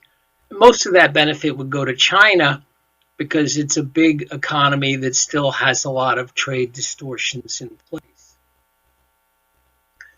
So my first point really is the importance of new trade agreements. Hopefully we can go beyond RCEP. Ideal would be for the US to come back into the Trans-Pacific Partnership, for China to join, and also other economies like South Korea, Indonesia. There's also separately potential for a China, Japan, Korea trilateral pact, or China with a bilateral investment treaty with the European Union. There are a lot of different negotiations going on. The question is, which of these will come to fruition? And the big economies do matter more than the little economies. So will the US come back from protectionism toward multilateralism? And is China turning inward? China has emphasized this idea of dual circulation. It's a vague phrase. It doesn't necessarily mean a more protected domestic economy, but it might signal a more protected domestic economy, which would be a real problem for the rest of Asia and the rest of the world. Now, the other issue I want to highlight is climate change. Asia has 36% of global GDP, as I mentioned, but it produces more than half of global carbon emissions.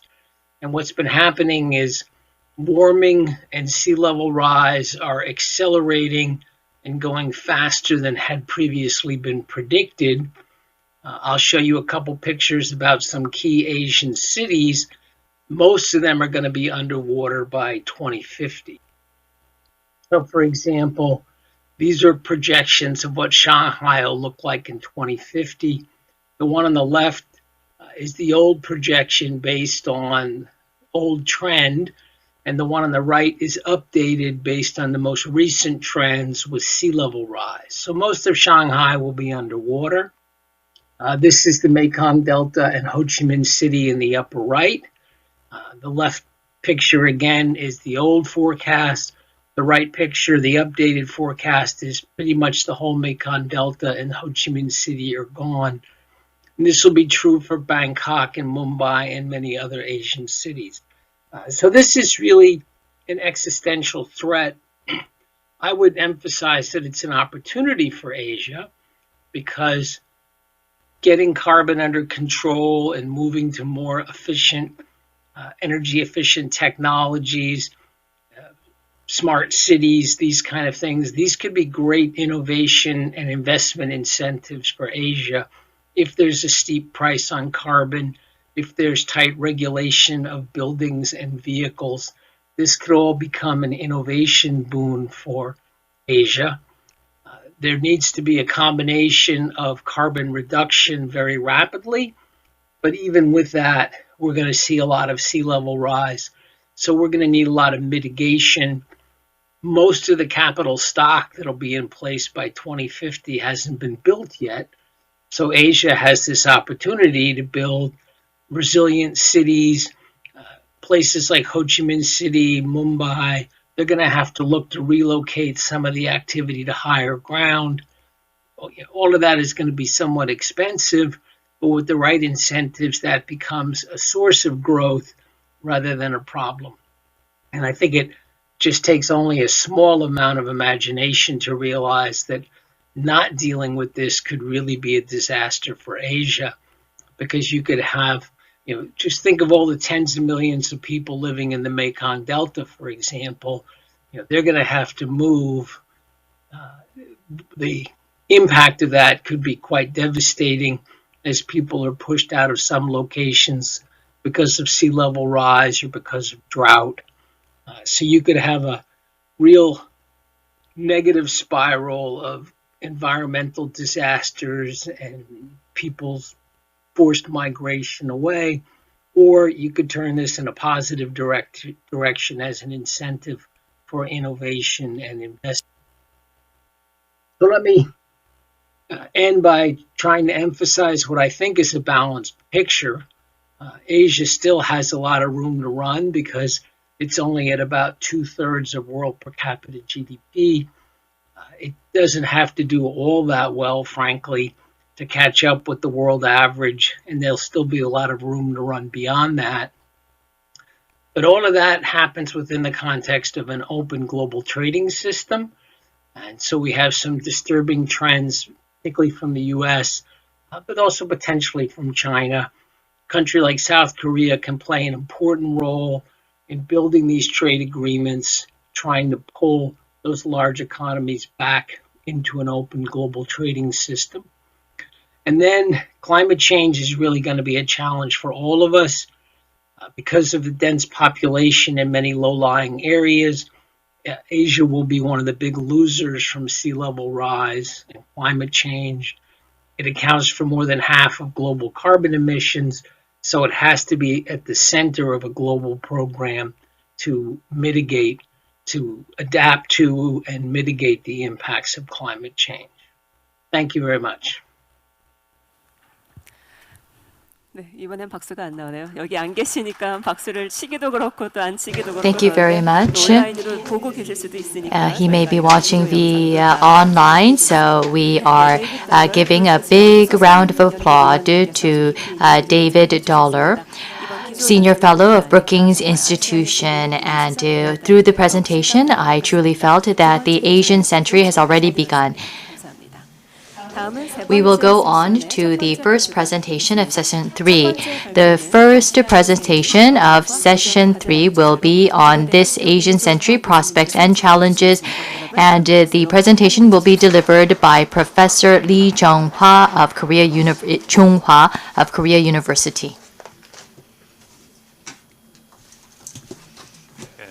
먼저 KIEP 30주년. First of all, I would like to congratulate KIEP's 30th anniversary, and I would like to thank the organizers for inviting me to this important gathering.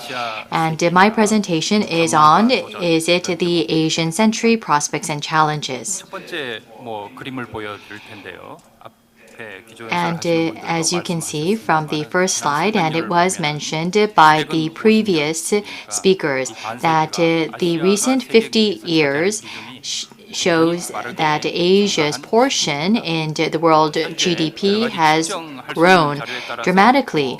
It will depend on what measurements are used, but at least Asia is taking up 1/3 of the world's GDP, and according to many forecasts, Asia will take up more than half of the world economy by 2050. In that case, of course, we will have to say that the 21st century is the Asian century, since it takes up 50% of the world GDP. And many, in particular, if you look at the graphs coming out from China, they say that the Asian century was nothing new, that only for a very short time, around 200 years, the Western society, after the Industrial Revolution, took up a big portion. But throughout the history of mankind, India, China took up a huge portion of the world GDP, and that we are just returning to the past, the norm.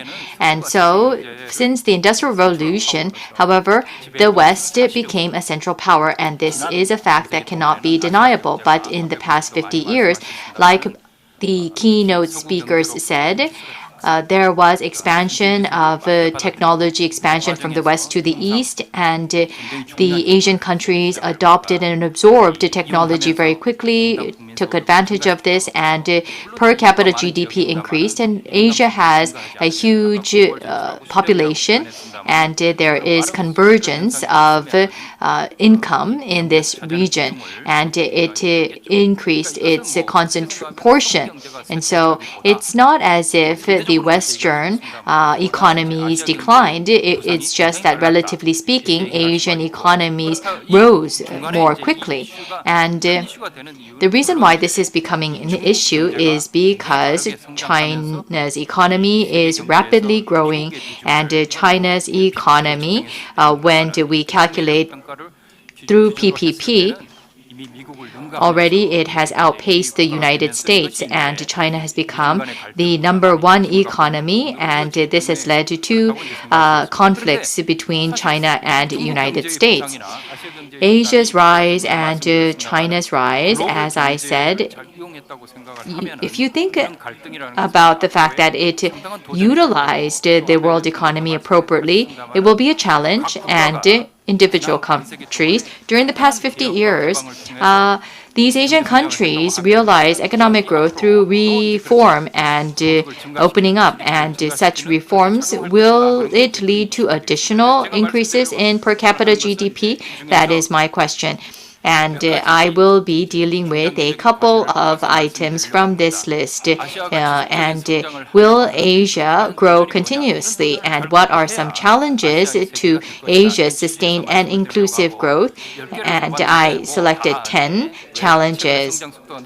Slower pace of catch-up or convergence, and Asia's economy has excessive dependence on external markets, and we see that there will be growth, but there could be vulnerabilities due to crises. And Professor David Dollar, a senior fellow David Dollar, mentioned climate change, and this is a major issue. And there's politics, institutions, and inequality, and so forth. In order to prevent redundancy, I will focus on the issues of inequality, population aging, global protectionism, and U.S.-China conflicts, how this will impact East Asia, especially countries that have high trade reliance, and technology development, and regional integration and cooperation. This will be discussed by another expert, so I will briefly touch on this only. First, worsening income distribution. And worsening income distribution, compared to other areas, it's not that serious in Asia, but it's just that such income distribution gaps are rapidly increasing in Asia, which led to a higher awareness. And if the income distribution gap increases, then the growth-driven economic policies have to be shifted to distribution-related policies, because you need to satisfy the public, and you will see the Gini index has greatly increased. In other countries, you will see even reductions, but in East Asia, there has been an increase in Gini index, and equality is an important issue, but this can be a hindrance to growth. That is a problem, and we should think about it in this way. In order to be quick, I will briefly touch upon some solutions or measures that can be taken. In East Asia, the reason why there was a lot of inequality was because the rapid speed of development, and there was the technology development, and in education, there wasn't equal opportunity. Some received more education and some received less. And this led to an expansion of inequality due to the rapid economic development. And now there is also such issues of these inequalities going on to the next generation. So we need to maintain the potential of economic growth, yet minimize inequality. So it's not that we should reduce the speed of technology development, reduce growth rate, or reduce the speed of opening up. We should provide equal opportunity, but maintain growth, and we need to expand social security safety nets and have a fair taxation.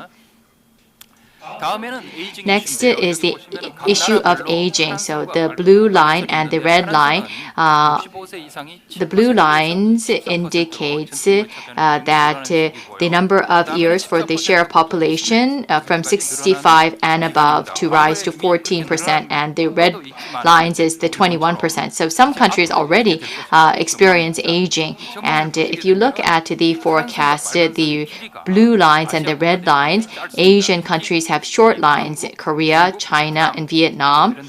These countries, it's very short. It means that compared to the past, the speed of our society aging is very fast, and this will be a big liability for us. And aging population leads to a decline in workforce, and the aging population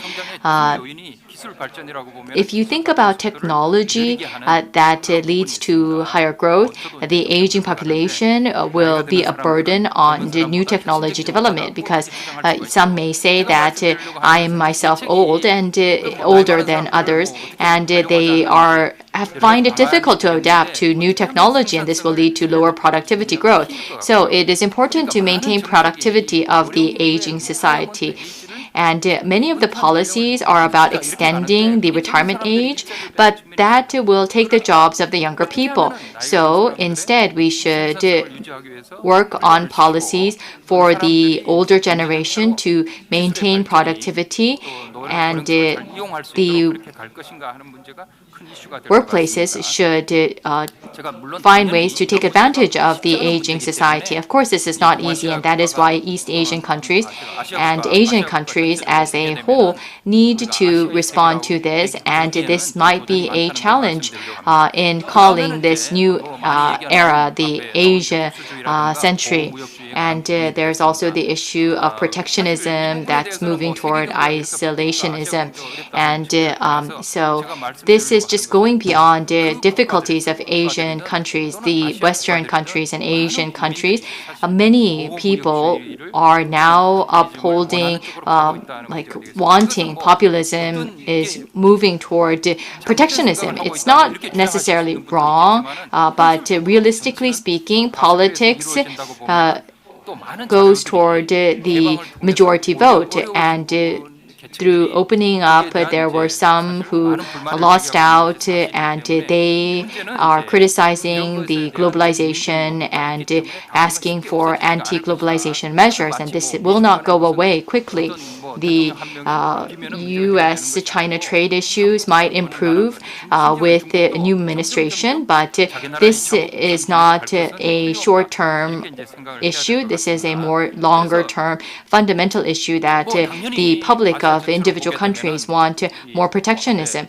And in various sessions, we talked about the U.S.-China trade conflict. And if we look at GVC, the world economy is moving around the centers of economy, and U.S. and China are a major center, and they take up a big portion in added value. And in particular for Korea, these two countries take up a huge portion, and they have a big influence on the world economy, obviously, and they will have a big impact on Asia's economy. Then how can we overcome this situation? It is very difficult to tackle this issue. I will mention just one.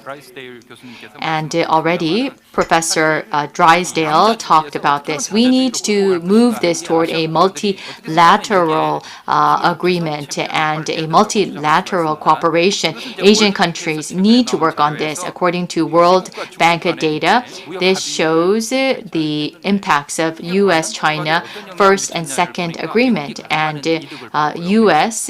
got the most benefit. You should look at the blue lines. Of course, and the ways in which it was measured, you can review the report. But anyway, the income increase was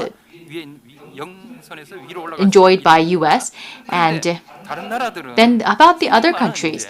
The other countries, in particular Asian countries, were at a disadvantage due to the agreement because these agreements were to benefit U.S. and China.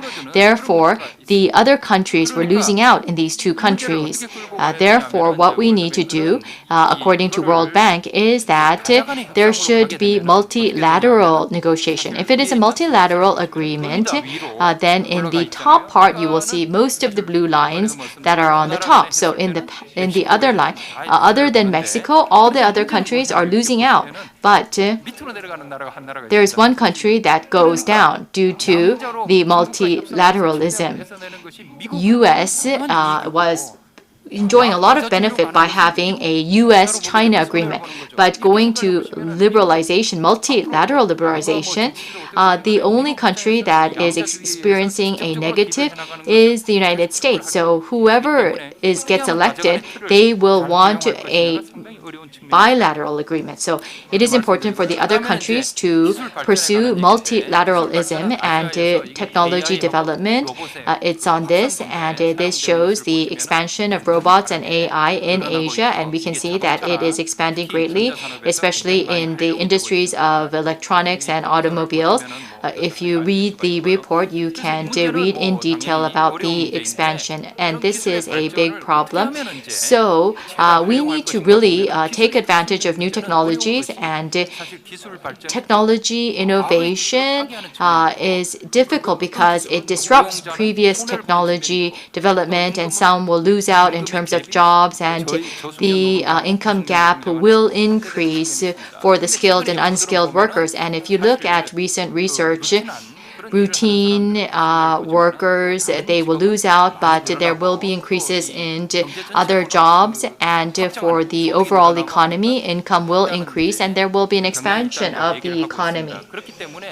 Therefore, in reality, in Korea, we talk about the fourth industrial revolution a lot, and to new technology, for it to be expanded, there has to be more investment in technology, and it can be summarized in three areas.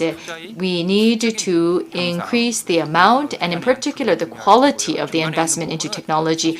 And the second part is about investing in training of those who will use technology, and it should be lifelong learning. So we need to talk about education reform in this dialogue, and there still will be those who are left out in technology development, so there should be measures for them. Lastly, then on the big theme, can Asia lead the Asian century? So that is the big question. The problem here is that Asia is trading amongst Asian countries. There's regional trade, and Asia can grow within Asia through trade among Asian countries. However, Asia, it is meaningful in the region, but there isn't a lot of homogeneity in Asia, and we don't have a cooperation mechanism. The economy and politics of Asian countries are extremely diverse, and there is a lot of external influence and security influence.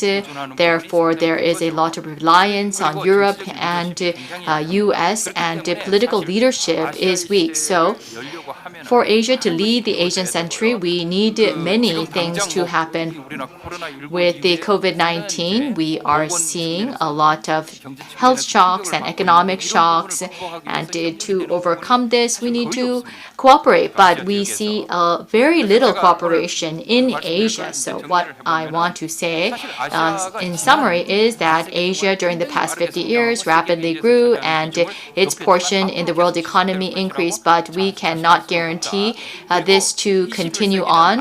And the 21st century is not the Asian century. It is a multipolar century in which US and Europe is important too. And Asia should try to find a cooperation mechanism and find an Asian identity to cooperate more. And for individual countries in Asia, should overcome the problem of an aging society, inequality in a society, and adoption of new technologies. And it also has to come up with strategies to have more multilateral cooperation. Thank you very much. Thank you very much. That was Professor Lee Jong-hwa of Korea University. He has given us a very impressive remark about the challenges of Asian century, except for 200 years.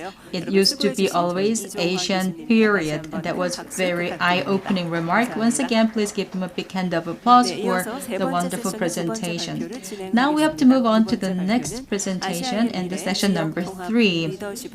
And the topic will be the future of Asia, focusing on leadership of regional integration. Professor Park Sung-hoon of Korea University will be presenting that topic. Thank you very much. At the end of the presentation by Professor Lee Jong-hwa, in using the last slide, the regional integration is needed. I'm going to pick up what he left there by talking about regional integration and the need from now on.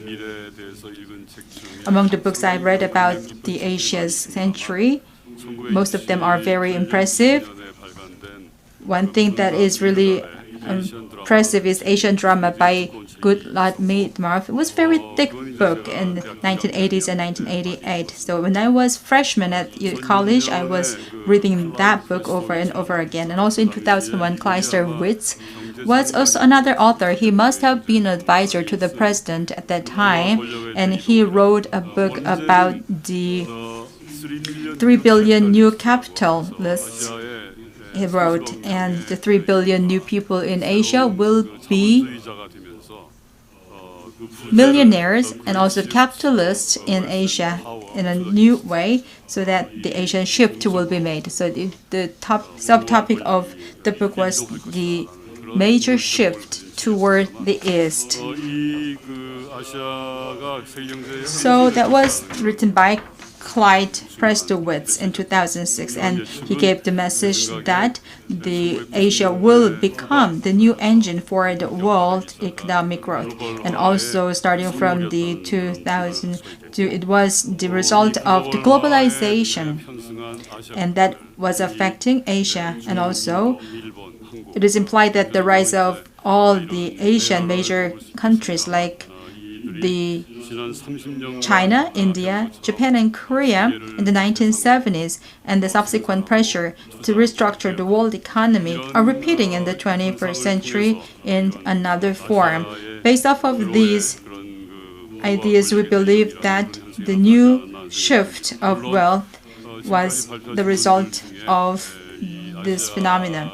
Among all the presentations made by other speakers, we also heard that there are many barriers to overcome before we want to clearly say that this is Asian century. I am in agreement with them that there are several hurdles to overcome. So when we talk about these Asian newly industrialized economies called ANIEs, we believe that their role can be repeated in the 21st century, and that is our wish and expectation at the same time. Since the 1990s, this globalization phenomena has been under scrutiny in terms of the academic study and also the interpretation of the implications. And also we believe that there has been some kind of the reduction of these changes afterwards.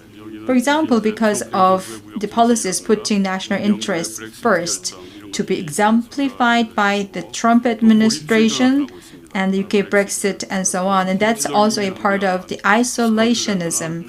Scotland and Catalonia are trying to be independent from Britain, and that's something we are witnessing nowadays. And also protectionism is expanding in a continued manner in US-China trade and also in Asia as well.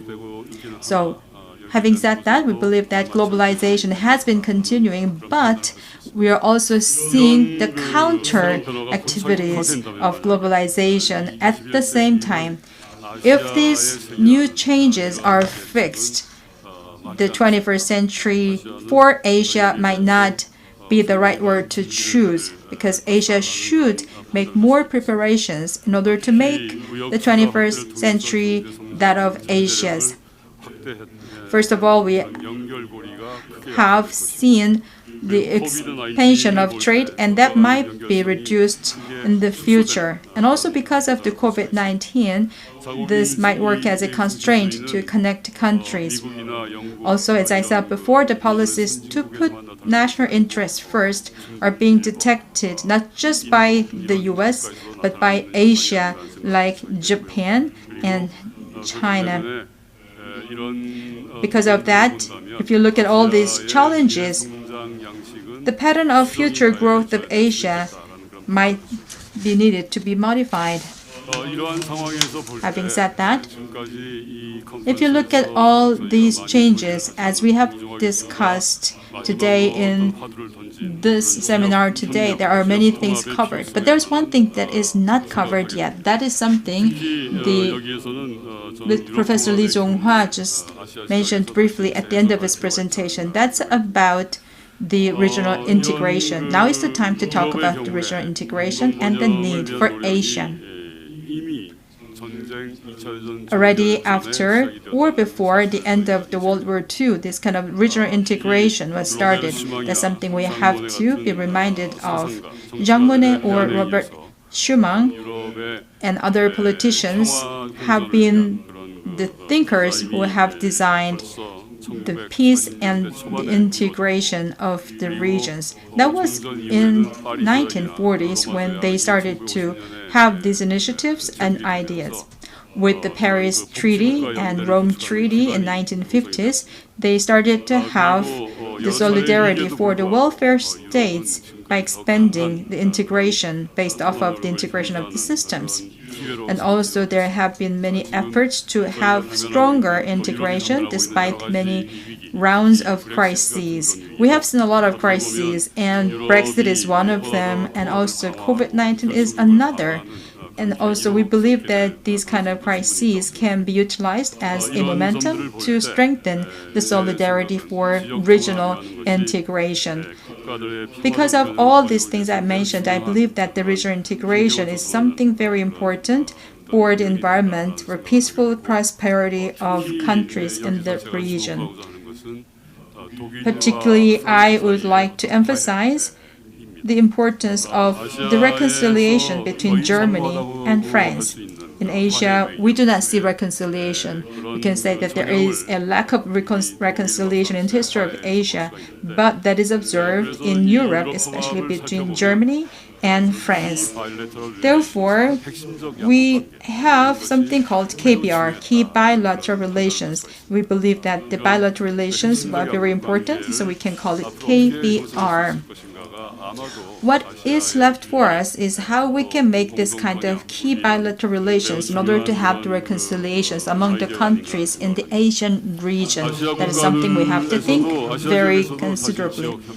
Also, when we talk about the regional integration of Asia, a lot of efforts are being made. If you look at the regional integration as a focal point, in actuality, there are a lot of problems, such as the overlapping and fragmentation, and so on.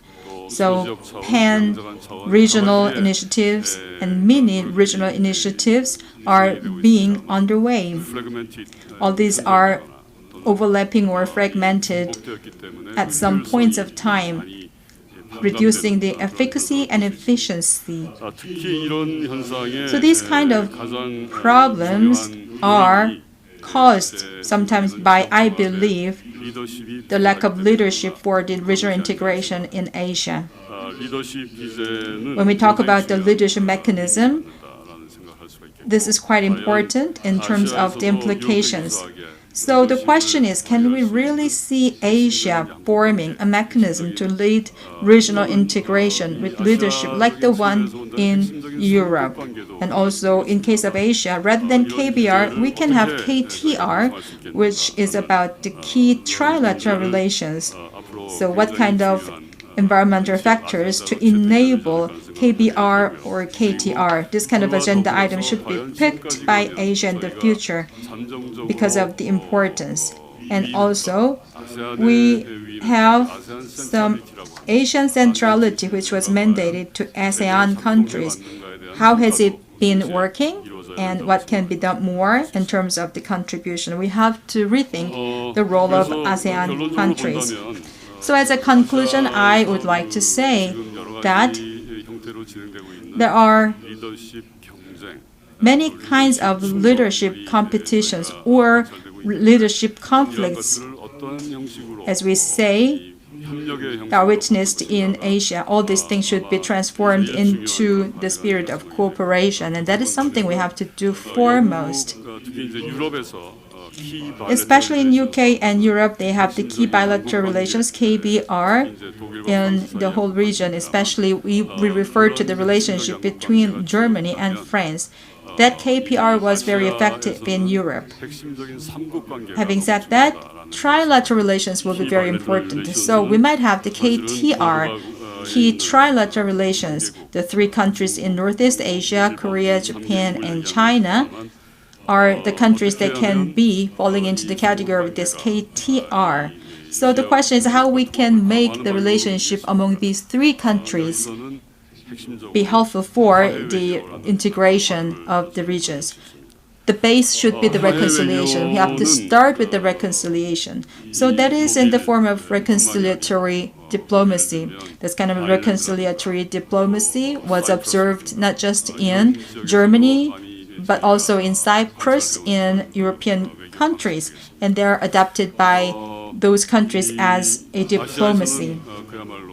So if we take that spirit into Asia, we really have to see more serious efforts by Asian countries, which have not observed at all here.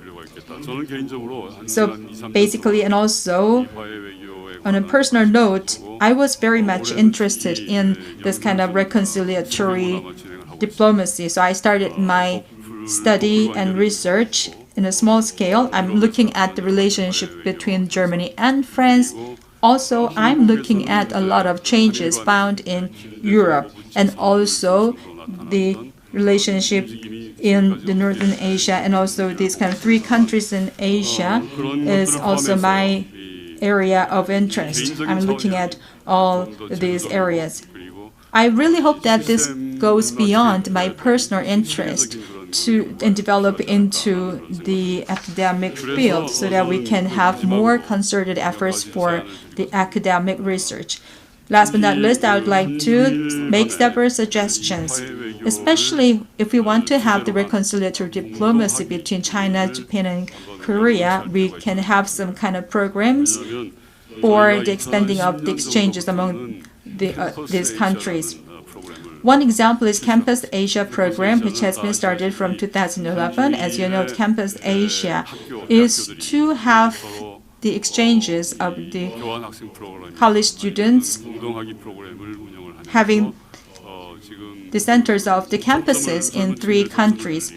It is to expand the locations of these college students to move toward the atmosphere of the reconciliation, starting from the private sectors.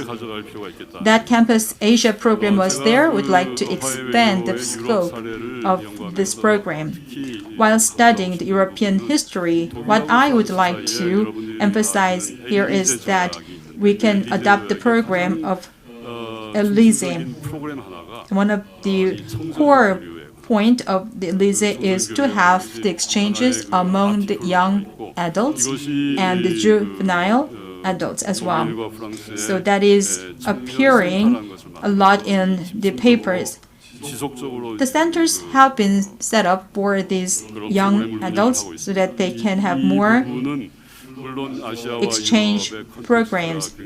Of course, I understand that the environments are different between Europe and Asia, but that is something we can take a lesson from. This kind of reconciliatory diplomacy is something that we haven't tried yet, so it will not be too late to start now in Asia. So the sooner the better, and I really hope that we can have this program to be done by the countries as quickly as possible. This has been my presentation. Thank you. Thank you very much. That was Professor Park Sung-hoon of Korea University. He has been giving us the suggestions to be made for the integration of Asia as a region. Thank you very much, and please give him a big round of applause once again. This has been the keynote speeches as well as the presentations. Now is the time for us to have the discussions for the session 3 of the KIEP 30th anniversary conference. Now the moderator we invited is former President An Chung-young of KIEP. He was the 5th wave president, and I'd like to now give you the introduction of our discussants. We have Professor Lee Jong-hwa of Korea University and Professor Park Sung-hoon of Korea University, who were both the presenters. And also we have Professor Chung Young-ruk of Seoul National University and Professor Park In-won of Korea University as our discussants. Please give them a big round of applause as they approach the podium.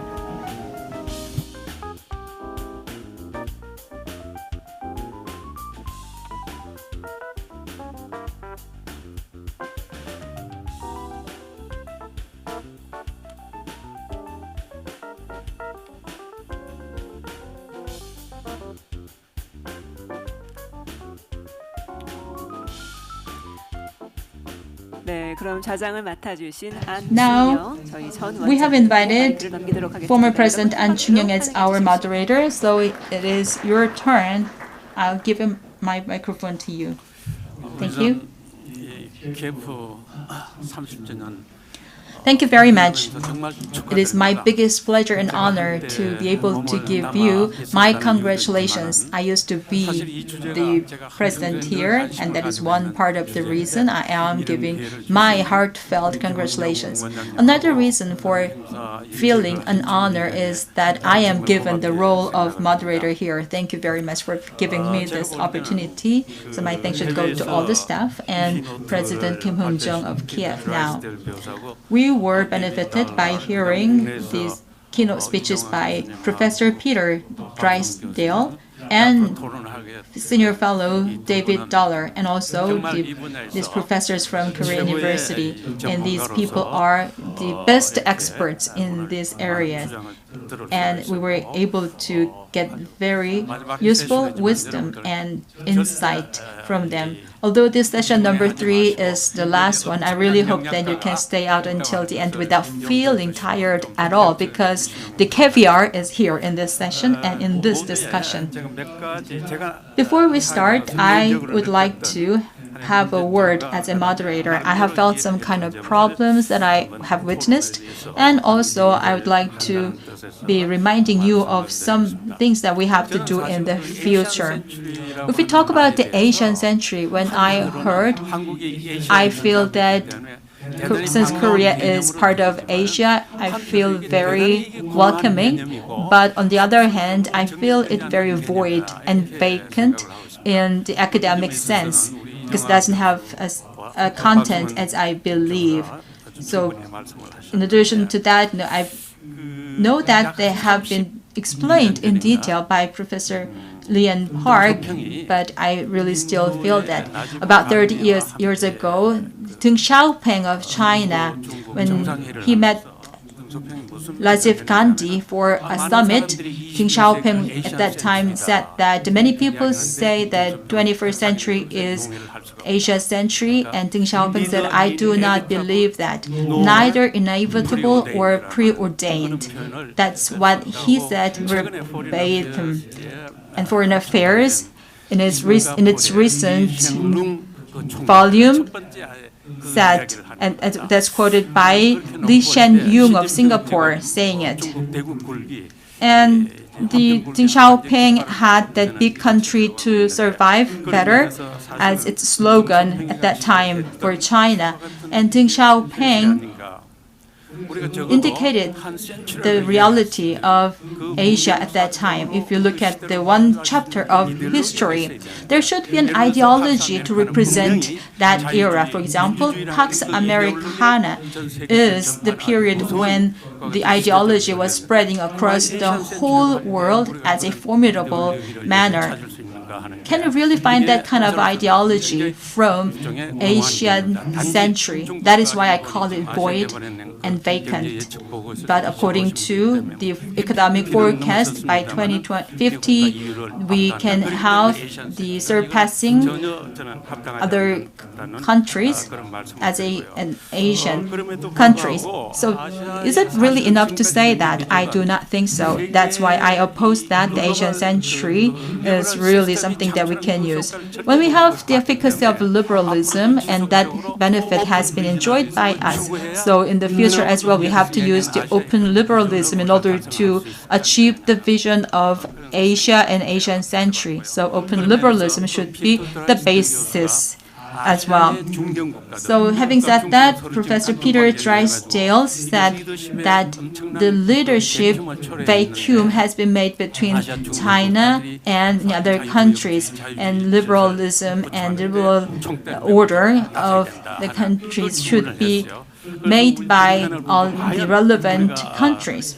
So my question to all the panelists, can we really do that as mandated? And also, Professor Chung has been given the presentations in a meeting and conference made by Megyeong Daily Newspaper.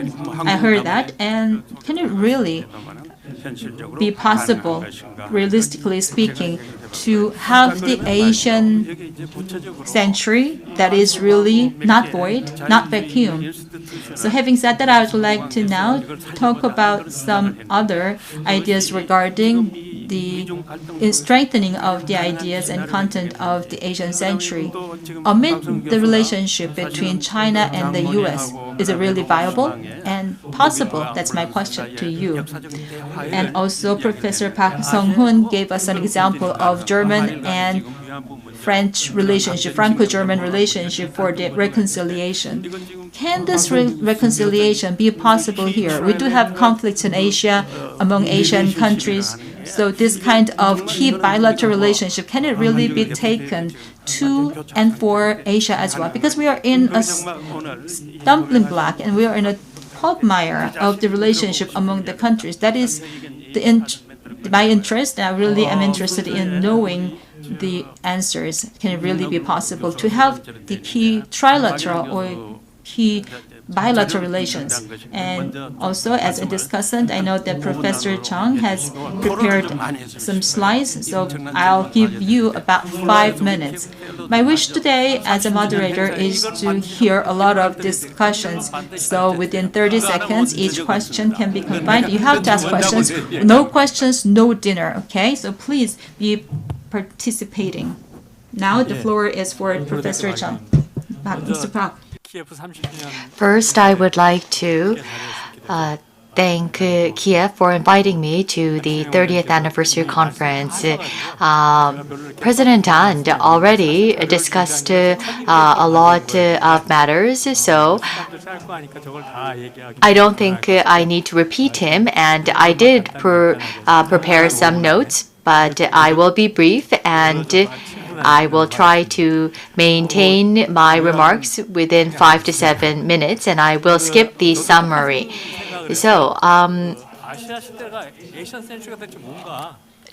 President An took the words out of my mouth. I really agree.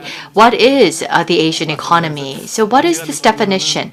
And as I thought about it, we might think about how is this going to help Asia, and how is this going to help the global economy? And Professor Lee, as he said, the past was Asia's century, and then in the past 200 years, there was the Industrial Revolution and Pax Americana and a New World Order, and there were paradigms and the rules of operation. For example, the Industrial Revolution led to a shift from craftsmanship to automation, and in the 21st century we are saying that this is an Asian century. Then what is the engine behind the Asian century?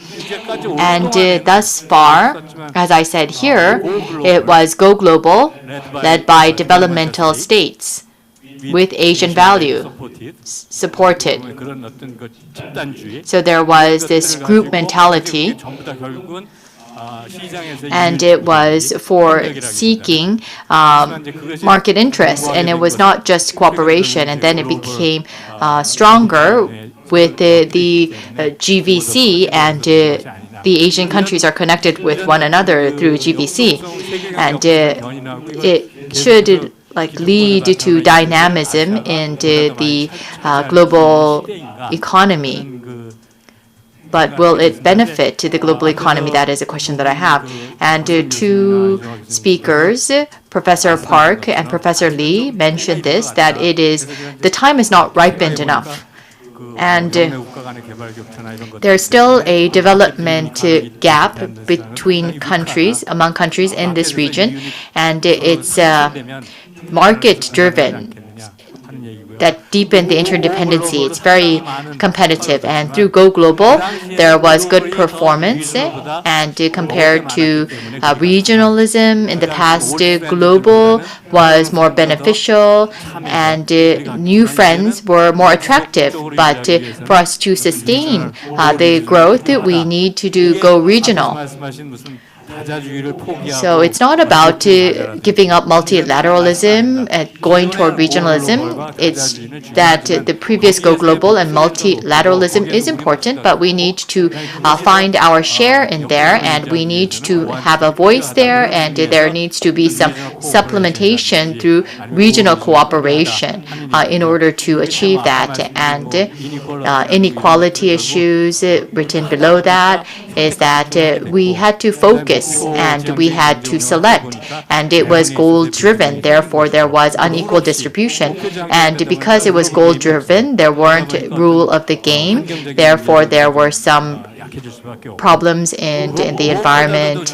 And what is most important is that during the British era and Pax Americana, there was the financial system that supported the growth. But in Asia, do we have a financial system and strength that can support the Asian century is a question. And just as Dr. Park said, is there leadership in Asia?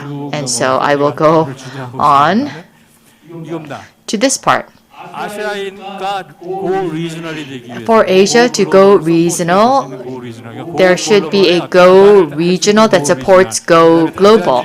And in multilateralism, for us to solidify and strengthen the multilateralism, there has to be mutual trust. And if there is a lack of mutual trust, RCEP and CPTPP will not be possible. So there has to be reduction of conflict through trust building. And so economic benefits will lead to a increase in trust. And trust is related to social, cultural similarity, and this is about the cost of distance and cultural and social distance. It's not calculated in the cost. And if you look at a paper written, it talks about without social political factors and with political ties and cultural proximity, the probability of forming a RTA is calculated, and it shows that we have a low trust level, and there's a big distance. We have a big cultural distance. So we need to overcome this, and it is not easy to overcome the cultural differences. Even if we do overcome such cultural differences, if there is disputes, cultural disputes and frictions, you will see that if there is a conflict or without a conflict, the transaction costs are different. Therefore, the effects of an FTA will be reduced if there is conflict. So we need Go Regional to support the Go Global, and for Go Regional, we need to build up trust. And to build up trust,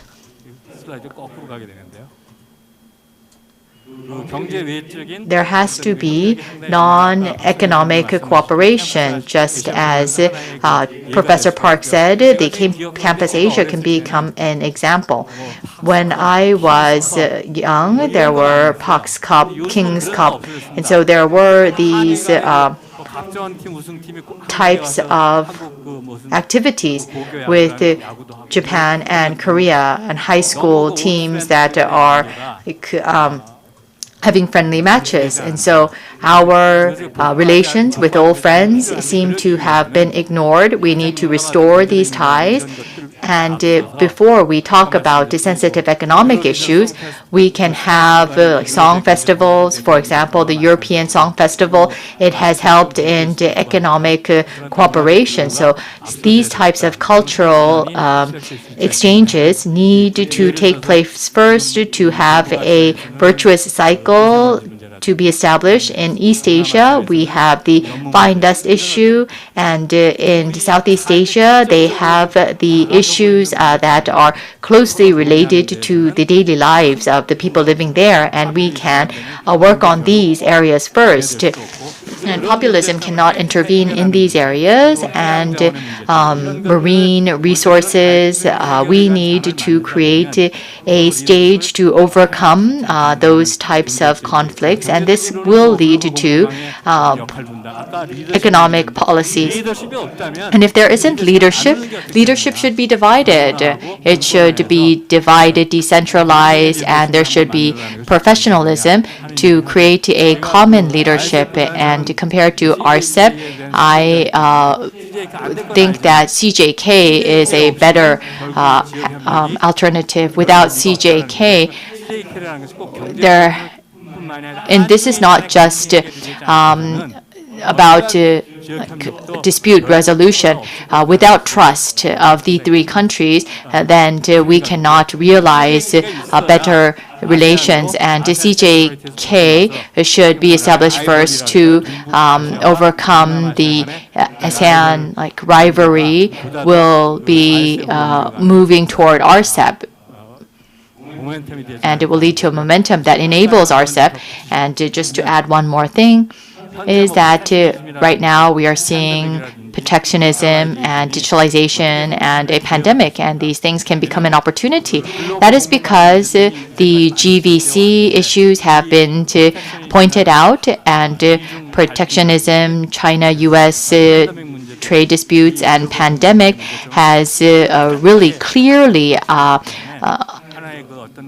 shown us the problems with the GVC and how this has become a challenge, and this challenge will lead to responses, and this will be an opportunity. And Asian countries have responded well to the pandemic. The Asian countries have responded well, and compared to the past, the Asian values that were the engines for Asia's growth can reemerge. It can be an opportunity for it to reemerge as long as we cooperate with one another, which may lead to another miracle. And we have the same philosophy, and we were using this philosophy to respond to the pandemic, which may lead to building up trust. And in the digital economy, up to now, we were catching up. We were the latecomers, and we talked about the latecomer disadvantage, and we were able to catch up quickly. But digitalization, it lets us start on the same playing field. So it has leveled the playing field, and in that sense, we talk about aid for trade, and so we need to overcome the gap and the aid for digital divide, for digitalization. So this can help in overcoming the limitations of Asia. So these are the challenges that we had to go global, and the effects of this can be reduced. Thank you. Professor Park gave us a very good remark about the possible role to be played by the key player by CJK, China, Japan, and Korea. Nevertheless, Asia has the legacy of history, which was sad because of the colonization and decolonization and so on. How can we solve the problem of this of enmity? That's one thing that we have to discuss later. I've been talking about the Prime Minister of Singapore, Lee Hsien Loong, earlier, and Lee Hsien Loong also said that Asia, in order to maintain the level of this velocity of development, should decide not to be in line with one main big country like in China or other in the US. That should be avoided. So if we have the Chinese style free market, if we have that as a new character of this Chinese economy, can it really be viable? Because it's an oxymoron, free and planned capitalism in China. So that's kind of thing very difficult to understand. Would you like to respond to that? Thank you very much. In my lifetime, my first career started at KIEP, and I was an ardent student. I was one of the founding members of KIEP 30 years ago, and my love for KIEP is something that cannot be compared to any other people. I wasn't having any weekends at that time. I was working day and night, and President Lee, President Kim have been teaching us a lot. So once again, my congratulations to President Kim Hung-jong of KIEP now.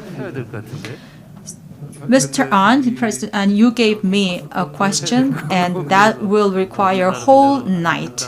I have to sit up all night to answer your question. But let me try, and let me start now. First of all, I believe that the age of economics is gone.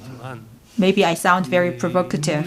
I have to tell you that economics as a subject is not able to provide answers to our daily lives. I was in a remote city coming back to Seoul early this morning, and I was reading The Germs, Guns, and Steel, wrote by Diamond, and it was a very provocative book that I started to pick up a long time ago. But I have my strong feeling that the atomic energy and atomic weapons should be added on the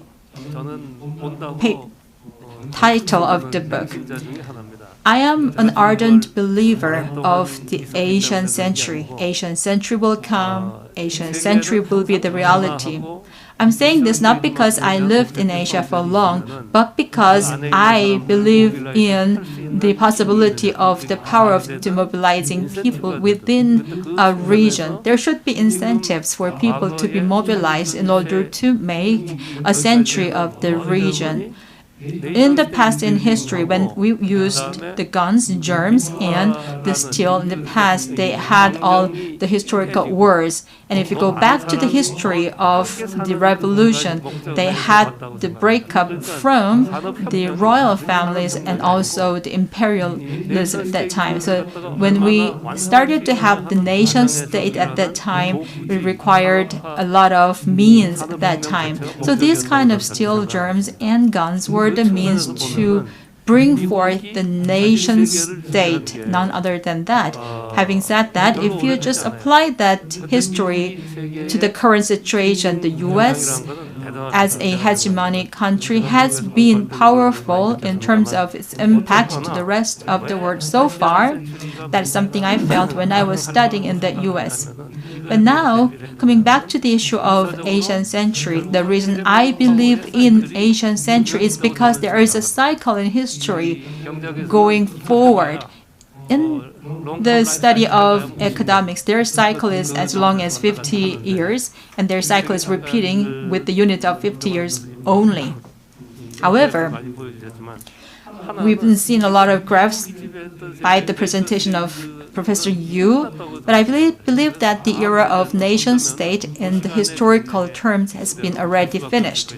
So now we are heading toward the region-by-region areas. Therefore, I believe that the current Asian century is overshooting of the nation state. This is my theory only. There's no proof of that. Why is the world suffering a lot in this 21st century this way? If you want to know the answer, you have to go back to the history of the crises so far, like GFC in 2008 and Asian crisis in 1998 and so on. So we have grown the size of the market so far, and I still believe that there's a need for us to talk about the balance between, or equilibrium, so to speak, between supply and demand. Nobody has said that today, but I believe that this is quite important. The whole world has been concentrated on the side effect of this. That is why we have had the reduction of the growth rate so far. And China has been slowing down to 7%, and their per capita GDP has grown up so much now that it is very difficult to achieve more than 10% of the growth rate. They cannot keep up with that velocity at all. But Asia, I believe, is the area where the explosion of this kind of development can be made. And also industrialization in other advanced economies will be limited. So we might have more potential. So if we have the Asian structure, we have the defense industry on the one hand. On the other hand, we have the urbanization of improving the livelihood of the people.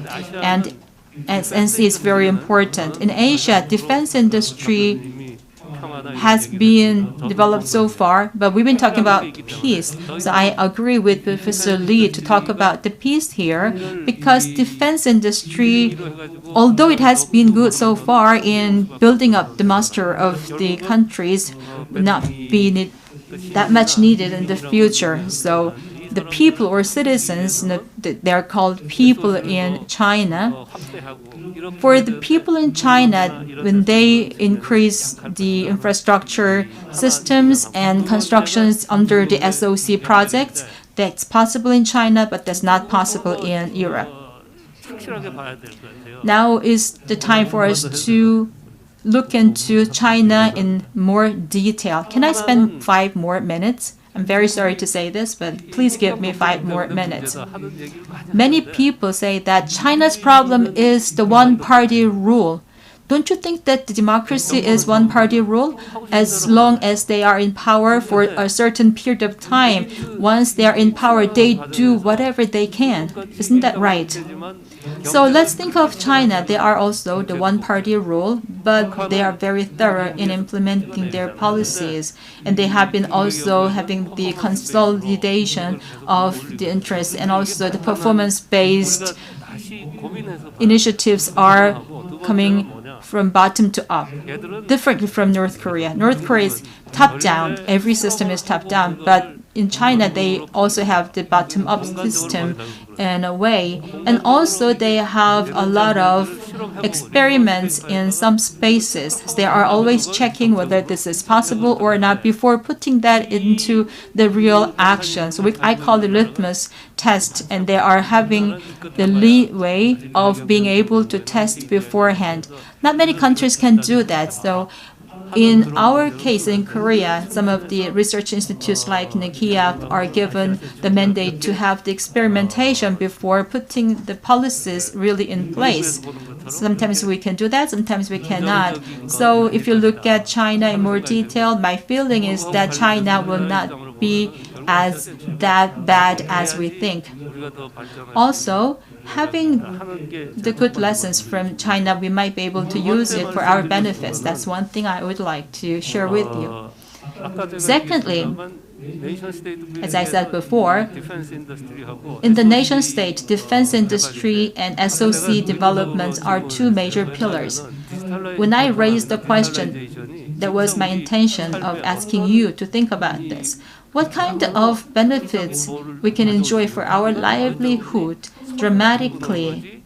In what way? So most of the initiatives were just giving the betterment of the shapes only, not in content. So delivery was better. So what I'm trying to say here is that because of the digitalization of the US, they have a lot of platforms in the industry, and behind the platforms there are queues and lines of companies. That is worrying. We should have the competition among the companies in order to have a new order. That's one thing I was thinking about. As I said before, urbanization is important. We have the competition with urban areas and cities. So we have autonomous driving with and electronic vehicles and many other high technologies. For these new technologies to be successful, smart city should be there, and smart city should be the basis for accommodating all these technologies to be successful. And that's the litmus test. So why is the US too much worried about Huawei? I think the answer is there in my remark. The hegemony of China would be starting with the goods to be sold to the rest of the world, just like the US did before. US was selling their products. Made in US was a good symbol in the past. However, that's not working anymore. So what's the next thing? Digitalization. Out of the technologies, the core technology can be used for increasing the hegemony of the US.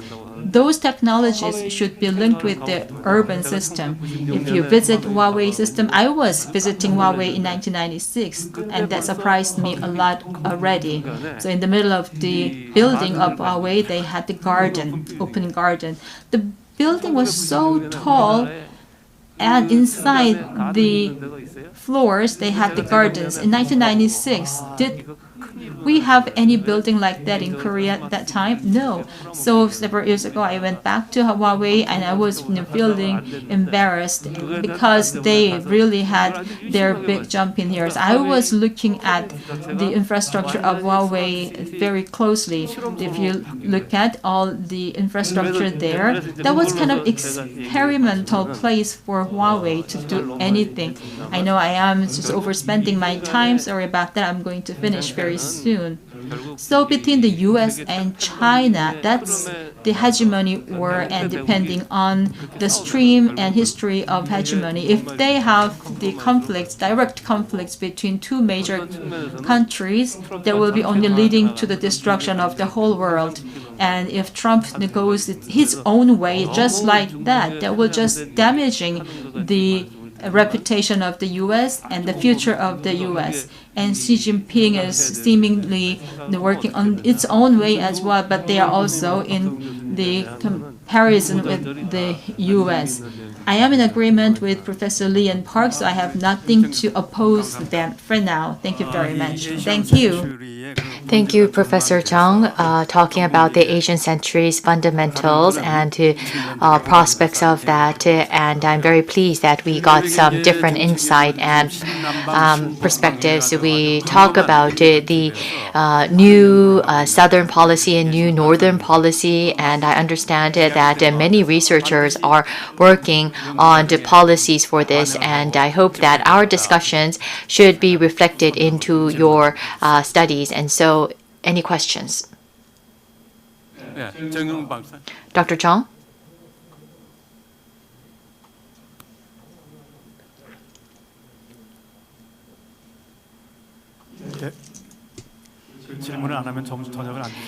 Because I want to ask a question because I heard that I will not have dinner if I do not ask a question. And the question that I would like to ask, since we are on the topic of Asian century, what is your assumption of the Asian century? What is the Asian century? I think Professor Chung considers China's rise as the Asian century. Then can Asia's rise represent the Asian century?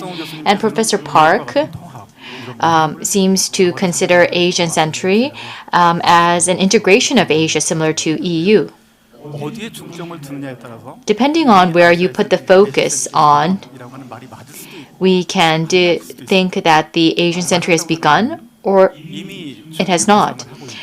When you think that it has begun, China has already risen, and they have a production base.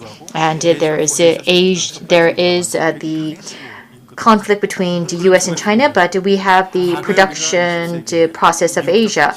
And U.S.'s institutions, it has dominated the world, and Asia's growth may represent the Asian century.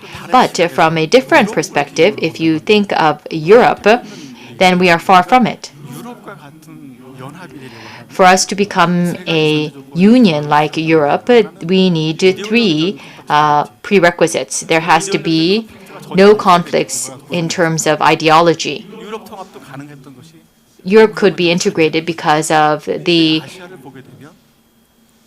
lack of conflict in the ideology. But now in Asia, we see socialism and capitalism competing with one another. So we are on different level. And second, there has to be a military response and measures that can be possible. They had NATO, but in Asia, especially in East Asia, will military cooperation be possible? That is a problem. And third, there has to be cultural commonalities. There was a Christian culture that was the basis for cultural integration. So for integration, we heard about the Erasmus program and the various cultural programs. It is true that we need that, but if you think about the Asian century from Europe's value sets and perspectives, then we are far from an Asian century. Professor Chung, I think it gave us very keen insight. We will receive one more question. The microphone is just next to me. That's why I'm picking it up. I was in NRC, and 1 hour ago, I was sitting there, so I am sitting here now by canceling another appointment. It is my first time to have to cancel other meetings because of a conference here.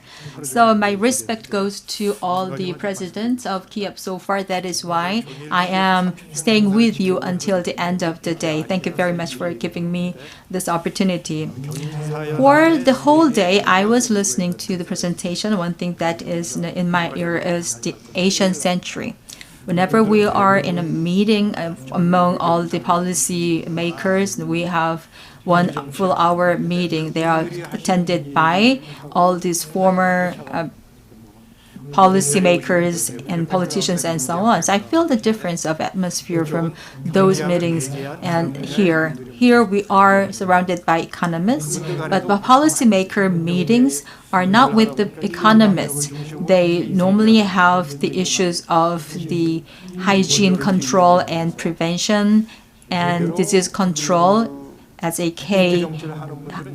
hygiene system to be sold to other countries. That's how the country can be increased in the future. No matter what kind of policies we are taking, our position in Korea will be dependent upon the U.S. It means that how much close we can become the U.S. and that will just be deciding the relationship with China as well. So if you really want to know China more, it's better to go through the U.S. and it's better for us to have the solidification of the relationship with the U.S. and that's the shortcut to have the better relations with China. My point here is that if we look back the 30 years in the past, if we are discussing economics only and economy only, that will be just limited. So why don't we invite more people coming from different backgrounds like diplomacy, politics, policymaking, and so on. So why don't we open the platform to all these kind of professionals and experts? In the case of Australia, they said they are needed to be closer to China, but they have no choice but to follow what the US says if they have to have the drilling of the military exercises with the US and Australia. Also today I heard the word Erasmus Mund, which was a program for the European college students to exchange programs and learning processes. All the PhDs in Korea, we also had a meeting from 34 universities here.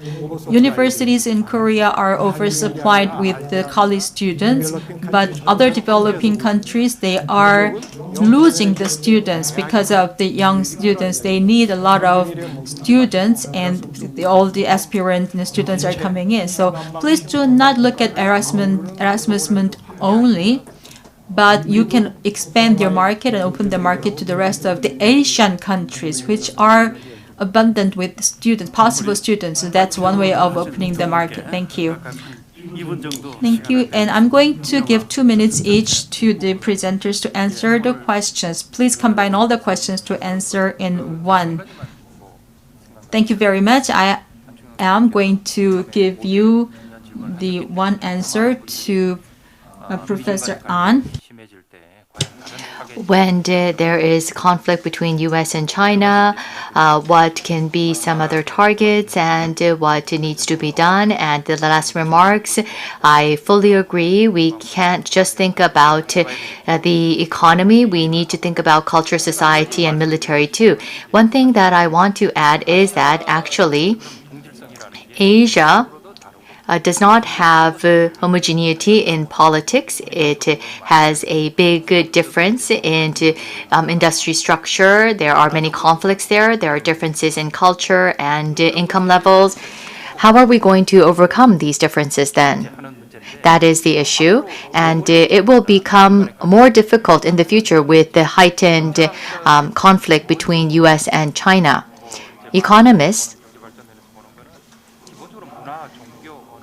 view that there is closer proximity if there is the same language, culture, and history. And Korea, Japan, and China use Chinese characters, and so that's a similarity, but it's a big difference in culture. And there are some countries that have similarities. There are countries that were colonized by UK, and so these countries speak English. And when they gather together, Koreans, who are Koreans close with, but the Indians, the Australians, New Zealand, and US, they are culturally close, and so they seem to gather one another. U.S. is trying to strengthen the homogeneity and the cultural proximity of these countries to block China. And to Korea, Japan, it's very complicated. Oh, I forgot to mention the Philippines. They also speak English and are close with the United States. Vietnam is unique. They are very close with the United States, although they speak a different language. And Japan, Korea, and China, what role will they play? We know about the strategy of Japan, and we know the strategy of China. So Korea is the most difficult. So we need to find ways to create a strategy and economic benefits, economic interests to overcome all of this. Asian Plus 3, CMIN, and Asian Bond Market Initiative. I was involved during the years that I spent at ADB, and this led to a lot of economic cooperation. Right now, we have this health issue that arose from China, and this is impacting the economy. And cooperation among countries, they are all different, and there is difference in the language, but if there is economic benefit, then it can lead to cooperation, whether it is in education or trade or economy. We can think of RCEP maybe, and Korea may work with a couple of countries. Of course, it cannot overcome everything, but and Korea cannot take leadership in all areas, but various strategies can be considered. So we shouldn't be too pessimistic about the division in Asia and the differences in Asia, and that it will be difficult for us to cooperate with one another, because during a crisis situation, Asian countries did work together, and Korea, Japan, and China's cooperation and relations should not be considered in a pessimistic view, and China cannot take all of the leadership. Professor Park? Be brief, please. Yes. In 1 minute, can you do that? From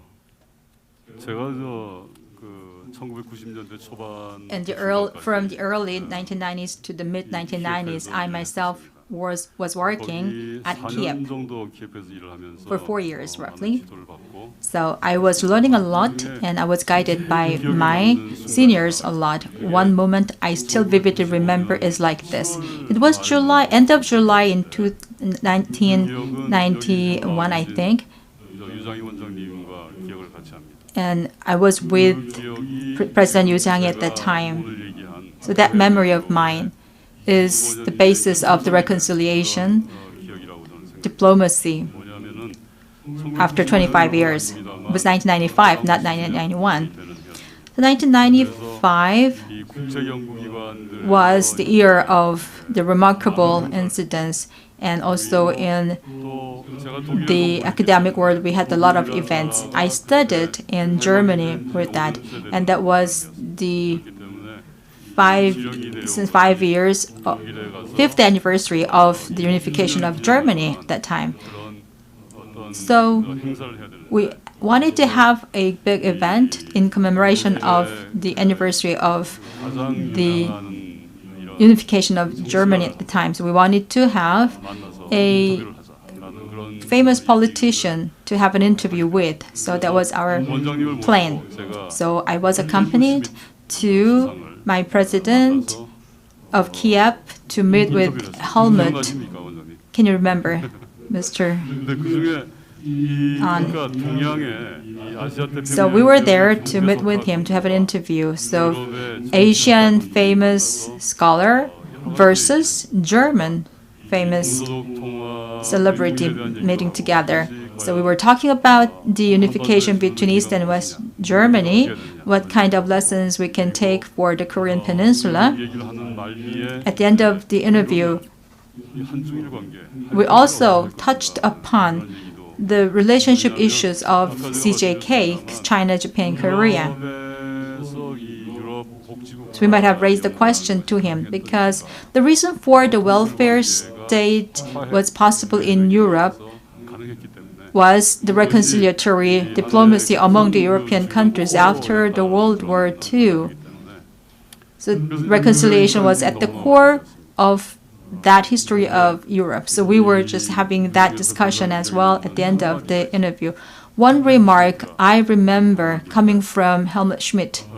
얘기를 하다가 하는 얘기가 Prime Minister Schmidt said that when we talk about the integration of Asia, there's something missing in Asia, and that was in Europe, that was not in Asia. Did Japan apologize sincerely? Because Germany did. Germany has been doing. Germany has been the model of apology.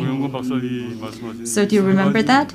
So 3 things mentioned by Professor Chang, 3 issues, as I believe, are the things that we can create while we are doing the integration process. But starting is very difficult at this moment of time because of the lack of the credibility to Japan. First of all, that's one first thing. And also between Korea and Japan, the awareness of citizens that will be important, and because citizens do not accept that there was a sincere apology from Japan. Helmut Schmidt said something very remarkable. He said, I quote him, President of KIEP, I don't know what Asians are thinking, but it was from the mouth of the Prime Minister of Germany. Do you know who started to put out hand first? That was a question from him, actually, coming out Helmut Schmidt. It was not Germany, which shook out the hands first. It was not Germany to start to have the hands first. It was France who did it first. Jean Monnet and Robert Schuman, we heard today, were the people who were thinking of that, who were planning that. So we have to ask ourselves, after hearing that, if we want to have the reconciliation in the history of Asia, there are many conditions.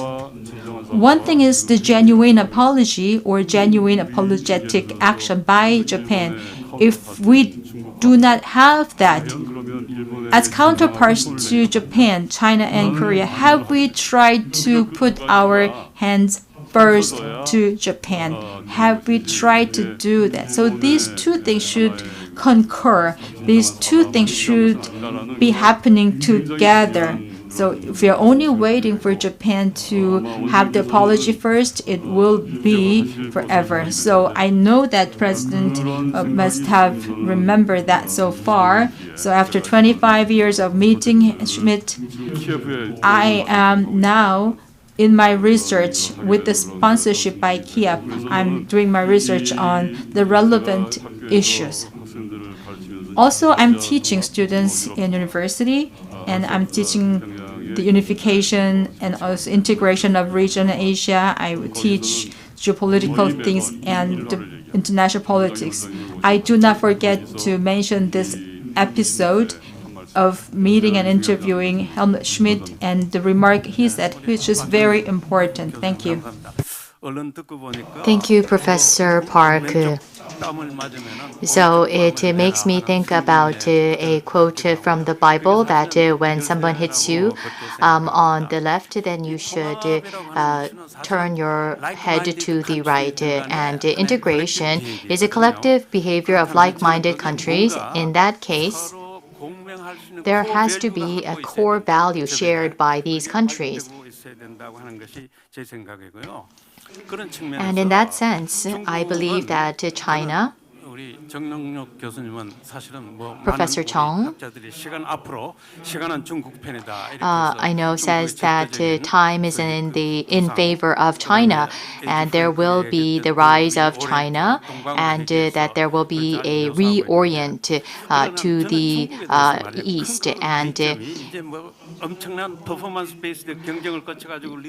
so they say that China will exert leadership with great performance. However, there has to be a check and balance, but I don't think you can find that in China. And can we see any freedom in the press? And China will try to subordinate neighboring countries. And on this situation, we need to respond to this and be prepared. So there should be be some core shared values that can resonate with countries, all of the countries.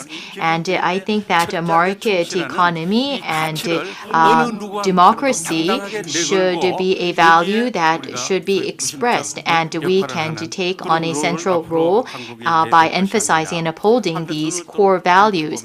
And if you look around, one part that I emphasize is that there are some movements of the India Pacific, and they are bringing on board Australia and India to create a maritime league, and the US is asking Vietnam and Korea to join. And what will be the stance of Korea? And when we make that decision, we need to think about our core values. Of course, we need to think about economic interests, but we also should not overlook these values, and we should put these values as a banner for us, and we should stand behind these values. And if there is a vacuum void into these values, and in that case, Korea can create those values and take leadership in those values and can become a trigger for this. And there might be some misunderstanding of my comments, so I would like to clarify that point before we end. I ask myself if Asia will be happily ever after. That's my 1-minute talk at the end of the session. Thank you very much for the nice input.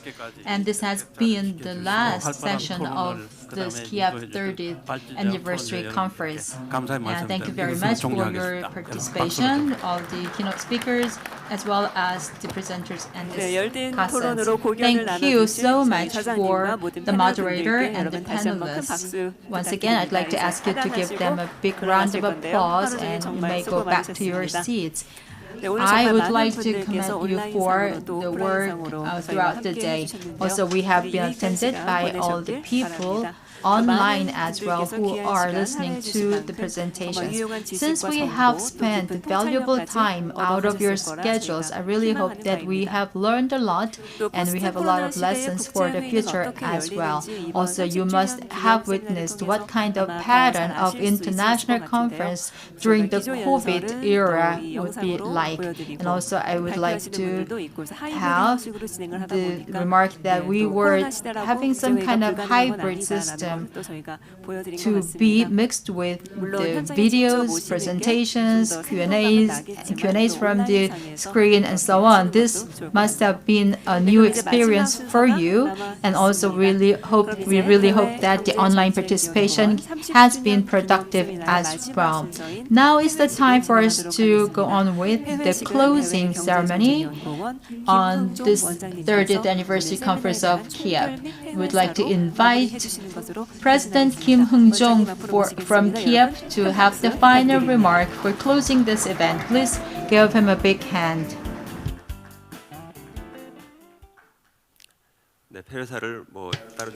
I did not prepare a separate closing remark.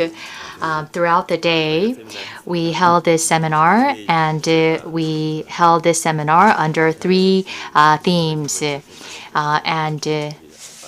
Someone mentioned that why did we discuss the future of Asia? The Asian century has begun as the 3rd theme. And it was because we can think about the future of Asia at the end, and I think it was a precious opportunity for us. And in the first and session in particular, during the second session, we talked about trade in the digital era, and we could pool and share our wisdom together. We started with the opening session, and Honorable Prime Minister also came despite his busy schedule, and we also had the chairperson of NRC and the former presidents of KIEP served as speakers, congratulatory remark speakers, and the chairs of the various sessions. And although he is not a OB member of KIEP, we have many participants who are as if they are members of KIEP, providing us with their interest and support. And a conference like this, due to COVID-19, had to undergo a lot of difficulties, but thanks to the great efforts and the hard work of many people, we could hold this seminar successfully. And I would like to thank in particular Dr. Hyung-gun Chung for working on this seminar for several months, and other staffs also helped us into preparing this conference, and I want to thank all of these staff. And I did not have the opportunity to thank our MC, so I want to take this opportunity to thank her for the wonderful proceedings. So I don't have, as I said, a separate closing remark. I will end here, and I'm sure that we can carry on with our great discussions and strengthen our friendship during the dinner. Thank you very much. 네, 대외 경제정책연구원 김흥종 원장님께서 이번 Thank you, KIEP President 30주년 of 기념 세미나를 KIEP, 아주 멋있게 Hung-jong 마무리해 Kim, 주셨습니다. for 원장님 감사드리고 bringing 여러분 마지막으로 to 다시 한번 큰 conclusion 박수 our 부탁드립니다. 30th 모두 anniversary 수고하셨습니다. conference. Thank you very much.